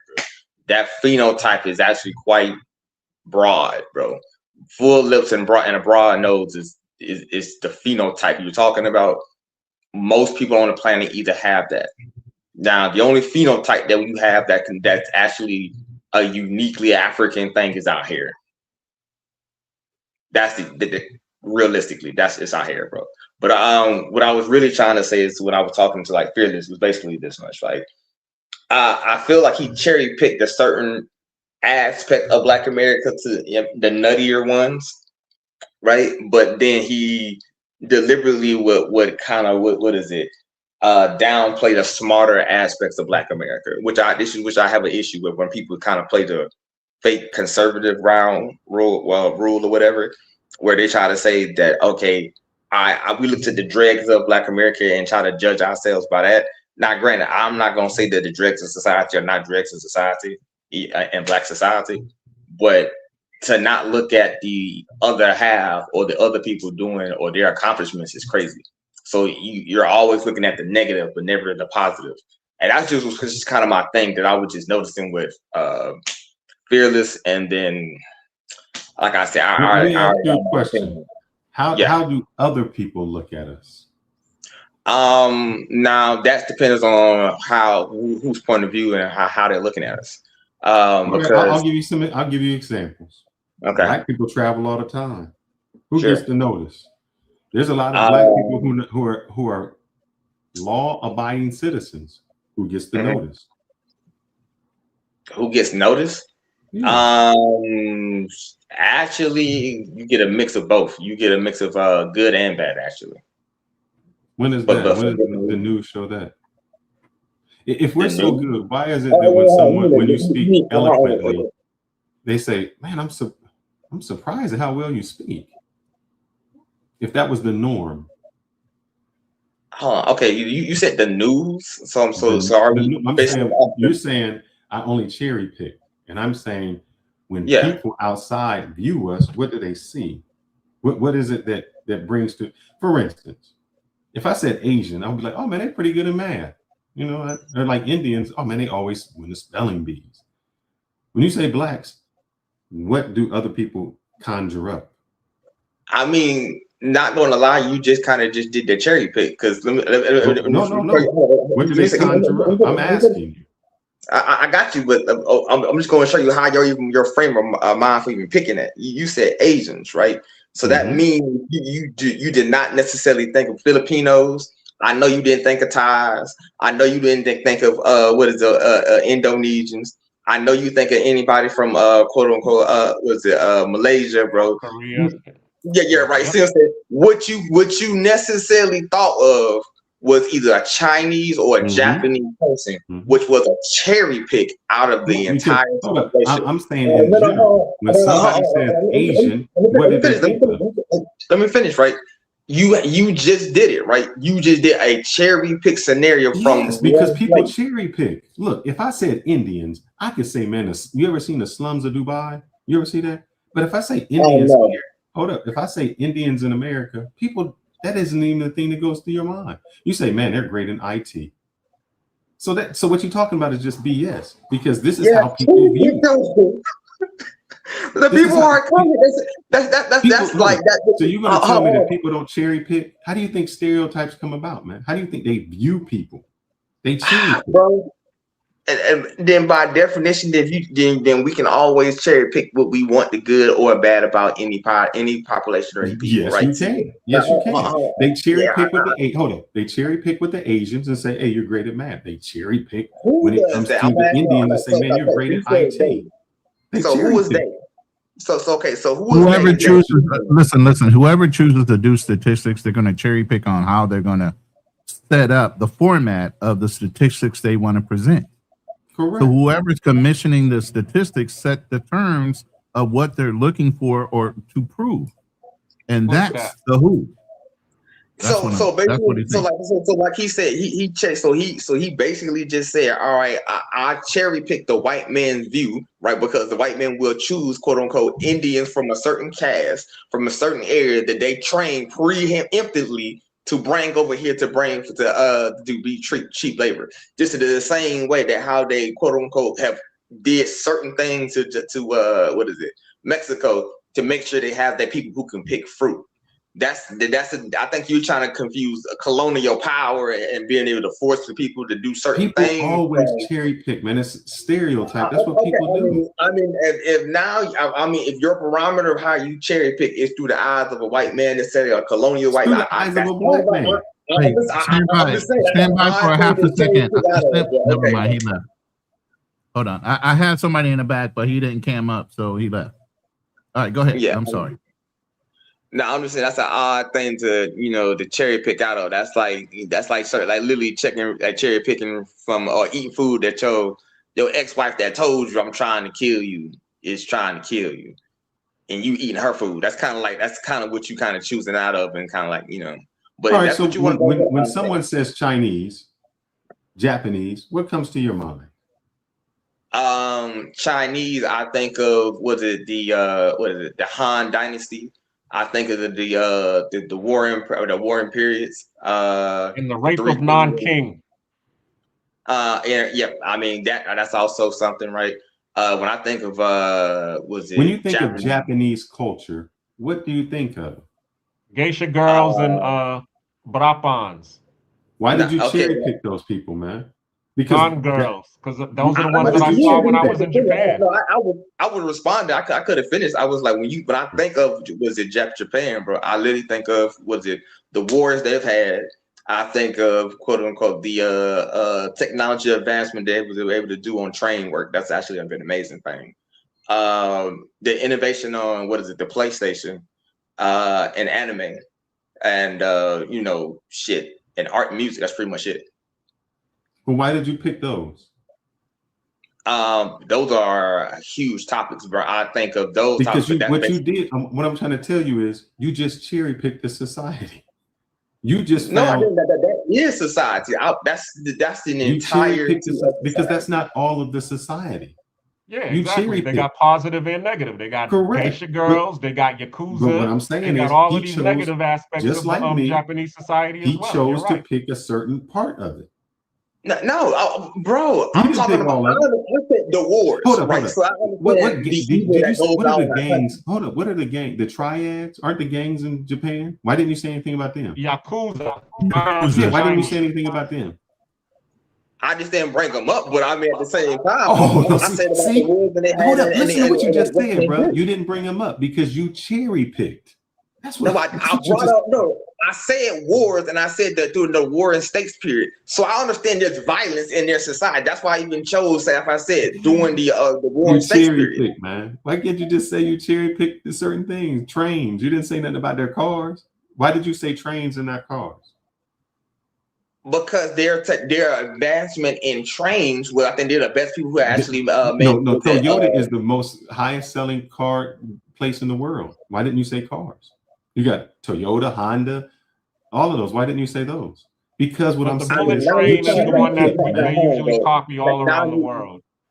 Okay, man. I mean, I can say whatever kind of brand I think of. To me, I just don't think of them the highest brand, so I didn't put them in that category. I put them I chose Toyota is the highest selling car company in the world.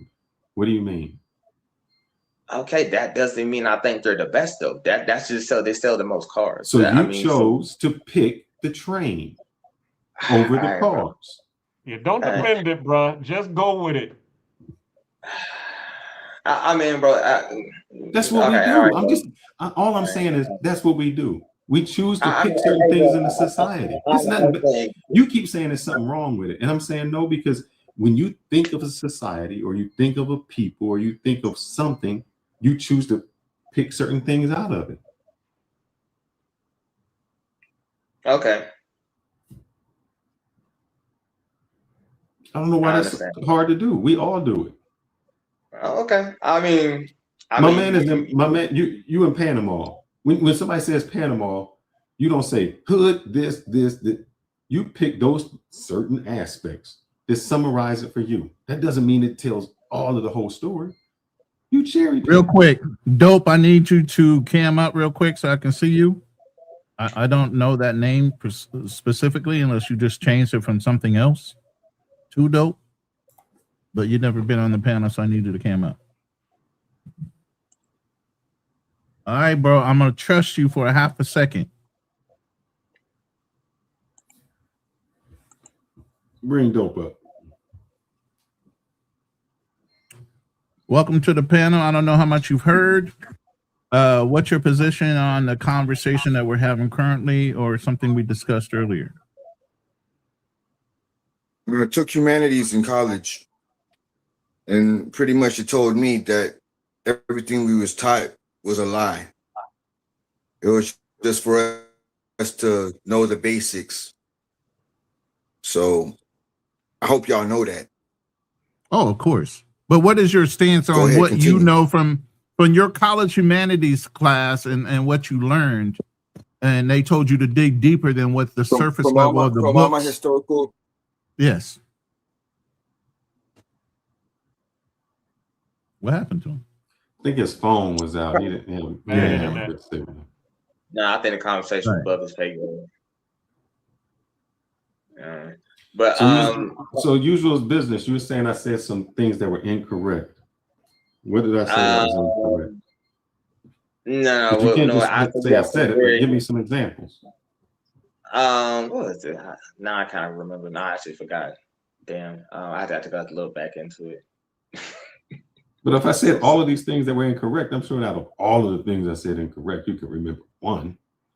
Nah, I can't remember them right now. I literally, I got a You're short drawing a memory. I'm blank, like, yeah. bro, I got a short memory, man. I remember when I said It's okay if you're drawing a blank. I have those moments too. I'm a little I can't older, draw a but I blank. mean, I have those moments where I'm drawing a blank. Yeah, like, but no, I like some of the stances. I was just kind of saying like, well, my basically, okay, I remember one other thing I was saying. Okay, let's see. I'll go through it. Do you think that without the help of white people, that black people would have been free? Me personally, that depends on what time period, what people were doing, and so Any on. So time like, period. All the white people in America said there's going to be slavery.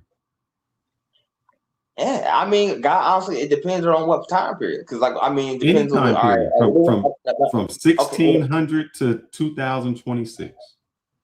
Okay, all right. From my understanding, this is just from my knowledge base, right? At a point in time, they did have some actually revolts, if I remember correctly. It was just, and they actually some pretty good ones. I think the issue was just, what is it? You just didn't have what is it, nationwide revolt or no nationwide revolts. All the black people rose up at one time. At one time, right? You see what I'm saying? Right? Nah, that's never really actually happened because you got somebody from here. I'm giving it to you. I'm saying if all 15% of the black people rose up at one time, could they take out the 85% of the white people? Okay, all right. Your math is kind of off because I'm just going to just put this into it. At 1% at a time, well, 1%, at one point in time. I'm sorry.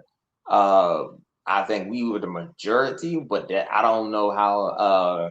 When I think the time frame when they started bringing over more people from Europe. I'm trying to remember what time it was. I think it was like close to the 18 somethings. Why don't you look that up? Time, at no place in time were blacks the majority in America.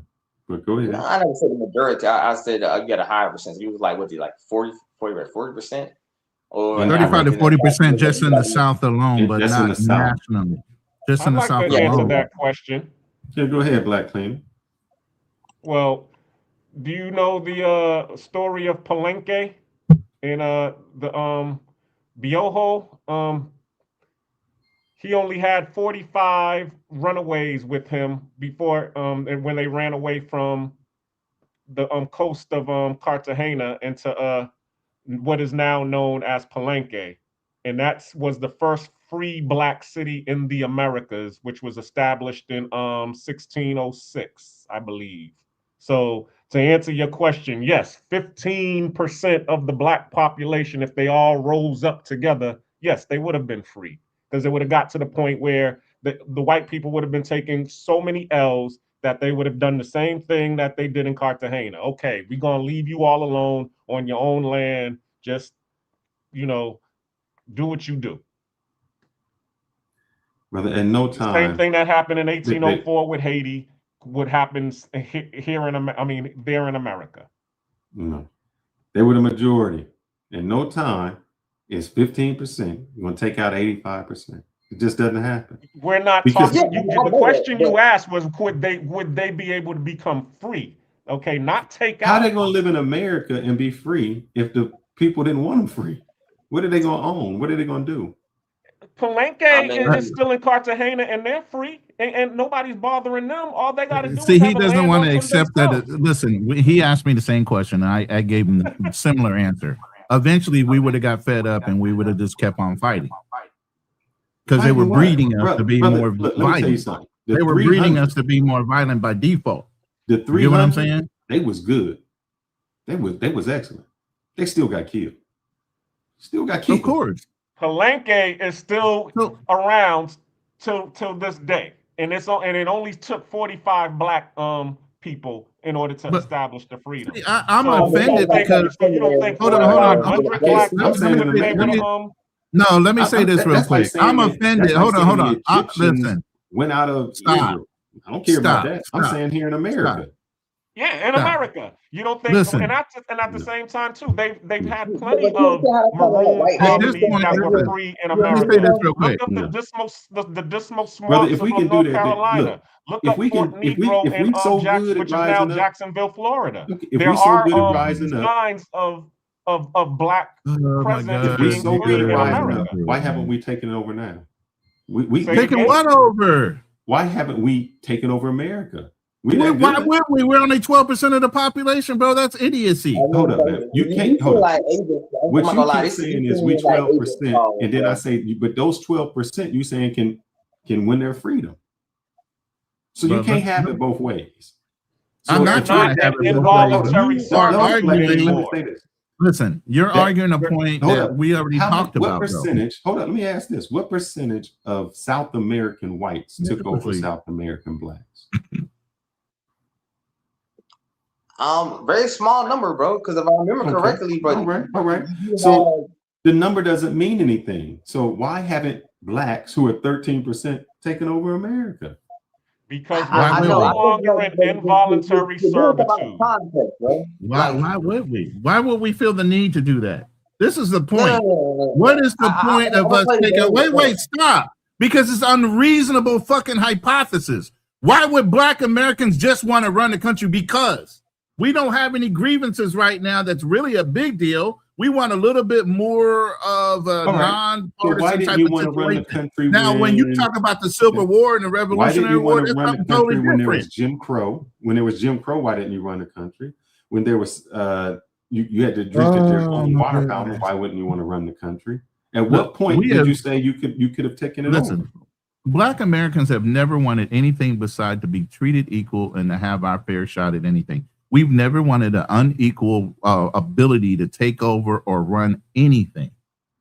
Say when we've done that. No, my whole thing came back to this. So the whole scenario that you're coming up with is unreasonable in its thought process because that's not our desire. But Black people are free because white people let them free. Dude, that's just insightful of all you're trying to do is incite some kind of thing, man. Come stop. Hold up. You said you fought for civil rights.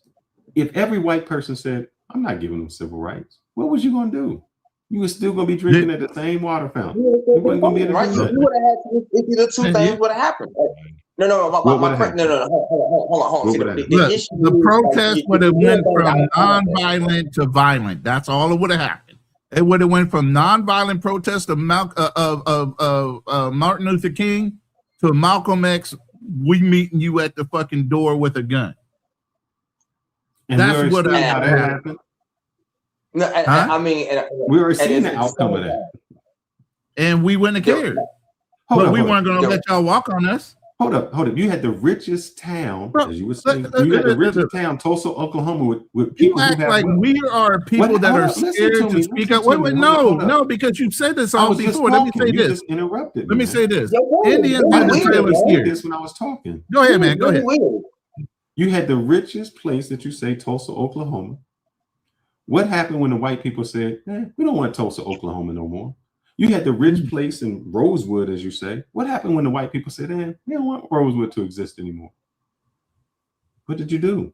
I mean, you said you can riot, you can come back, you can fight. What happened?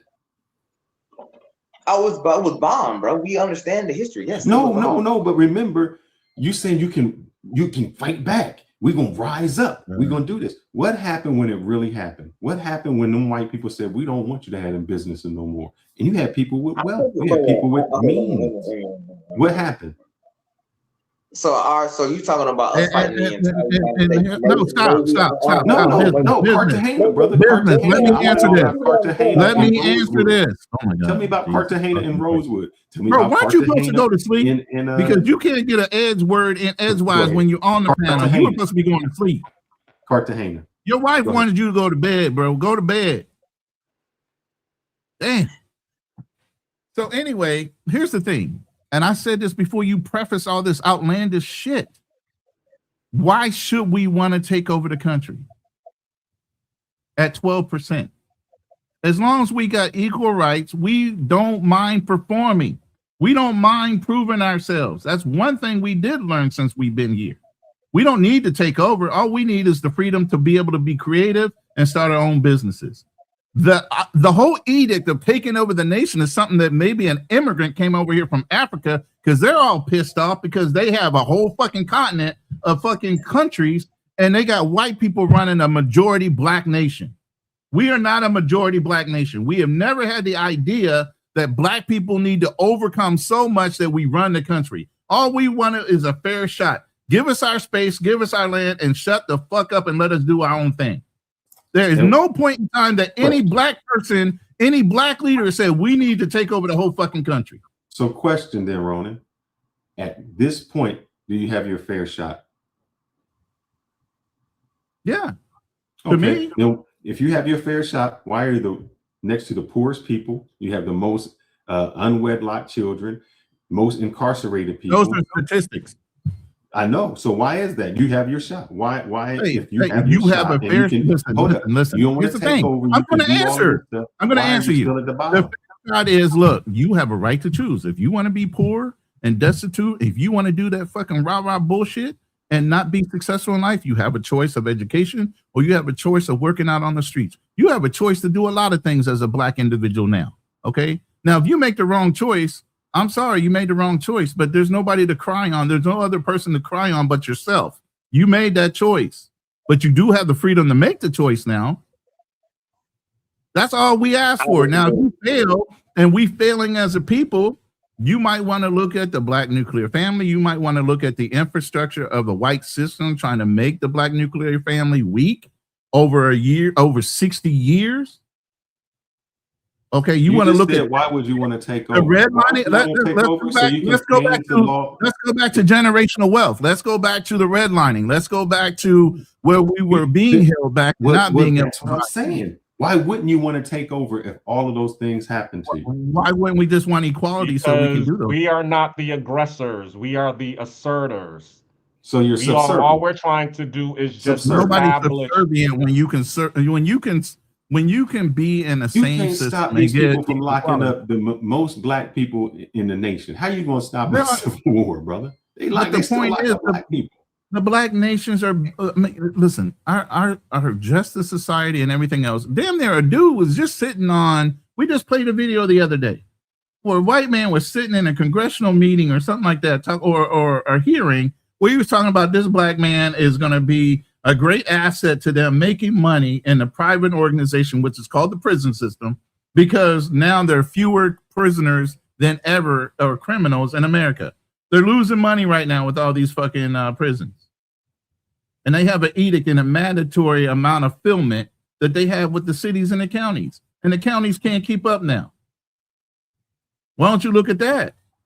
I don't know what that These got to do with you privatized taking over. organizations I have no idea what that are meant. what are trying to What did that mean? criminalize everything that's going on. Because here's the thing: if I was a person, and I would say, you know, why I want to take over, so I can stop gerrymandering, so I can stop this, I can get better jobs for my people. Those are the things that I would want to do. And you saying we cool with the status quo? But then I say, even with gerrymandering, it would take the political parties to stop that. So there's some kind of influence with the political parties to allow the continuation of gerrymandering. Hold on. I want to say this. There are Chinatowns all over the world. They don't bother with the political systems of where they establish Chinatowns. They just do what they need to do. Correct. I don't know what that still means. They're not in captivity. Man, you playing stupid too long now. Come on, man. Stop. But hold up. Chinatown got their own economic system. They got their own stores. They got all of that. So they thriving. They're not in jail. They're not locked up. They're thriving.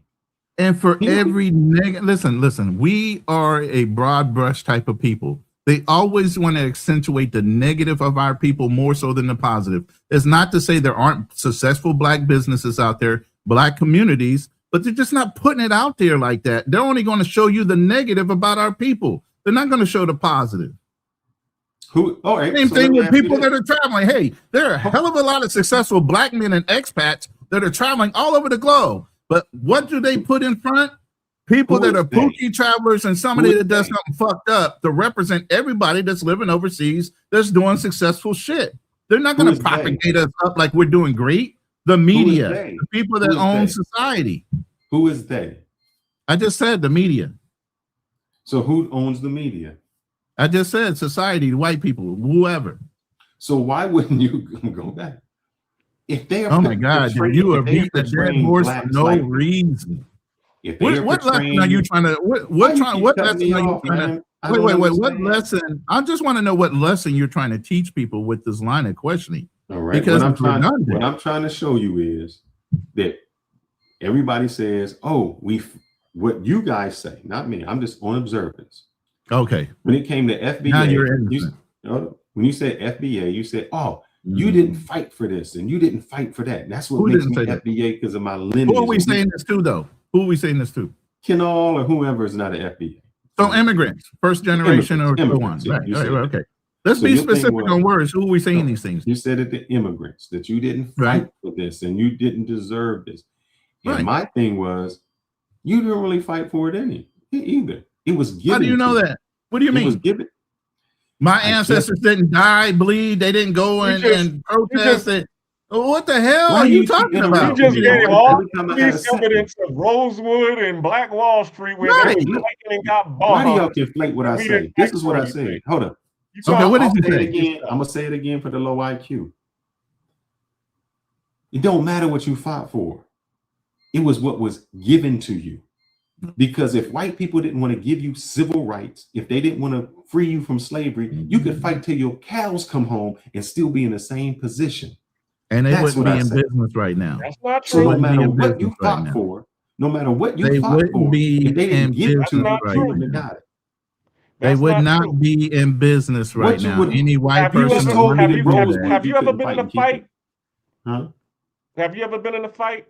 Of course. Okay.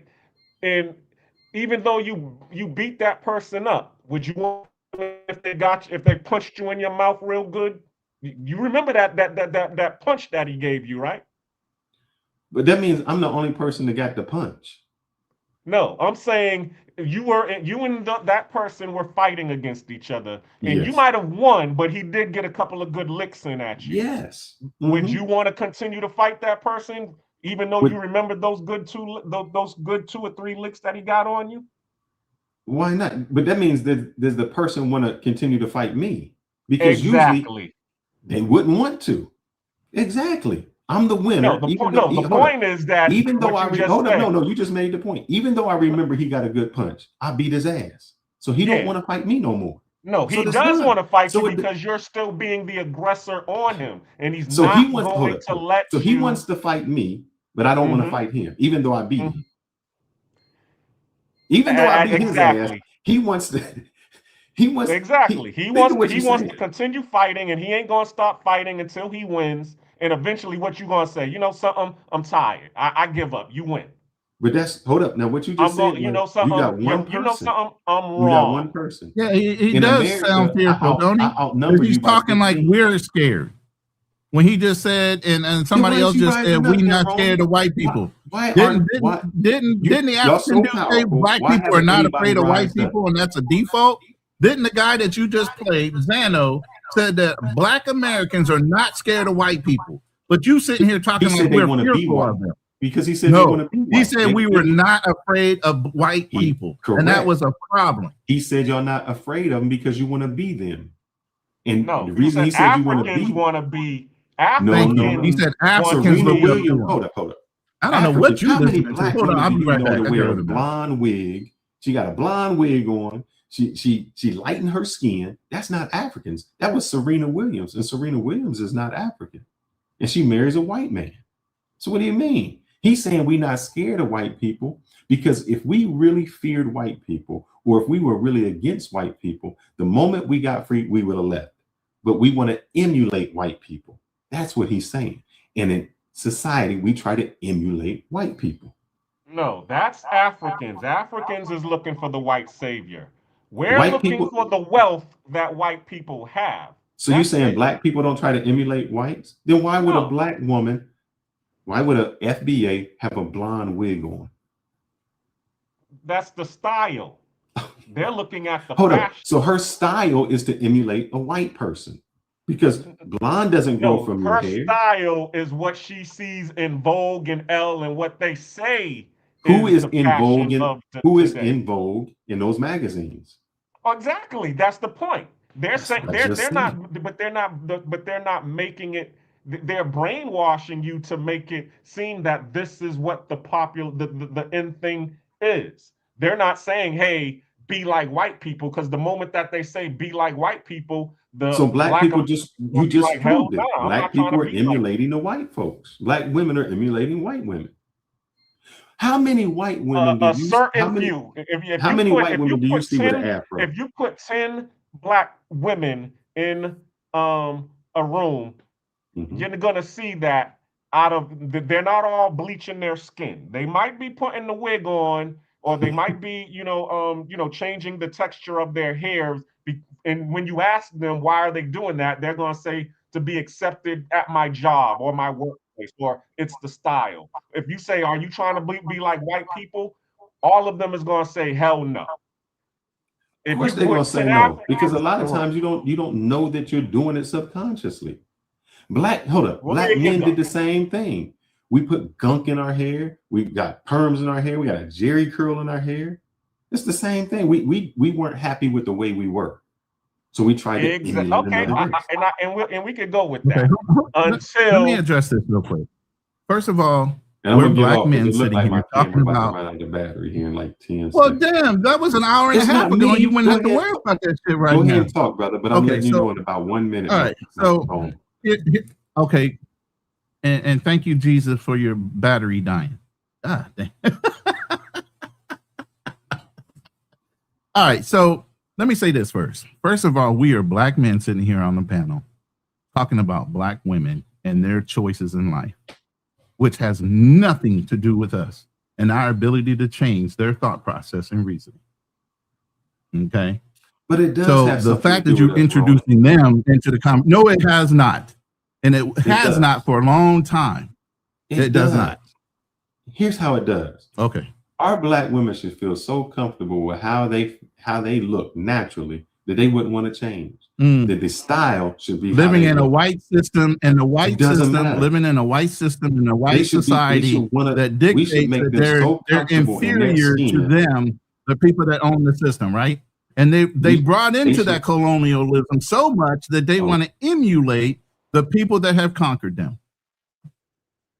Damn, now he's vertical. subconsciously. Yeah. Who else is on here? Salute. Everybody What's drop up, down. Pookie? No, I mean, some people drop down. Some people, the fear is like relentless, man. I'm like, dude, you were supposed to be off an hour ago. You scaring away my panel. God damn it. Go home. Well, you're home. Just get off. Scaring my panel away, man. You can't let nobody speak.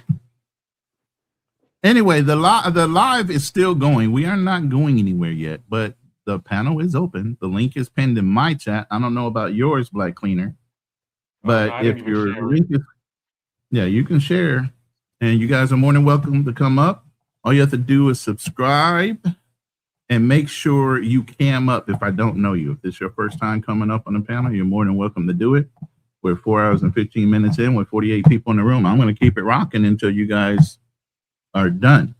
But at the end of the day, a lot of the things he was saying is divisive in the way he was saying it, because he acts like we are afraid of white people, and if white people didn't give us something, we wouldn't have earned it on our own.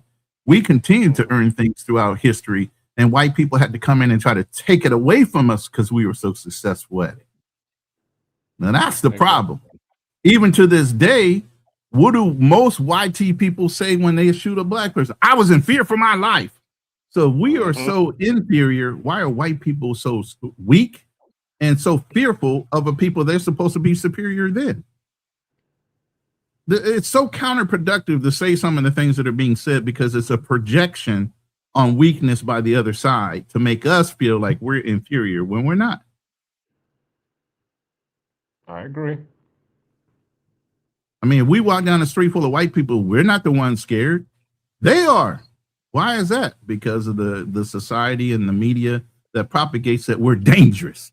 And guess what? We can be if we choose to. You know? Mm-hmm. But we don't normally choose to. We're more of a peaceful people than the YT people that everybody wants to emulate. They're the violent ones. We're only violent when we're pushed to it.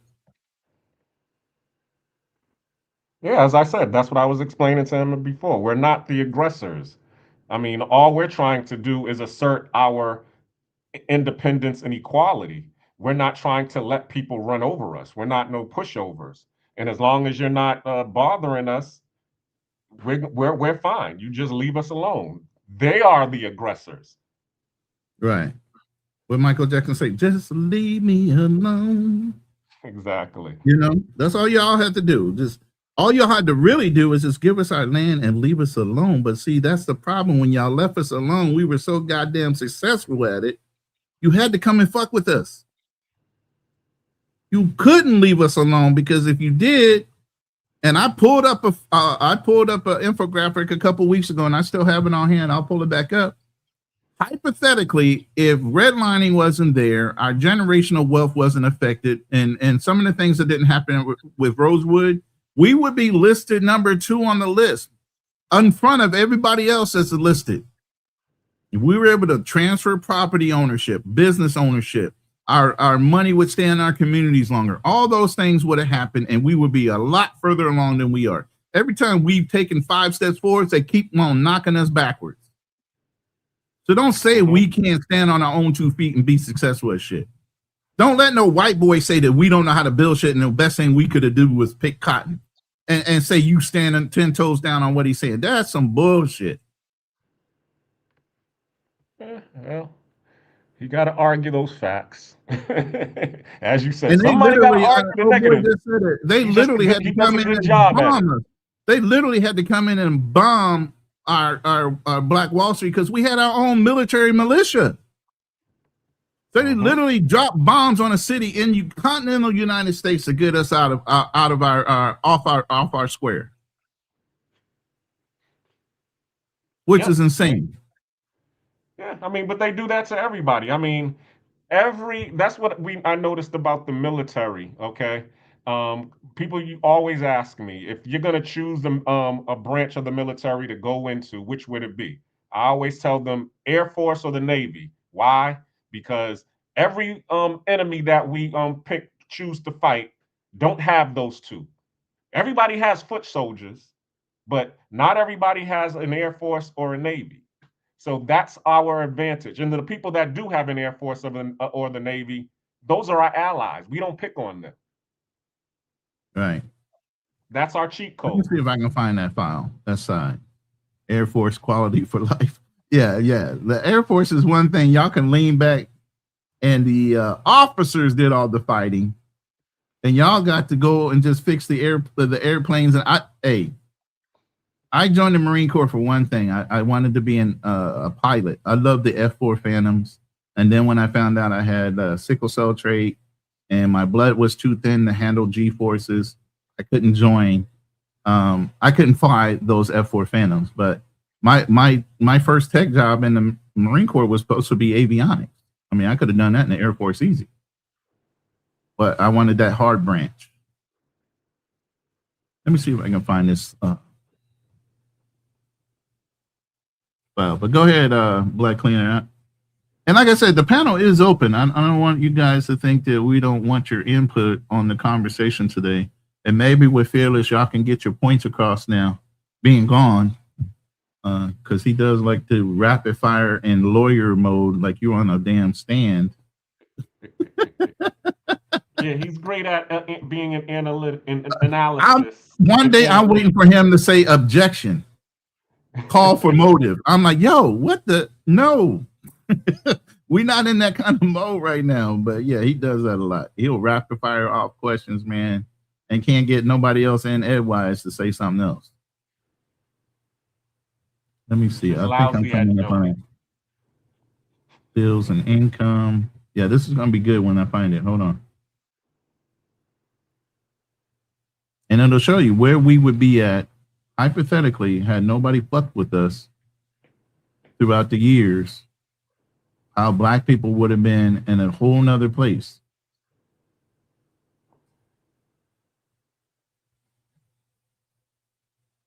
Choose Campbell, rebuild, work, income. Man, I got way too many infographics. I need to start dropping these in folders. Yeah.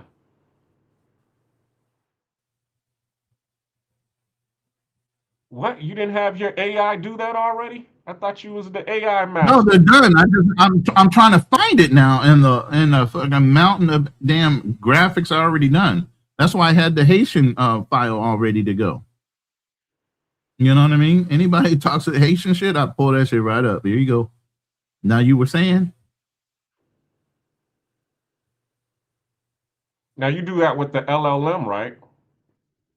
No, I do that one with ChatGPT, but sometimes if I'm going in depth, I'll put it in LLM and let it do back research. But you can do that also in deep research on GTP. You can actually put it in deep research mode and it'll pull up all your references and everything from where it got its information from. Good.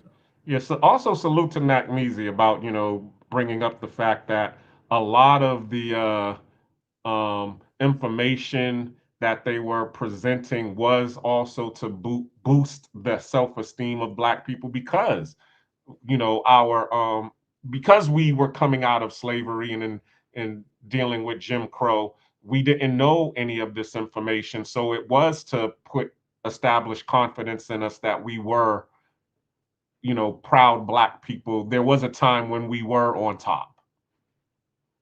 Yeah, I mean, it's a problem when you have a whole news report back in 1986 of Black single young mothers, and they were looking like they were in their teenage years talking about, wouldn't you want a man in the house? Why? I got social services.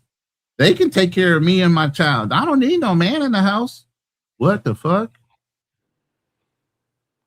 Yeah, but go back before that, during the silent generation and the greatest generation, they was looking for the man. It was definitely, a community going on because we needed to have a community. It was a community survival. Right. But now the community is white, zaddy, and the government. But now Donald Trump is even stopping that. Now single moms got things they got to worry about. Yeah. Now claiming that a man is a baby daddy that ain't a baby daddy is fraudulent, and you can go to jail. So some of the same excuses of why you wouldn't do something are going away. Oh yeah, he's definitely tearing up that social safety net. He's seen, of course, he done traveled the world, so he done seen how the other people are doing it, and he's seeing that they're surviving that way. So he's like, hey, we need to take a page out of their book. What we need this social safety net for? Let's make America great again. Let's get rid of the social safety net. I'm still looking for this thing. I don't know if anybody's in the back or not.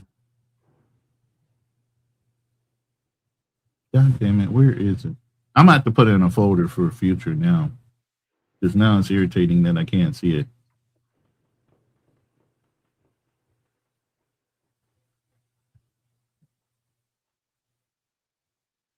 Yeah, I can't find it. And shout out to Usual Business. He made some great points as well. I appreciate what he was talking about. Because I mean, the whole religious thing, I do agree with them. A lot of people do say these things, but it's also based off of what they're practicing.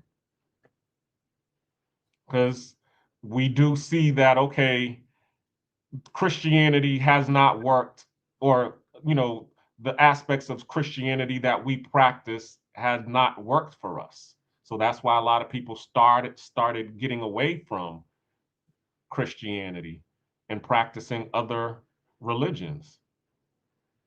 Cigar Talk, that's the best thing in the world that is always glossed over. Even though we're only 12% of the population, the global influence we have as a people, our GDP spending rate is so high that the reputation of the world is pretty much solidified by black people when it comes to America. And then the American military. You know? So while we're not the overall, our swag is what is the culture that drives America.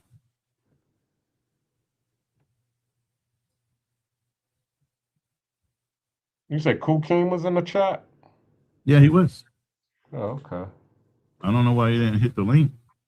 But yeah, he's Sometimes he just wants to be in the bushes. yeah, he's right here.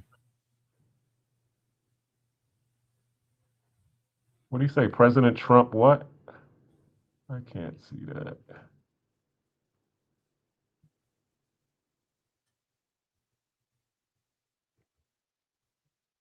No, I went off the most recent census. We are still about 12 to 13% of the United States population, Black Americans.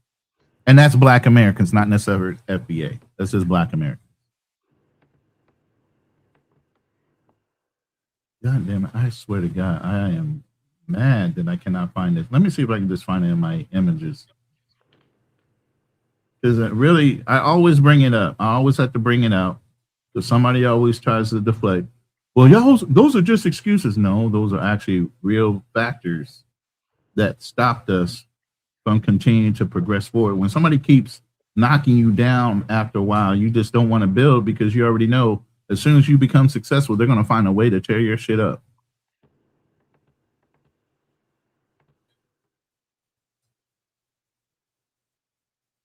It's not that. But shout out everybody that's been here and gone through the process. But this is even the thing I was coming up with the ancestral history of America, of the Americas, and the possibility of Africans being here, which Measy talked about as well, versus indigenous people coming from other areas, not over here from Africa into America before Columbus got here. So the premise of these slides was basically before Columbus got here, is it a possibility for the Africans to have gotten here? That's why it says pre-Columbian. So hold on, let me see if I can find these images. The PC wants to move really slow right now. Let's see if I can search it.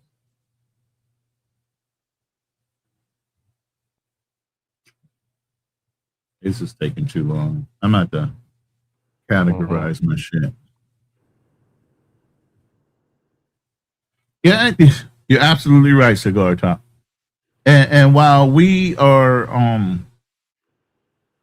maybe not the leaders in a lot of things and maybe didn't invent, what he glazed over is there's something about our people where we learn how to work smarter, not harder.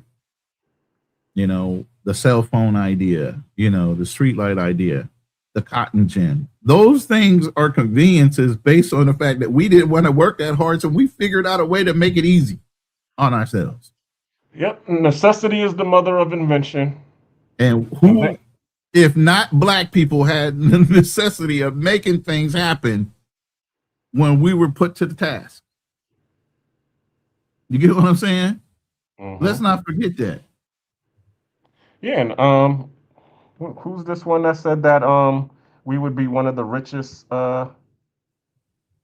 nations because we have the I mean, I remember someone saying that, you know, we generate $14 trillion in spending power, which would make us one of the the third richest nation in the world if we was to actually pull all of those resources together. Right.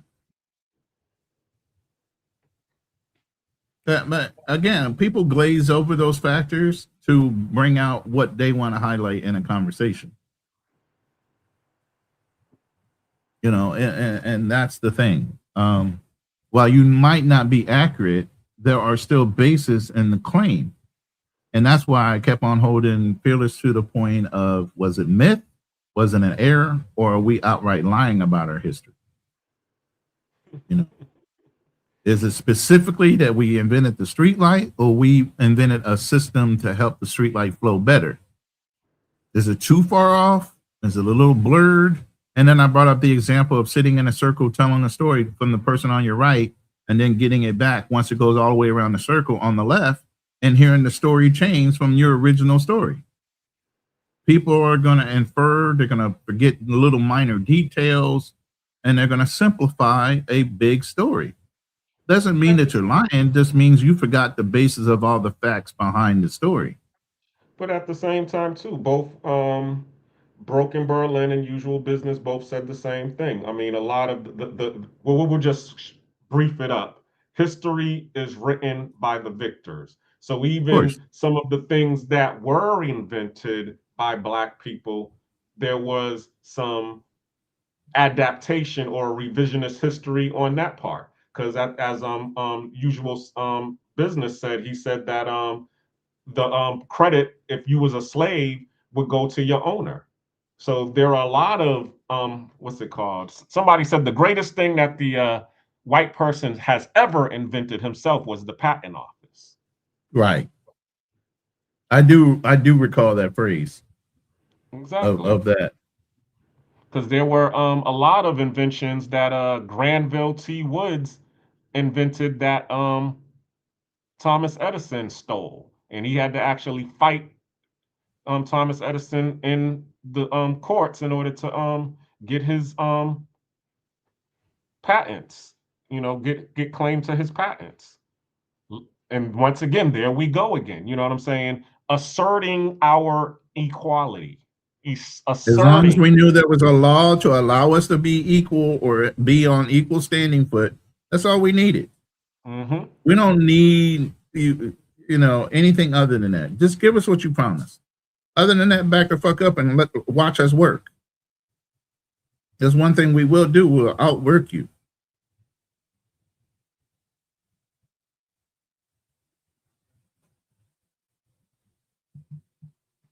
And I guess that's, because I listened to Napoleon Hill a lot, and he said the definition of success is achieving your goals without hurting anyone. And I believe that's that's the ideology that Black people follow. We want to be successful, but we're not trying to, step on nobody's toes in order to do it. Yeah. We're not trying to harm anybody.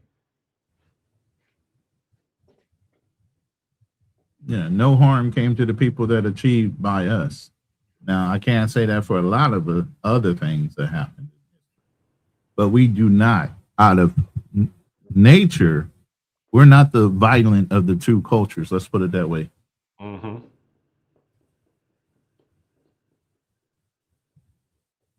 Matter of fact, I think we're overly kind to a fault.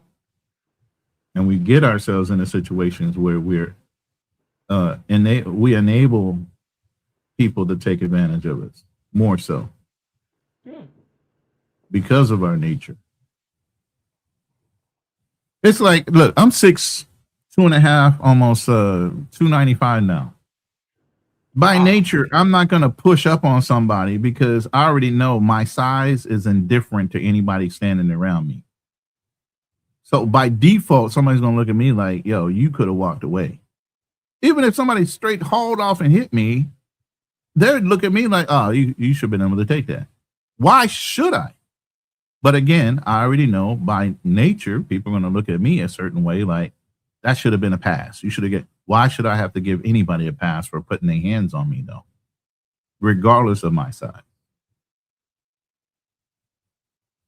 No, I'm not a small dude, believe me. And I mean, I used to walk in the club with some of my friends, and the bouncer would size me up like, yo, are you going?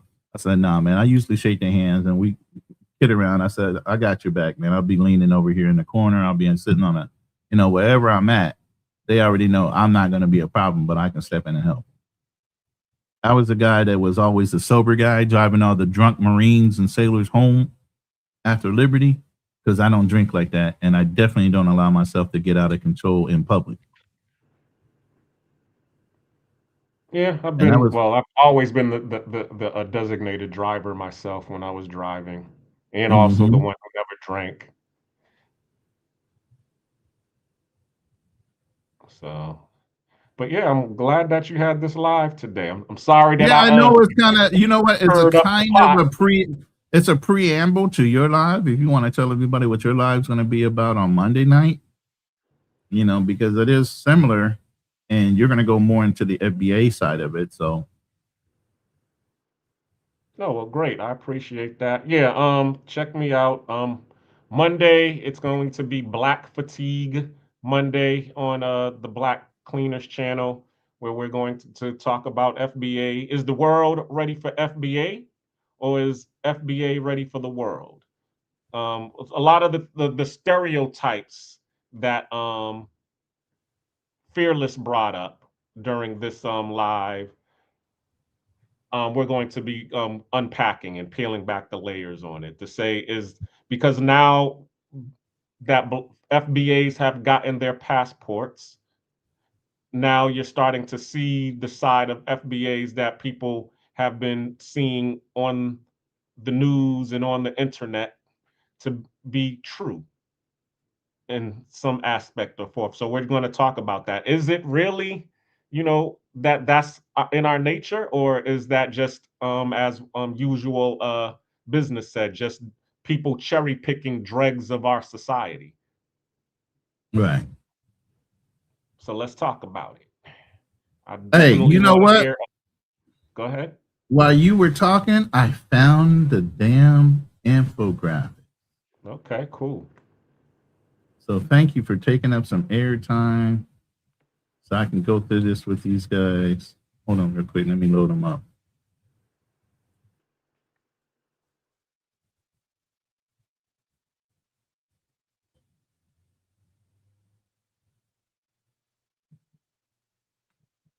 This damn PC is running slow today.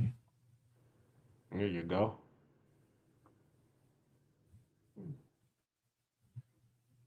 Okay, hold on. I still got a couple more to go. Okay. I got to load them individually because I don't have it on a PDF. The big one is this one. I'm just going to go with this one. This one shows, and what I did was one day we were doing a live and it was hypothetical. Everybody's like, oh, that's an excuse. That's not an excuse. I said, okay, let me do this with the information we know about with redlining and everything else. And I asked the computer if everything was fair and straight up without redlining and anything else, fuck all the excuses in the world. Hypothetically, where would black people be today if everything was square and nobody interfered with us? Okay. So on this right hand side, you'll see the stack goes to where, hold on, let me take us down for a second.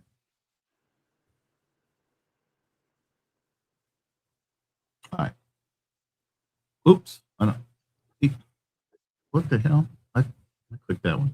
All right. So if you look over here on the third stack, this is if hypothetically nothing happened, redlining never happened, we were able to transfer wealth, we were able to transfer ownership in businesses and real estate, and white people just left us alone. Okay. Ranking in population, that would have never changed. Income rank, we would went from fourth currently to anywhere from second to third. And why that is our wealth rank as well.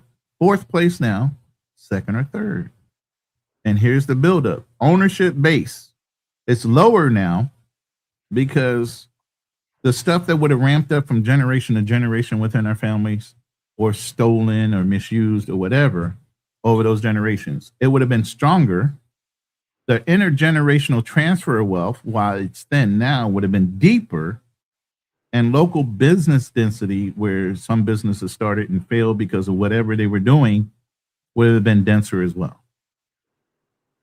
This is independent of me doing anything to influence the computer besides saying, if we were not effed with, where would we be hypothetically in the ranking of population to income? This one right here was showing the current ranking of income. And that's where it was referencing being fourth in a lot of areas. Now, some people can say, well, the Asians came over here and did this, and the Asians came over there, the Indians came over. But here's the thing. They don't have natural opposition to their success. They were given a clean road to be successful without any apprehension or fear of somebody taking whatever we made in success away from us or away from them. They were allowed to grow with impunity with no interference. We're not given that same shot. Yeah, and then to the point, I mean, a lot of that wealth was sent overseas. And a lot of the immigrants that came in to America was to also quash the growth of Black growth in America. Right. They was using the immigrants as a buffer class. Pretty much. Because even when Biden got into office the second time, the one thing when people were still talking about getting tangibles and reparations, they were saying, "Oh, well, you need to talk with the Mexicans and the Spanish that are over here. They're now the people who, you know, are number two." And it's like, what? But even with that, I mean, when you have people like Egyptians, which we spoke of earlier, saying that they were automatically told that they're going to be counted as white versus being Black when they're dark-skinned people, like that video I brought up the other week. Mm-hmm. Yeah, I remember that. You know, it was just insane to me. You know, let me see if I got that video, and I'll play it.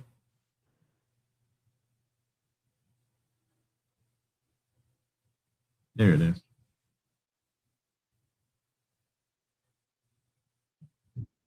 My father is much darker than I am. My mother is lighter than I am. In Egypt, people are identified by the religion first, not the race. So in Egypt, if you are Christian, you are a minority person. But if you're Black, you're not a minority person. You are a part of the mainstream society. And I came from this background. And in Egypt, you identify as Arab and as Muslim. And in this country, when I first came, I identified myself as Arab American and Muslim first. And gradually, I became to identify myself as Black. I came to the U.S. in 1978, and I became a U.S. citizen in 1985. When I became a U.S. resident, I was told by the Immigration and Naturalization that I am white. And I told them that I'm Black, and they said, no, in this country, you are white. All Arabs in this country, all Arab immigrants are white. I didn't pay much attention in the beginning to this, because in the Arab world, we identify with our ethnicity first as Arabs, and then with the race second as Black or white or whatever.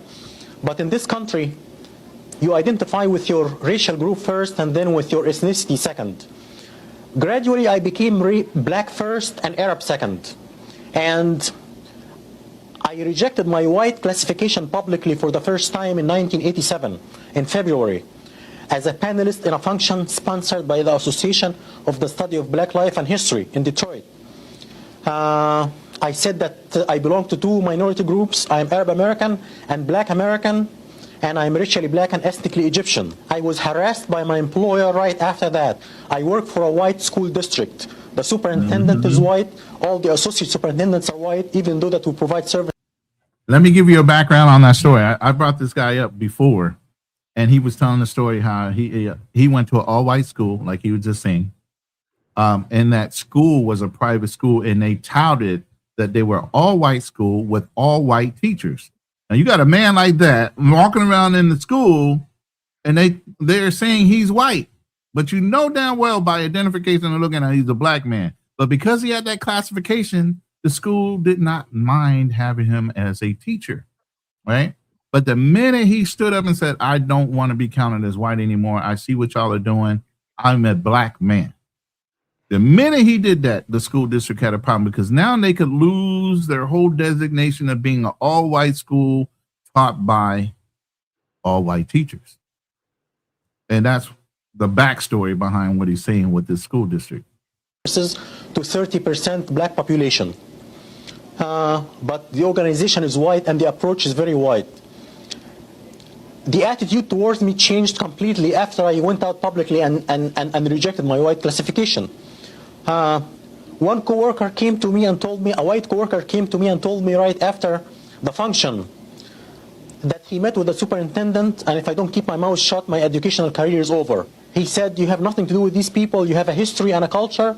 These people came from the jungle, you have nothing to do with them. These people lie and steal. When I see one of them in my neighborhood, I call the police. And I was told by the director of general education. Now, when he's talking about these people, he's talking about black people in America. Mm-hmm. Right? But you see it, and that's why I don't like white people speaking for me. Don't speak shit for me. Because that's the way you really truly feel away from, that camera. Don't say shit for me. It makes me wonder, would they have given the same opportunities to someone who's passing? I don't know. Depends on how light they were.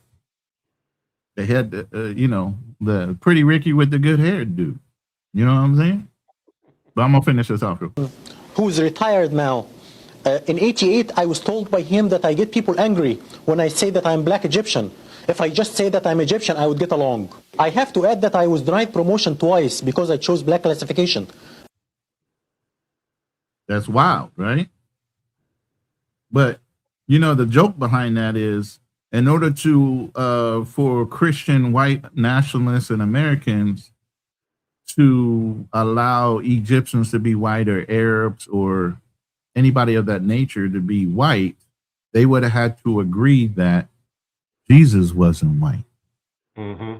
So if they designated them as black, then what? By default, who was black? Exactly. Jesus. So for religious reasons, they would let Arabs and other countries come over here and claim they're white so they wouldn't have to admit to the fact that Jesus was a black man. Isn't that crazy? Yep. You'll turn off the color. You're O.J. Simpson, an Egyptian, until he does something fucked up. Then he's a black man again. But I mean, you're O.J. Simpson, an Egyptian, and say he can be white just so you can't say Jesus came from a black skin culture. But you want me to listen to a white man and the way they want to talk about us? I can't do it. And as light as I am, I'm saying that shit. I can't do it.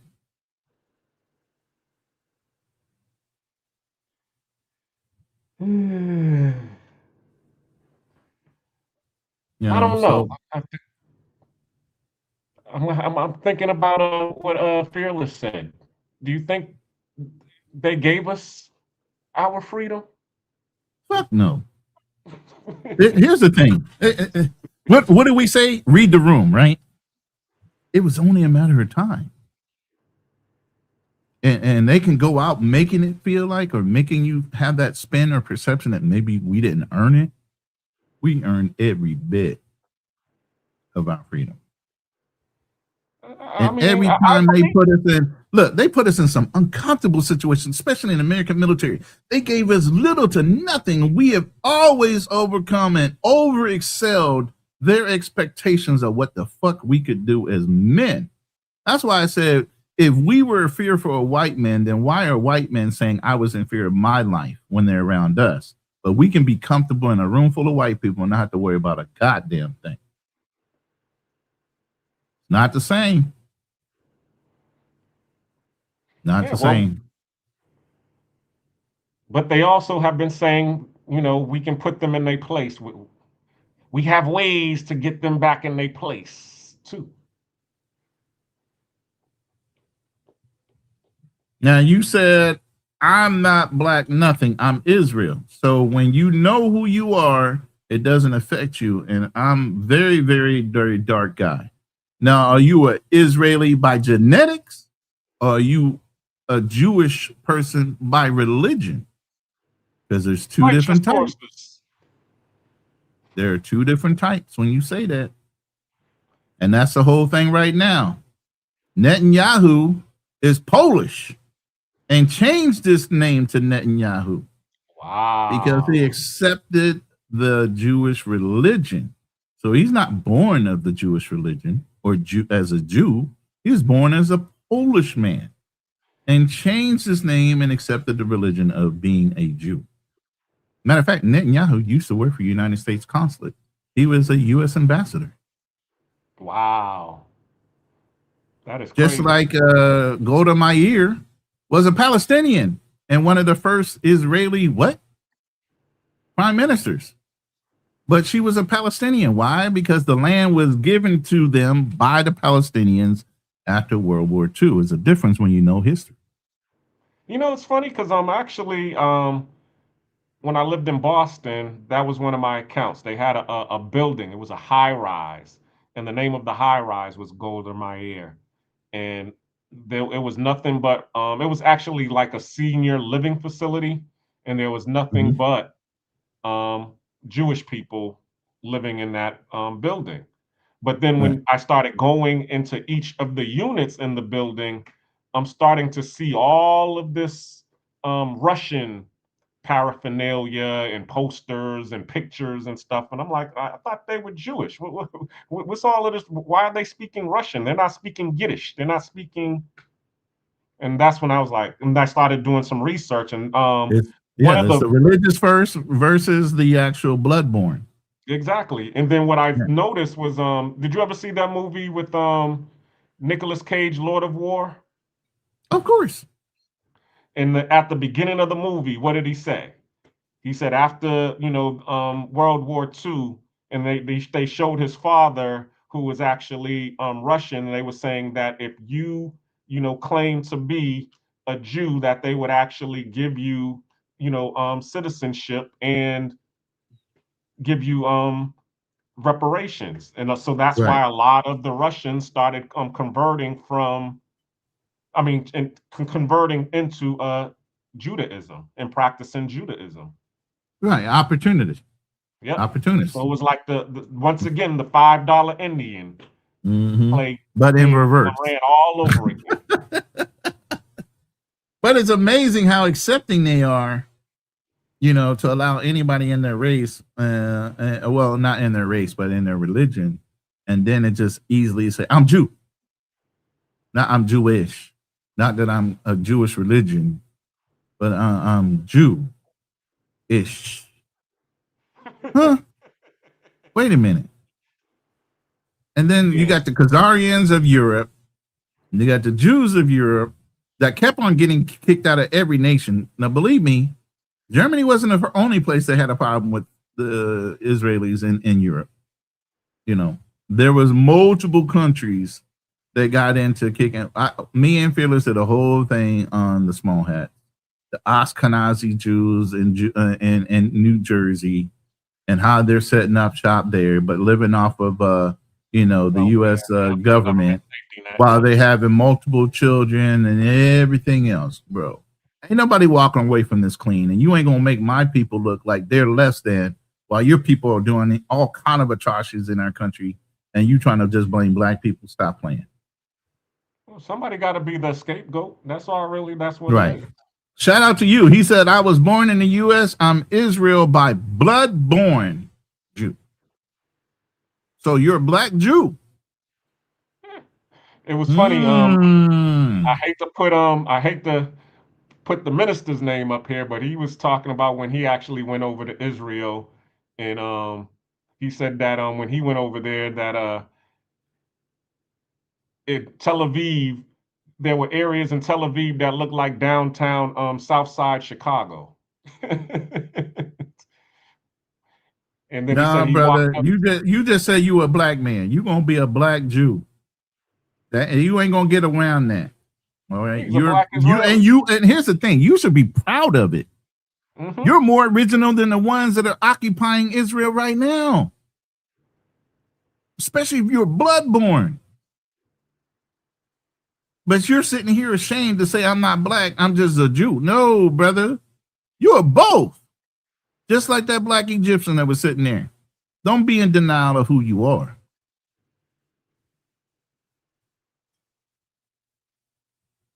Yeah, there's that's the wild thing right there. Israel.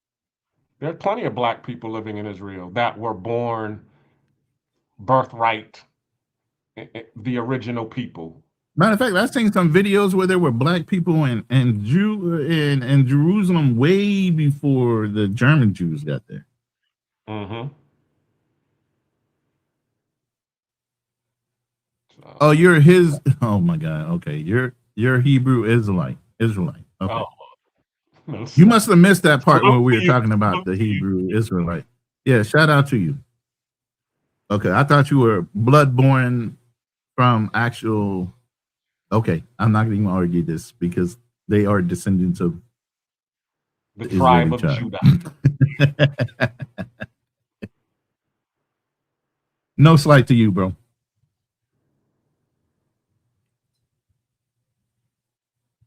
But shout out to you. Yeah, we have brought up you guys for a while. So a Chinese person doesn't say I'm yellow Chinese. Semantics, brother. I get called a red bone every day, but I'm a brown guy, right? I'm still black, right? It's just a slur, and it's not one that's a paper. Oh, see, here we go. Hey, light skin, high yellow, whatever the fuck. I'm just saying. I mean, if you look at my skin tone, yeah, I gotta. If I turn the lights up, it'd be a different, whole nother hue to me. I'm actually downplaying the lighting here. You know, if I was to hit this button a couple more times the other way, all of a sudden y'all be like, God damn, bro, what the fuck? You almost as white as the hat I got on. What the? Okay.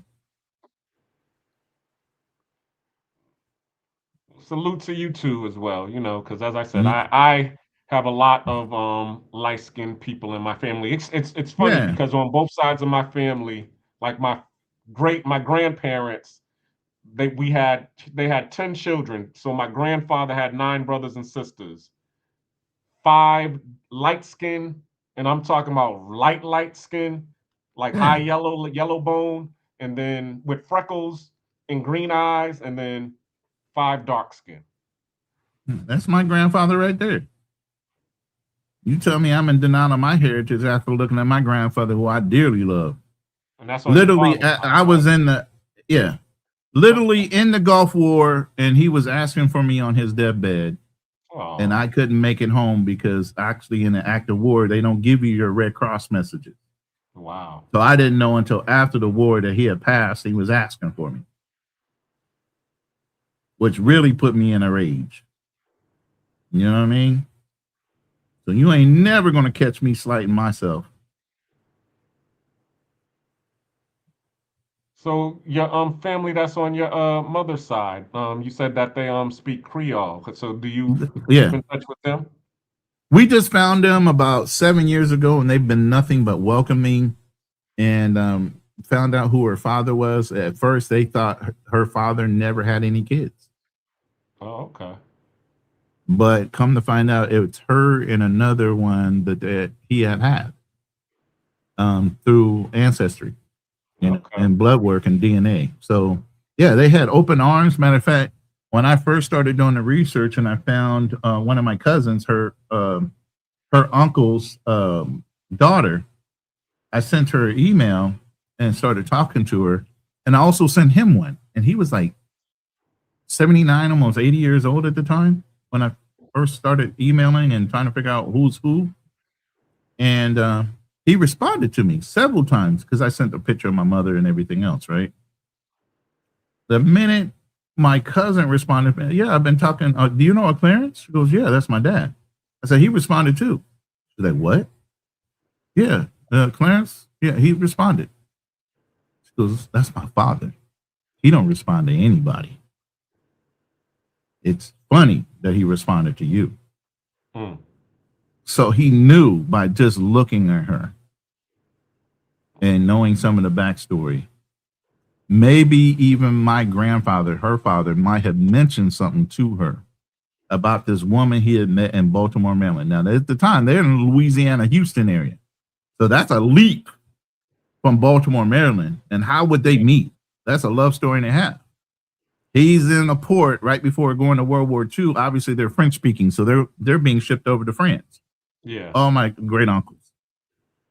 And French was their first language. So obviously in a boarding room, in a boarding house or something, they met, hung out because she worked in those kind of places, in a restaurant and a boarding house, and they hooked up. Crazy. Okay. Yeah, interesting. Yeah, and the thing that made it really strange was my grandmother on my mom's side, her mother, had several children, different fathers, and she would give them the last name of her husband. My mother in particular, she not only named my mother her father's first name, but in a female term, but gave my mother her grandmother's first name as her second name. So Joanne Elizabeth. So right there is a tie. And then when you look at the last name, she literally named my mother, spelled phonetically, my grandfather's last name. She never gave her last name. She gave her father's name on a birth certificate, which is wild. Like, wow, that must have been such a love story. You broke with tradition. Of all the children you had, and she had 8 children, she's the only one that actually had the birth last name and a name of the mother of the man that she loved. Not even her husband, besides for her husband. That was it. I was like, damn, that's a wild story. And we just found her a little too late. Her mother, my grandmother, died in 2013, and we found them 2017. So 4 years after my mother's mom died, we finally found that side of the family. So yeah. Shout out to Ancestry and pulling people together. Yeah, for real. I was able to learn a lot through Ancestry. Yeah. I'm wondering if they start giving up reparations, if they're gonna shut Ancestry down. It's too late now. Too many people got it. And then there's an ultimate global DNA thing that once you get your DNA chain, the actual address or whatever the strand is, you can upload it to that global one, and it starts putting you in touch with anybody and everybody if you know how to read it. Yeah. I forgot what it begins with a G, but there's a whole international one. Once you get your DNA strand, gene, whatever it is, you can load it up to this thing, and it ties the globe into your strength, because the more data that can be recorded, the easier it is to figure out who is who and where on a global scale, not just in a system like the Ancestry system. The more you can put your DNA out there, the better it is globally as far as identifying family members and bringing people together. So I went ahead and put mine out there. I didn't put my mother's, I just put mine out there. That's interesting, because I did do the Ancestry when they first came out with it. I got the matriarchal and the patriarchal DNA, and but at that time they didn't have enough data, so all they were saying, was you're around this region, Cameroon, around that and around that area. But it keeps changing every time I go into Ancestry.com. There's new data strings. The more people, like I said, the more people that do DNA, the better they can centralize and actually give you more detail on where you're from. And originally, when they started, they didn't have too many people taking the test. Then it was a wildfire thing. A lot of people took the test. So they got more and more people, so many more people cataloged that even though you might have thought you were one thing and they designated you one thing, every time you go in, it changes. Because of the updated information they have from all the DNA strands that they're being able to catalog. And then there was this big scandal that was going on, that they were saying you start going through all of these DNA testing sites, and all of them is giving you, a wrong depiction of what your DNA is. So if you go on one, and that's really divisive in the way they did that, because of the fact that, like I said, the more DNA that's being recorded, the better and more accurate they can be, right? So if you're trying to defer people from taking the test, you're taking away from the accuracy of the test. You get what I mean? So yeah, it's better to do the test than not to, because then you can really drill into, by the millions of people that have taken it, a more accurate picture of where you're from. And then they was talking about 23andMe is a part of the feds.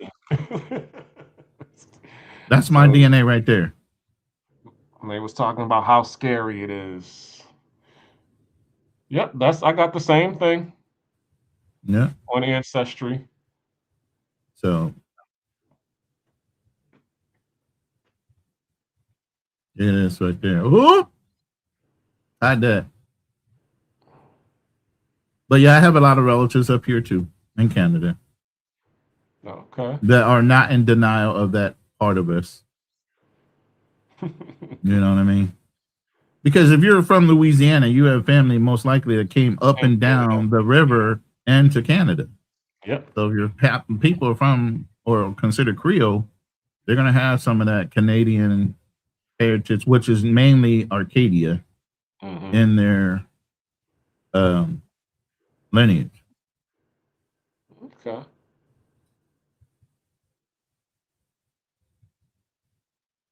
Interesting.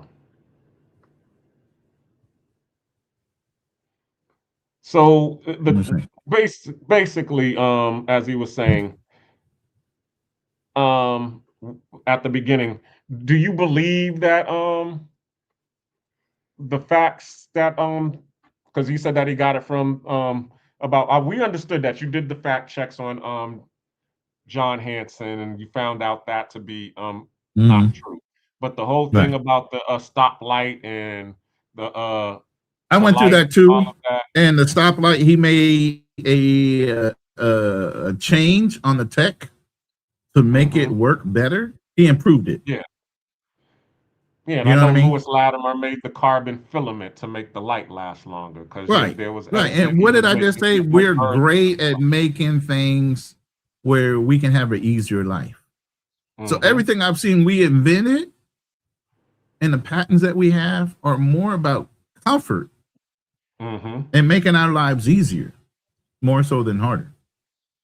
You know, so shout out to the people that have the imagination to do those things. And my nature from my degree would be, or my degree choice was architecture. That's being able to not only imagine something out of blue sky, but make it feasible to build it from nothing and then make it engineerily structured to where people can live or do whatever they need to do in it. So if you can't think on a spatial scale, mathematically, engineering wise, and everything else, that degree is not for you. You know, that doesn't, like I said, even though I dropped out of college, don't mean my brain stopped working. Yeah, and then at the same time too, I mean, you're going to, when you're getting everything out of the mud, you're going to come up with some different ideas on how to make your life easier. Absolutely. So you don't have to eat those mud pies. True story. Or dirt cakes. You know, and every culture in some way or fashion do eat dirt, which is crazy. But hey, when you want a full stomach on something, I know cultures that had eaten bark off of trees as subsistence. When you're hungry, you're going to try anything and everything in a boiled pot of water just to get some soup, something, just to put something in your belly to say you've had something to eat. Exactly. I mean, horse was a good meal back in the day when they didn't have any other kind of meat. You know? Yep. Protein's protein. Yeah. But you know what, man? We're pushing about 5 hours and 12 minutes, and I guess nobody else wants to participate beside in the chat, which we really appreciate you guys joining us in the chat. Please subscribe to not only my channel, but Black Cleaner's channel. He's going to be going live on FBA versus the world on Monday. You really just taking a stretch on that one, ain't you? You going after the whole planet. Yep. Because, hey, we got our passports now. We outside. Okay. So is you ready for us? Or are we ready for you? And I'm going to drop his channel. Ready for you. I'm going to drop his channel in the chat so you guys can click on his channel, go subscribe to his channel, and get ready for that live. It should be exciting. I don't know if I'm going to pull up or not. I'm going to see how much energy I got.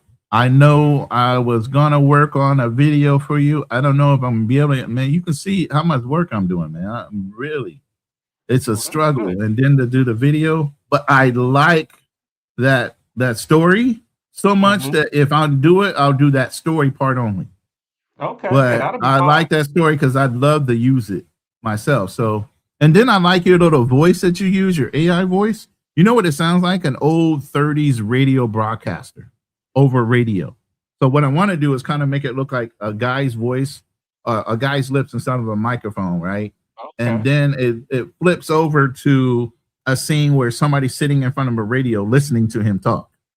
So it gets the correlation between the mic and him talking through a radio and then telling the story. You know, so Just that's make my him look vision smart. right now that I'm thinking about. Right. But yeah, I'm going to make him a black man speaking proper English.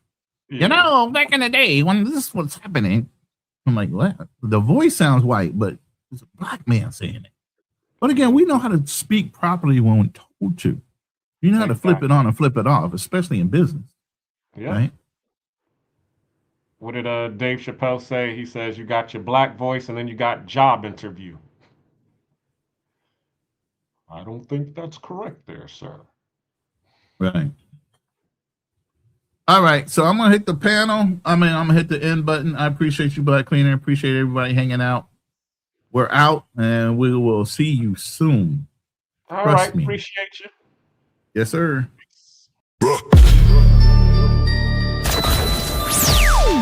Kill the noise, lock the doors. 3 men at the table. No scripts, no retreat, no fear. Welcome to the Lion's Den.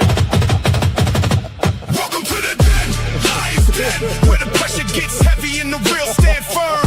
Welcome to the den, Lion's Den. 3 voices at the table, let the truth be heard. No running, no folding, no hiding behind the fence. Running, BMT, fearless. Welcome to the Lion's Den. First through the gate, let the strategist speak. Calm under pressure, but the structure runs deep. Running at the table, every word got weight.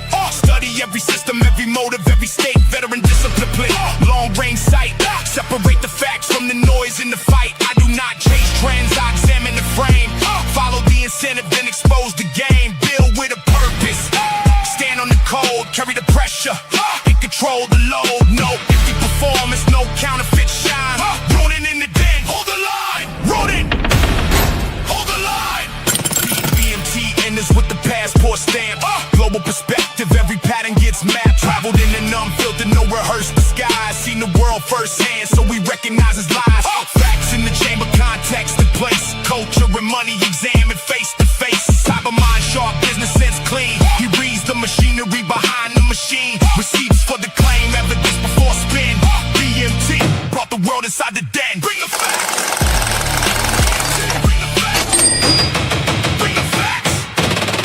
Steps forward, tighten your stance. Direct with the question, never dodging the chance. Competition in his blood, business in his mind. When the pressure gets heavy, he does not step behind. Challenge every weakness, every gap in defense. Drive the point home with experience and sense. No fear in the voice, no retreat in the chest. Disagreement is pressure, pressure breathe is the test. No apology often, no convenient bend. Fearless brings the challenge inside the den. Never back down. Fearless, never back down. 3 men, different roads, different scars, different codes. 1 table, 1 standard, 1 den. Who holds the line? Ronin! Who brings the facts? BMT! Who brings the challenge? Fearless! Where are we now?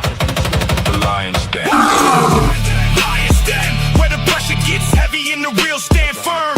Welcome to the den, Lion's Den. 3 voices at the table, let the truth be heard. No running, no folding, no hiding behind the fence. Running, BMT, fearless. Welcome to the Lion's Den. Check the levels, cameras ready. Microphones live. Rolling ready. BMT ready. Fearless ready. 5, 4, 3, 2, 1. We are